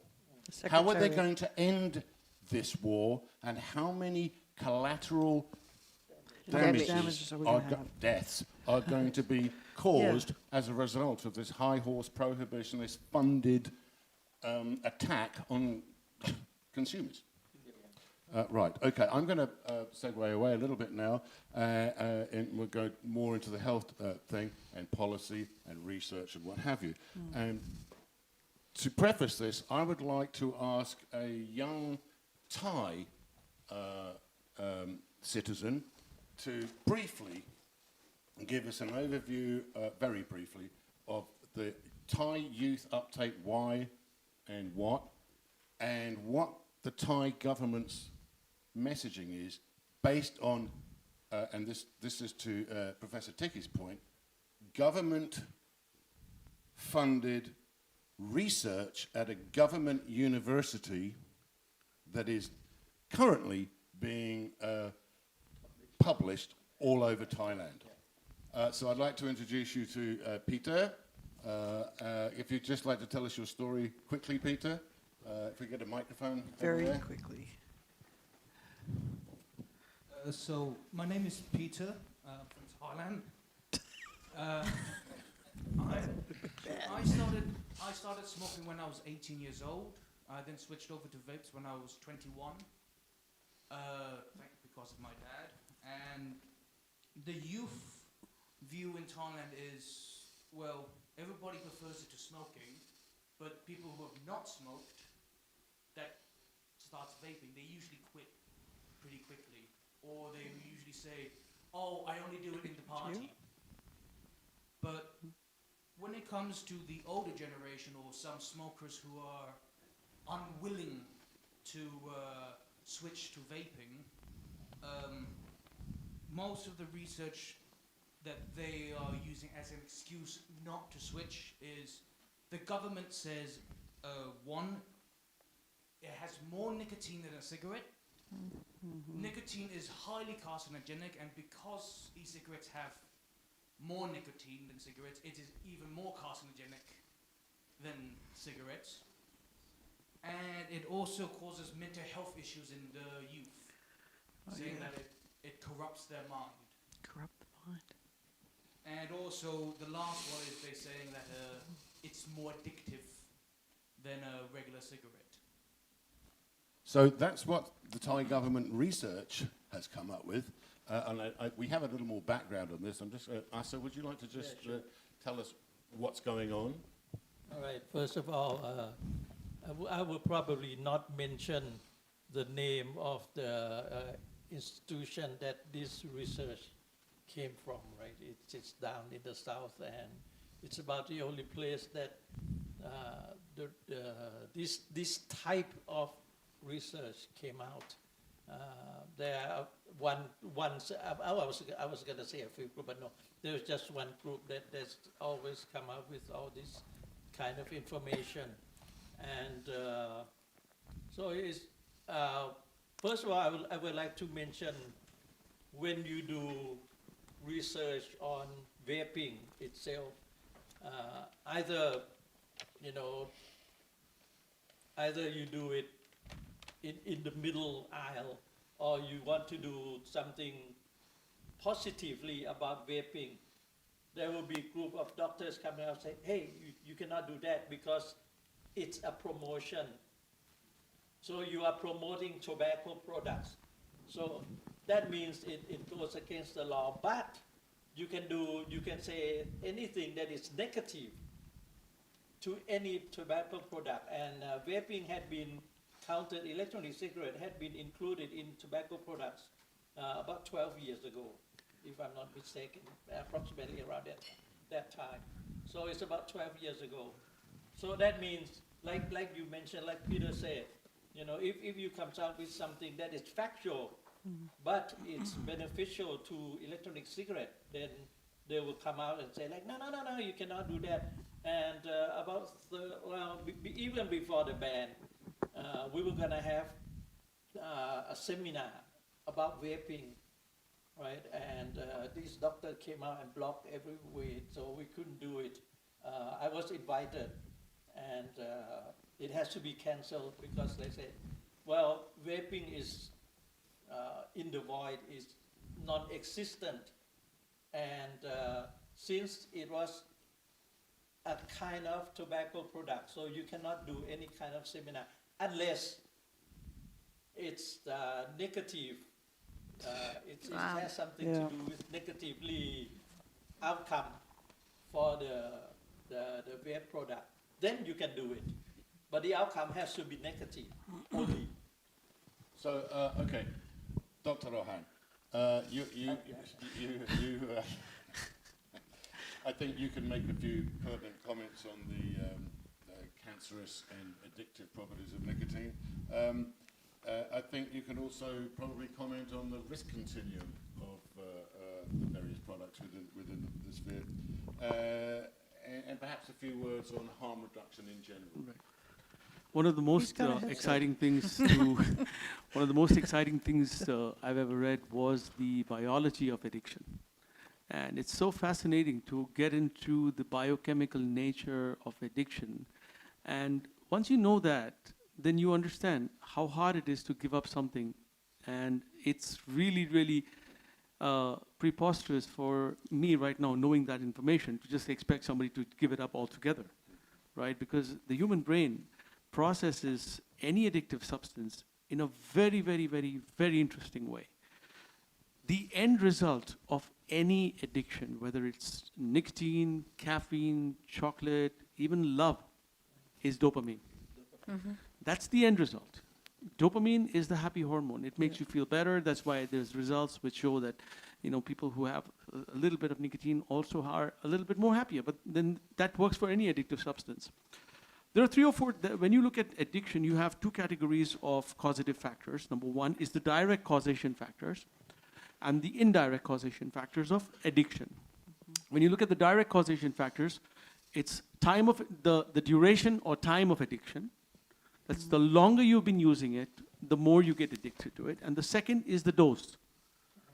If you keep escalating the dose over a period of time, and that adding to the time, the chronicity of it, so these 2 are the direct reasons why people get addicted. The non-direct causes could be emotional, mental status, your socioeconomic status, your education background, and also to a large factor. Now science has been shown that genes play a very strong role in addiction. You are genetically programmed to be addictive, and there are also genes which can tell you to give up. That's why some people can go cold turkey. There is a hypothesis that if you have the gene, then you can just give up cold turkey altogether. You won't get back. That being said, the harm reduction has to be built into any harm reduction policy has to understand the addictive nature of a product. You have to understand this entire plethora of situations over here to be able to come up with a decision and just not expect that one blanket will fit everybody. It has to be customized. She's a clinical psychologist. She will completely agree with me, Sarah will completely agree with me, that they have to give different solutions to different people. Not one size fits all. Nothing fits everybody. But unfortunately, our policymakers and our representatives expect one blanket to fit all. And it's not. And that's the biggest problem that we have with harm reduction. And currently, they have labeled harm reduction as a bad word. It's transformed into a bad word, even though it's meant to be good, right? So they like to call different things. So right now, all the harm reduction advocates are, oh my God, keep away from them. Yeah. So that's where we are today. Yeah, we're pariahs simply because we're doing the thing that they should be doing. Right. I think historically as well, with NRT treatment, it's supposed to stop at some point. You have 12 weeks, and it's supposed to stop. And I know within my clinic, within 3 months of them finishing, it was a revolving door, and they were back in again. And I think, I mean, I'll go on to speak about this further, but when vaping came along, oh my God, that revolving door just nearly stopped. Or if it came, it was a lapse, it wasn't a relapse. And so that's the whole potential of something like vaping for public health.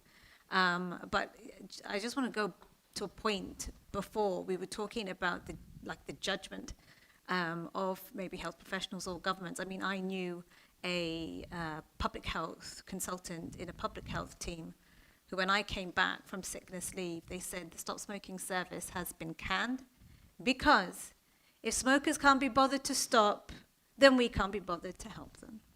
Done. That was my exit from public health. Because that was how it was in my public health team. So that is, I mean, if you've got public health professionals who've seen the Stop Smoking services, seen them working, but to give that kind of excuse, there's no humanity, there's no empathy, and there's no knowledge of how tobacco addiction is like an entrapment. And I often say it's very similar to we go back to songs that were mentioned before of the Eagles, Hotel California. You can check out anytime you want, but you can never leave. You know, and that's what it was like, this revolving door of people checking out, couldn't leave, and came back in. But then people are singing Freddie Mercury, I want to break free. That's the problem, you know. So, but the WHO was like, no, you can't break free, you know. I seriously feel there's a YouTube video coming on with all these songs. Can I just talk on the NRT as well? I think that's a good example that Sarah alluded just now. The so-called smoking cessation, which we are all familiar in most of the health clinics and the government agencies, would be the traditional so-called stop smoking or cessation therapy clinic using the traditional NRT, and it has been proven in many circumstances, also in my country as well. It doesn't actually have a prolonged impact. You know, most of them would take this short term, then they'll come up again and things like that. But one of the reasons they tell me, why do you keep going back to tobacco harm reduction and things like that? And I say that if you can come up with something which is as effective, if you come up with combination NRT, you have another type of prolonged NRT, I don't care whatever it is, and if it's safer and it's better than THR options, why not? But they have not come up with that. So in that sense, you are basically denying other options for certain number of population. We're not saying this is as the whole mass population. We're talking about, from my perspective, we're talking not for as a consumer. I probably would be more hesitant to say that this is consumer products for everyone. You know, we have these issues of youth and adolescent taking up vape, you know, and just using all types of flavors and things like that, and experimenting with drugs. We have these problems. So my suggestion would be, if you can come up with some newer, innovative NRT or drugs, varenicline, that doesn't cause all this hallucination and things like that, why not? But they aren't at the moment. So the next best option, and if you look at all this calculation of Kalis and Dalis and all the life save, it is going back into THR. So that's the next best option. Yeah. I have an observation. I mean, if there's so much of a hula baloo about nicotine, and the electronic cigarettes and nicotine pouches and all that, what I don't understand is also a couple of research trials have shown that there's a placebo effect by just using zero nicotine vape, right? Now, if you're so concerned about all of this and you consider this as a vapor, why haven't they addressed the placebo effect? Because the placebo effect has been shown in medical science to have good results. Yeah. So there is also a doorway open for people who want to give up cigarettes and want to give up this, but they may not want to go into nicotine. But another thing about electronic cigarettes and nicotine pouches is you have the potential to titrate down the dose. Correct. I have patients who have been smoking for years and years and years, and I put them on a nicotine pouch. I mean, I don't want to know where they got it from, but you know, so they've started with 20 milligram, and I have patients who have come down to 1.5 milligram. Many of my patients just keep a piece of cotton in their mouth now because they like the feel of it without any nicotine. Yeah. So you are giving an option to de-escalate the problem in a phased manner, under observation or whatever, and giving him the right to decrease it as and when he wants. When I started vaping, I started with about 12 or 14 milligrams. I'm today on 1. So I have seen it personally. You know, it's like we call in medicine titration dose, down titration. It's possible. You can't do that with a cigarette because you're not getting any benefit from all the cancerogenic products. Yeah, I do agree with that. Some of our studies, I mean, very local studies, we don't have funding, as you know. So most of these are like, you know, just a few hundred patients and things like that. And we do see them, you know, not only switching, once, of course, they are on dual smoking at one point in time, but then they transition into vape with nicotine. But later on, after many months, they just use so-called vape just with flavors without any nicotine. And I say that's good. At least they're doing some, you know, some benefits to their own health. But what about the other population that has not received this sort of benefits? And I keep telling some of the policymakers, if you don't believe on vape, okay, it can be mixed and you have all these drugs and this is a vehicle, so blah, blah, blah. Okay, provide them some other options, which is heat not burn, or you can have pouches and things like that, as long as they deter them from smoking and you go into something so-called safer. And so that's another battle as well. I have two questions going back to the study in Thailand. The two statements that I particularly found disturbing. One, that nicotine is more addictive than smoking. My understanding is, and I stand to be corrected, but my understanding is that nicotine, which we don't, as advocates, prefer to call addictive, we prefer to call it Dependence. Dependence. But okay, let's say it's addictive. My understanding is that when you burn tobacco, among the thousands of compounds that are released in it, and I have to just add in here, I once talked to a tobacco flavorist, very clever guy, and he told me, he said, with the current state of technology, it would take us 1 million years to determine exactly everything that's in the burning tip of a cigarette and in the smoke. So we really don't know what's in there. But there's two things we do know that are in there. I couldn't tell you the scientific names or the names at all, but allegedly, apparently, and I stand to be corrected, there's two components in tobacco smoke that are the addictive components that you find in opiates. It's what makes heroin addictive. And they're released when you burn tobacco, goes in the smoke, and there is a school of thought, I am led to believe, I stand to be corrected, that tobacco smoke with those two compounds in it is way more addictive than nicotine, and it's what makes smoking so addictive. And if that's the case, it would explain why you can titrate down and get rid of and stick a cotton bud, because you're not getting that addictive product from the tobacco smoke. I stand to be corrected. MAOIs no one's aren't corrected me. right. And the other thing that bothered me about that was that the WHO, and again I stand to be corrected, but I've read it, so there's no correction. The WHO has responded to people who said, I'm on a 6-week course of NRTs. What if I still want to smoke after that? And their advice was, if you're on an NRT and you want to go back to smoking, keep taking it, it's okay, because there are no known significant long-term health issues from a lifetime's use of nicotine. Replacement therapy, medicinal. That's what they're on about. Yeah, which is the same nicotine that you've got in vapes and pouches. Exactly the same nicotine from exactly the same factories. So there's a bit of a, somewhat confusing position going on there. Anyway, so nicotine apparently, allegedly today at the FCTC is a huge problem suddenly, whereas last week it was perfectly okay to take for the rest of your life. Well, nicotine is on the essential medicines list. Well, there you are. Yeah. So, all right, let's move on.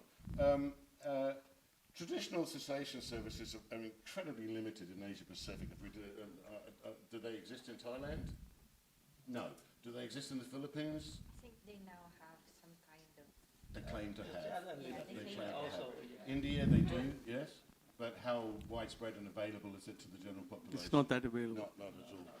The UK, Well, we just heard Pakistan. they can't What be about bothered, Pakistan? We can't be No, bothered. I don't think they do, no. New Zealand, we know there is some effort. Yep. Sarah, quid or dry approaches often fail. I mean, because for the reasons it doesn't work. I'm assuming that from your perspective, integrating harm reduction into smoking cessation services could save lives. Yeah, definitely. Would you care to discuss the essentials of tobacco cessation? Yeah. What lessons could be learned, not the one about if they can't be bothered, we can't be bothered, but what lessons could be learned in Asia Pacific to encourage governments to start investing in tobacco cessation and, from our perspective, using less harmful tobacco or nicotine products to assist them in that? I'm going to go back to 2011. So in 2011, we did a lot of group clinics. So not just one-on-one, but about 11 to 20 people come in and they all kind of set their quit date together and what have you. And one fine day, a gentleman took out this device from his pocket, which was one of the cigalikes.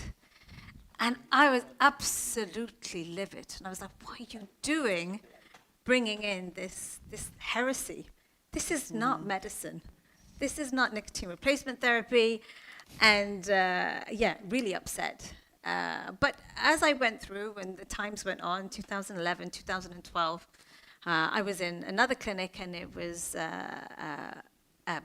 basically a hospital clinic where there were builders who were 1,000 builders who were building this hospital, and we went there to do a clinic. And then you had the e-cigarettes with, we called them the fountain pen ones with the, I can't remember what they were called. Egos. And basically, I was giving out patches, and they were using their e-cigarette along with them. And those people who were using the e-cigarette with the patches, they were becoming more effective.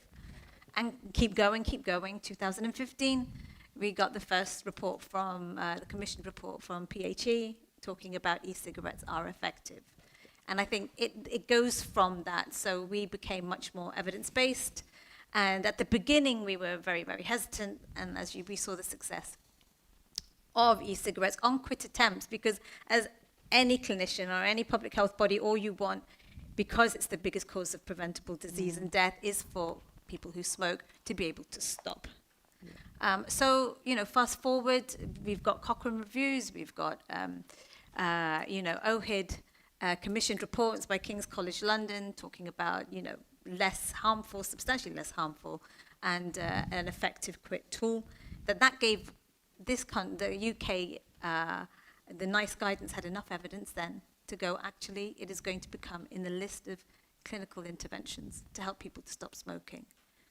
And when that day came, and I remember it was 2021, November, and it basically it was one of those light bulb moments, I think, for everybody. And it was what people like me were hoping for, because we were being accused of, what are you doing? Accepting e-cigarettes into your services and helping people with e-cigarettes. And it was validating that finally it was now a stop smoking intervention. And all the people around me at the time were going, you shouldn't be doing this. And then finally it was. And now you've got the Department of Health and Social Care, who are now giving out free vaping kits within stop smoking services. So it's really important. But that's one point. But I'll backtrack from a behavioral point of view. A lot of these products from NRT, gums, lozenges, sprays that you go up your nose, spray that's in the mouth. Everyone has tried everything. And it's not for the want of trying. People are desperate to stop smoking, but it's one of the most overwhelming things to do. Any obstacle that gets in the way is going to completely just implode that quit attempt. So that the result is you need it to be easy, you need it to be familiar, and you need it to be pleasurable with not many side effects. And that's what vaping was. It delivered effective nicotine. It was pleasurable. It didn't have that many at all, consequences that some people coughed at the beginning, but that was because they were just getting used to it. But it wouldn't give acid in your stomach. It wouldn't make you hiccup.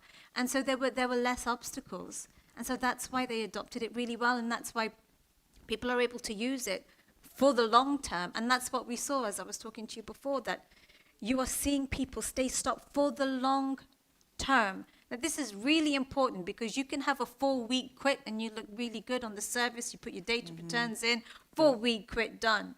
But to have people quitting for 6 months, a year, 2 years. I had a stop smoking clinic in a workplace, and it was very much in that 2015 era. And we were doing carbon monoxide tests with people in the monitor. workplace, and yeah, that's a great tool to help people understand the harm that's coming back from the cigarette. And I don't think we talk about harm enough. And I'd say one of the lessons we need to learn is talking about the harm of smoking. Instead of we're trying to convince everyone of the relative risk of the products from tobacco harm reduction. We need to again focus back on that harm, because people were seeing carbon monoxide. It isn't. It's not a clear thing. It's not like you're breathing and red comes out of your mouth, so you can understand that this is carbon monoxide. It's colorless. It's odorless. It's only when you breathe into that tube that you see it. And I had one guy who came along, and he'd seen me in the clinic for a while, and he always avoided me. And one fine day, I was just doing carbon monoxide testing in a room, and he came in and he goes, "Oh, fine, I'll have a go." And he breathed into that tube, and it was beeping red, 40 parts per million. Yeah. Anything under 6, 7 is a non-smoker reading, and he was 40 parts per million, and he was absolutely. Yeah. He couldn't believe it. He was wondering, how the hell did this machine do this? Because for the first time, he's actually looking at a visual of what's going on inside here. So he was like, "What do I do?" I said, "How many are you smoking?" I said, "That looks like 40 a day." He went, 40 a day. And so at the time, we only had the fountain pen type e-cigarettes, and really not that effective. So I did combination therapy, Sharifa. I actually gave 2 patches and an e-cigarette.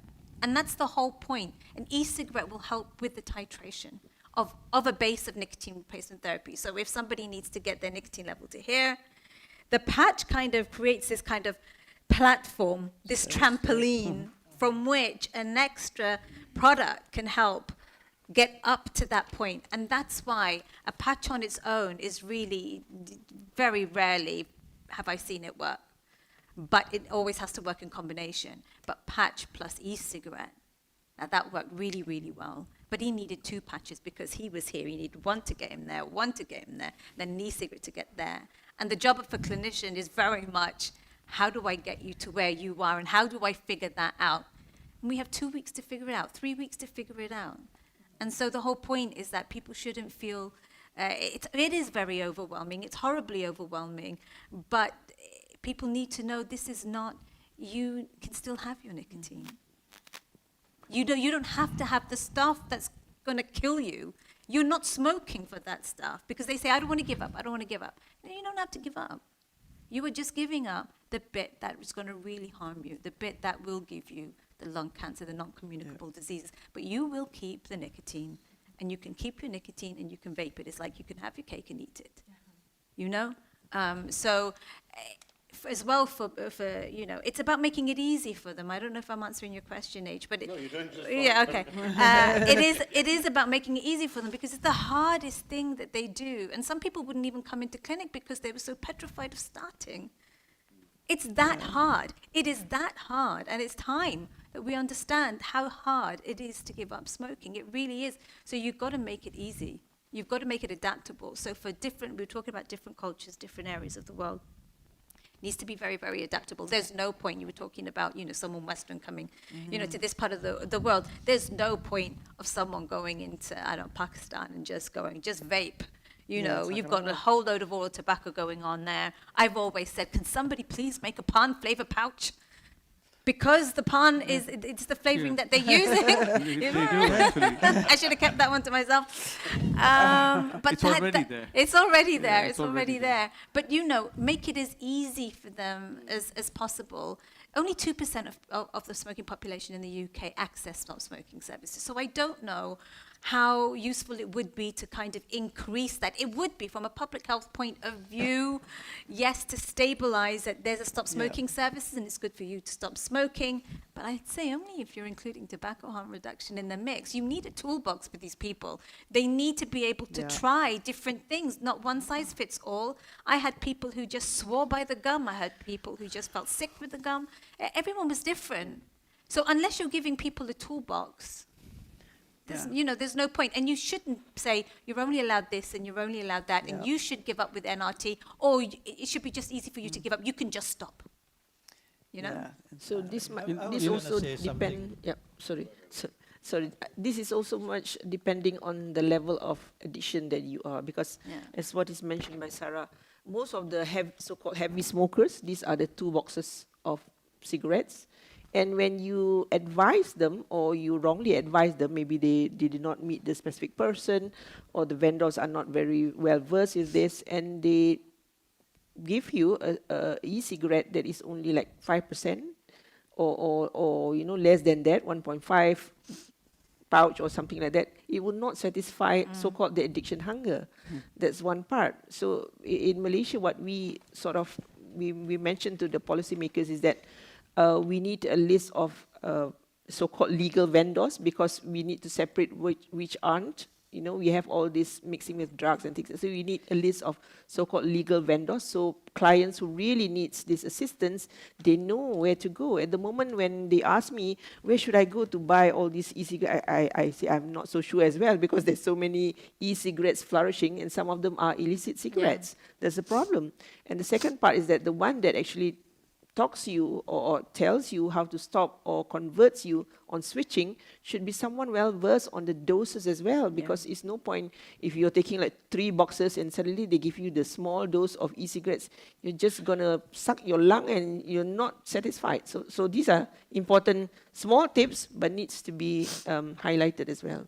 Let me ask you, because I converted to vaping in Malaysia, and it was essentially as simple as walking into a shop, a vape shop, and they said, how many cigarettes do you smoke a day? Exactly. Yeah. Exactly. Yeah. 2 packs. So you went to the right shop. Yeah. Good for you. Yeah, exactly that.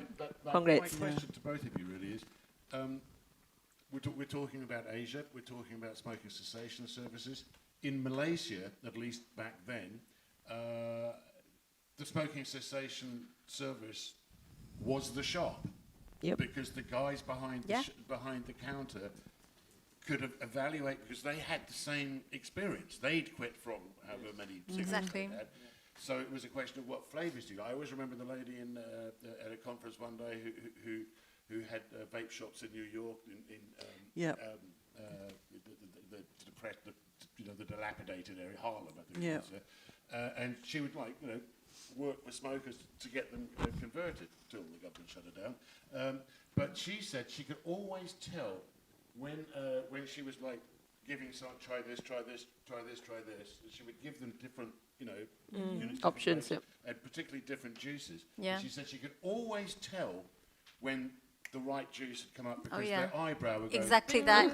No, exactly that. That's Exactly it. that. And that was my moment Yeah. in a vape shop in Kuala Lumpur. Good for you. So I believe that in Asia, there's no vape shops allowed there. In India, there's no vape. Well, there's a few. Allegedly. Basically, no. Allegedly. In the Philippines, there are. So would you say that the vape shops essentially act as a Cessation service. Cessation sort of service? Yeah, definitely. I remember my experience. I didn't really know much vape shops at the time. I was much younger also. And I didn't have friends who vape. Most of my friends were smokers. And I was smoking for several years at a time already. Definitely the shop owners, the shop assistants, they help. They'll ask you, oh, what's your preference? What flavor do you like? Do you like fruity? Because before we have a lot of flavors. We have a lot of Filipino juice makers. So there are times that they'd ask, oh, what's your preference? Do you like fruity? Do you like desserts? Do you like cola? Do you like it minty, menthol, or just tobacco flavored? There are a lot. So definitely the shop owners, shop staff help. And it's surprising because these people, they probably never read research. They probably never, been in a conference like this, but they know so much and they help so much as well. So, so in short, we could probably say that if governments in Asia wanted to initiate some form of smoking cessation program, just let vape shops happen. I mean, it happens in the UK. They're all NCSET trained, which is the National Centre for Smoking Cessation Service. I don't think you will find a vape shop now that doesn't have somebody who has done that certification. So they see that, you know, to be able to say that they stop smoking specialists, they're qualified to be, but they're just using tobacco harm reduction products to achieve the same end. And they are more successful at it than the services. Why? Because they're coming from that lived experience themselves, and they are helping a gazillion people every week. And they can see that experience. And I mean, at one point I was seeing 60 people a week in my clinics. And the reason why I became, you know, effective in that titration is because of the amount of people that you're seeing and the experience that you're getting from it. So you have vape shops up and down the country, of the countries, you know, if they are, you know, in Asia, you know, they're sitting there. They are an excellent resource, and they just need that, you know, permission. Do a pilot, give them a chance. Yeah, I just want to add one more thing. It's like you have to understand that smoking is not just the addiction of nicotine, and the person who can switch. You know, I have used electronic cigarettes since its beginning in 2003, 2004. I probably started vaping in 2005, and I was a dual user until somebody come and advised, so I quit. But you will also have to look at the point that nicotine is not the main addiction. It's also habitual.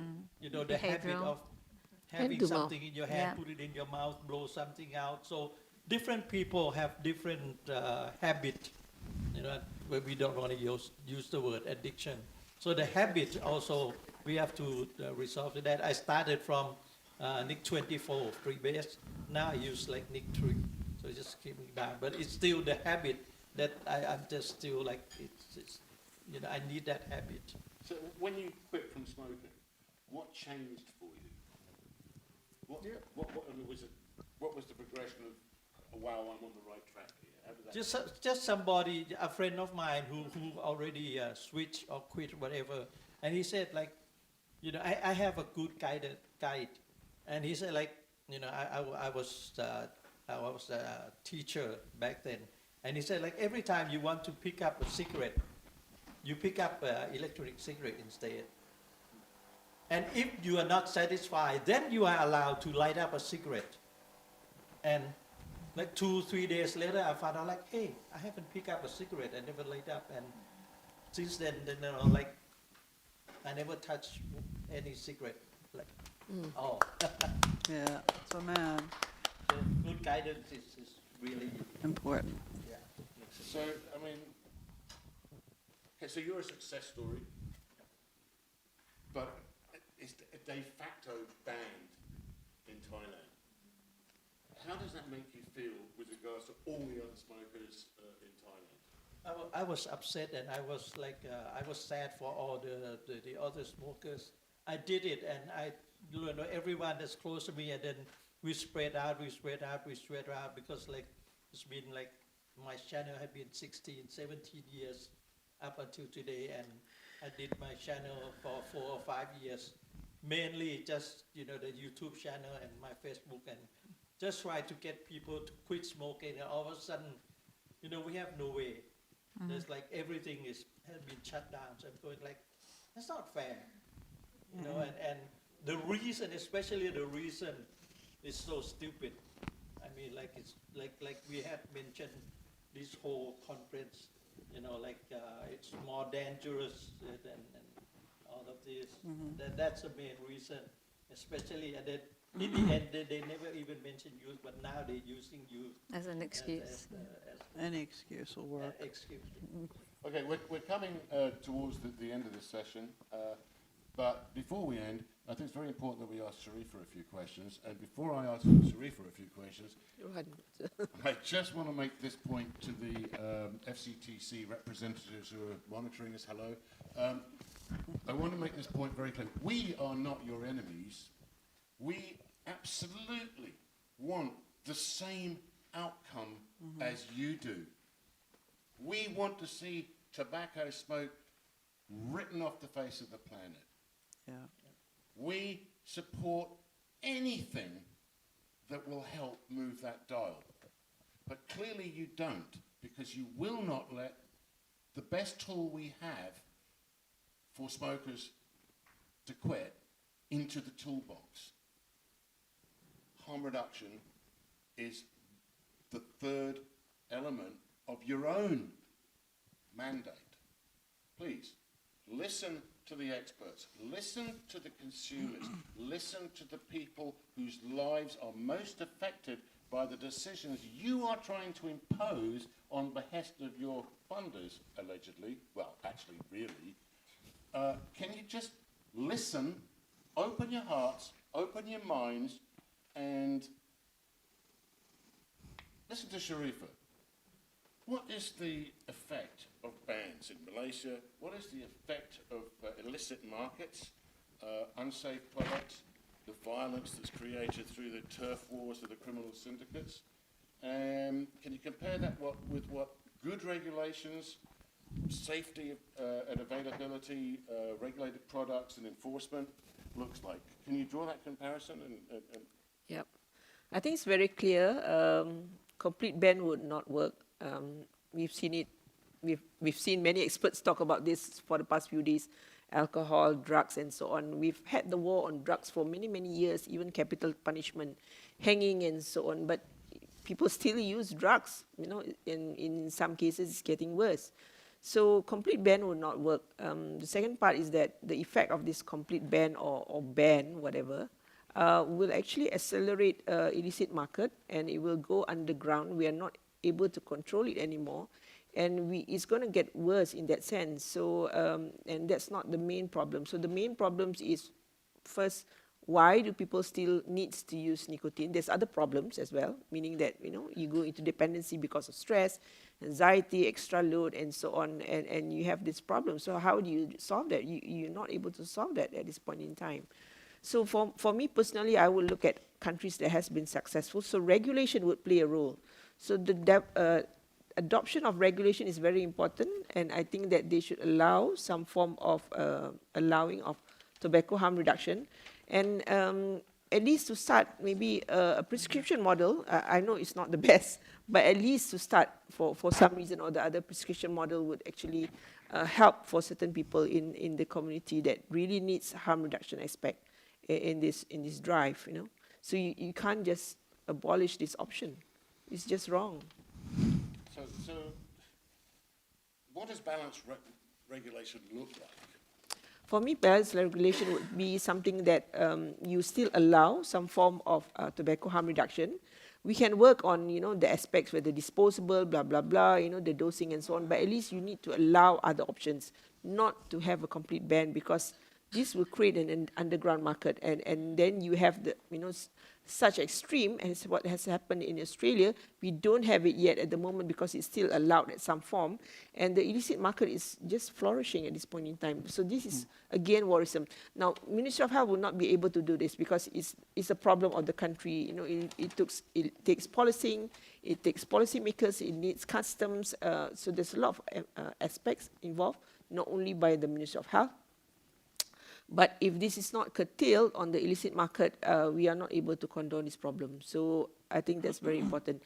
Registering of the vendors, this is what happens in Malaysia. I think other countries will also be that because of this issue. So you need to register, because we don't know now at this point in time who is selling the so-called legal or you know, good quality vape liquids, and those who are already tainted it with drugs and so on. So they have this something like an MLM, you know. They go into schools and they encourage people to drive. They become agents and things like that. So this is worrisome. Yeah. What message would you want, if you could give a short message to the regulators in Malaysia, or particularly Malaysia, what message would you want to give them? Allow THR, have some form of regulations, not a complete ban. So we're coming to the end now. You'll be happy to hear. But I think we need to close this out on what this really is all about, and it's about consumers, their right to compassion, choose, yep, compassion, and their right to be recognised, the right to be engaged, the right to be involved in the debate. Since it's about us, it should include us. Should include us.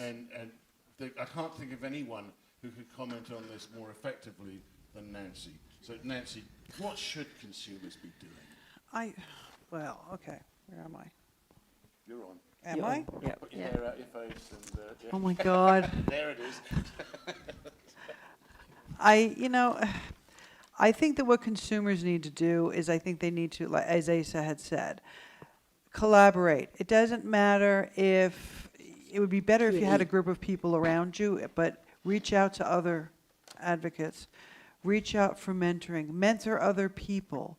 Educate yourself so that you can educate other people. But the number one thing is when we're asking people to humanize us and not to not dehumanize us, but treat the situation as a human situation, we have to realize that the people we're talking to, the people that we may not agree with, they're also human. So if you want respect, you have to give respect. And you have to understand that not everybody's going to agree with you. And sometimes you have to learn to agree to disagree. Don't sink to the level of ego or being rude or disrespectful. Understand that everybody has their own way of doing things. Everybody has their own way of understanding things. What keeps falling? A microphone. My mic thing. Oh, you're doing a Nancy. Nice, nice. Yeah, so that's my main thing for consumers is, you know what, treat everybody the way you want to be treated, and understand that you don't know everything, and this is process. You'll be continually learning. If you're doing it right, you will be continually learning. And if you do it really right, you won't ever have to do it again, because I'm an optimist.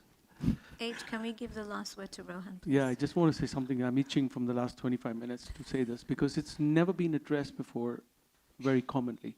And this is directly to the couple of organizations which are trying to get kids off nicotine, right? And especially to the Campaign for Tobacco-Free Kids, who's completely working day and night to put a spanner in the works. Kids are kids. They're going to do shit. They're going to get access, and they're going to get access to any form of nicotine they can, because peer pressure, schools, and everybody wants to look cool. Everybody wants to be the Fonz, you know? Fonz? Yeah, Fonzie. Oh. Fonzarelli. Wow, that's So- an old school reference. Yeah, okay. The important thing to remember, and this is especially addressing the entire campaign by the Campaign for Tobacco-Free Kids, is that no matter what you do, kids are going to emulate their peers. They're going to get some form of nicotine addiction, doesn't matter where they get it from. They don't care whether it's safe or not safe. They like to live life on the edge. Research has consistently shown the younger you are when you are exposed to cigarette smoke, the younger you are when you're exposed to harmful products, the long-term damaging effects are much more. They're amplified by a level of 2 or 3. And one of the biggest reasons why we are seeing in today's day and age, I see at least about 200 or 150, 200 patients a week. Most of the angiograms or the angioplasties and most of the, whatever we do, the bypass surgeries, among the youth, 90%, when I take the history with these young people, 25, 30, I've had kids as young as 18 and 20 go for a stent in the heart, is that they have used tobacco consistently for some time. Yep. And what we forget is it's not cholesterol that causes you to have heart attacks. It's, of course, it adds to it, but the primary reason is inflammation. And cigarette smoking and tobacco-related smoke is the number one reason why we get inflammation in the arteries. The inflammation is the setting over which cholesterol goes and sits. So if they really would, sorry, what? So if, for example, if my kid tomorrow, my daughter's 18 years old, if she wants to do something, I would rather she go for a safer product, because I know over a period of time, her cardiac risk factor would be much lower. I can't stop her, she's 18. But I would prefer that she uses a safer product, and tell me about it at least, but rather than go for a smoke and, then damage the arteries and stuff. Well, you'd rather your kid drove a Volvo than a Pinto. Yeah. So it's like somebody drowning. It's somebody drowning in the water. Yeah. I'd rather throw them, throw them a lifesaver rather than let them drown. Right. They're not out of the water. They're still in the water. Yeah. But at least a lifesaver will save the life. Yeah, no, I agree with you. I mean, and when we think about that too with the youth, really quick, H, they're talking about the youth that, harm, And nobody really mentions, well, we did, maybe we need to start again, mentioning the harm to young people by the financial and social distress. If your parents smoke, I mean, I don't know how many people here experience this. I'm going to guess quite a few. You sit in the car with your parents and your grandparents, and they hotbox in the car, right? Then 9 times out of 10, you're going to be smoking by the time you're, whatever, 12 or 13. But what about the harms to these kids that, you know, their parents, they spend more money on the cigarettes than food because of the addictive quality of the cigarette, okay? Those kinds of harms, I think, are probably what they should be addressing, as opposed to creating some kind of scenario to justify their own existence. Okay, we've come to the end of the session now. We have like 3 minutes for questions and answers. So what we've learned here, see that coming at you, the big takeaway from this conversation is harm reduction does most certainly work, but only if we allow it to work. The tobacco policy must focus on outcomes, health and dignity and human rights, not bans and bootlicking and funding. Yes, Roberto, you have a question. Just one very brief question. You mentioned one substance, one compound that makes it especially addictive. Is it acetaldehyde? Because acetaldehyde is mentioned in experiments, mostly with mice. It has influence in the nicotine receptors. But as far as I know, it is mostly animal studies. I'm not sure if it is well established that this particular compound is what triggers the addiction or the extreme dependence. I hate the word addiction, the extreme dependence, because it is also true that non-combustible products create less dependence. We feel it. I mean, our laboratory, private laboratory, our bodies, they tell us. But I don't know to what. I know there are observational studies checking that, but it is difficult to quantify. So that it's not. You're not sure if it was aldehyde, right? You're asking the wrong person if you want a chemical name or a Latin name or anything like that out of me. It's just stuff that is released in cigarette smoke that is the same stuff that's present in opiates that causes opiates to be addicted. That's what I was informed. Are there any more questions? No. If not, we shall proceed to close. Thank you. Thank you very very much. I much. want to thank the panelists so much. Thank you, guys. Thank you. For their dignified, educated, rational, reasonable, and human responses. And for behaving ourselves. Well, yes, indeed. Indeed. Thank you very much, everybody. Okay.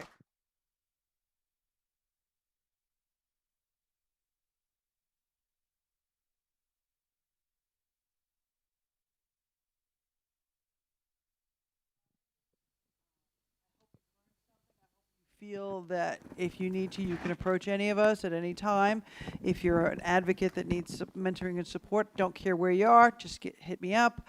And if anybody has any further questions, most people know how to get a hold of me. And if you don't, I think there's a bio of me on the TPA website. So please feel free to reach out to me. Thank you, everyone. Thank you, Martin. Thank you, everybody on the panel and everybody who participated today. Go well. Thank you. Thanks, and guys. Thank you to the technical team. Thank you, guys. Huh? I don't know the details of that. There is a happy hour for experts today. At what time, Kara? 6 p.m. at a restaurant called El Catrin. El Clarissa. I'm going to guess everybody should meet in the lobby probably at around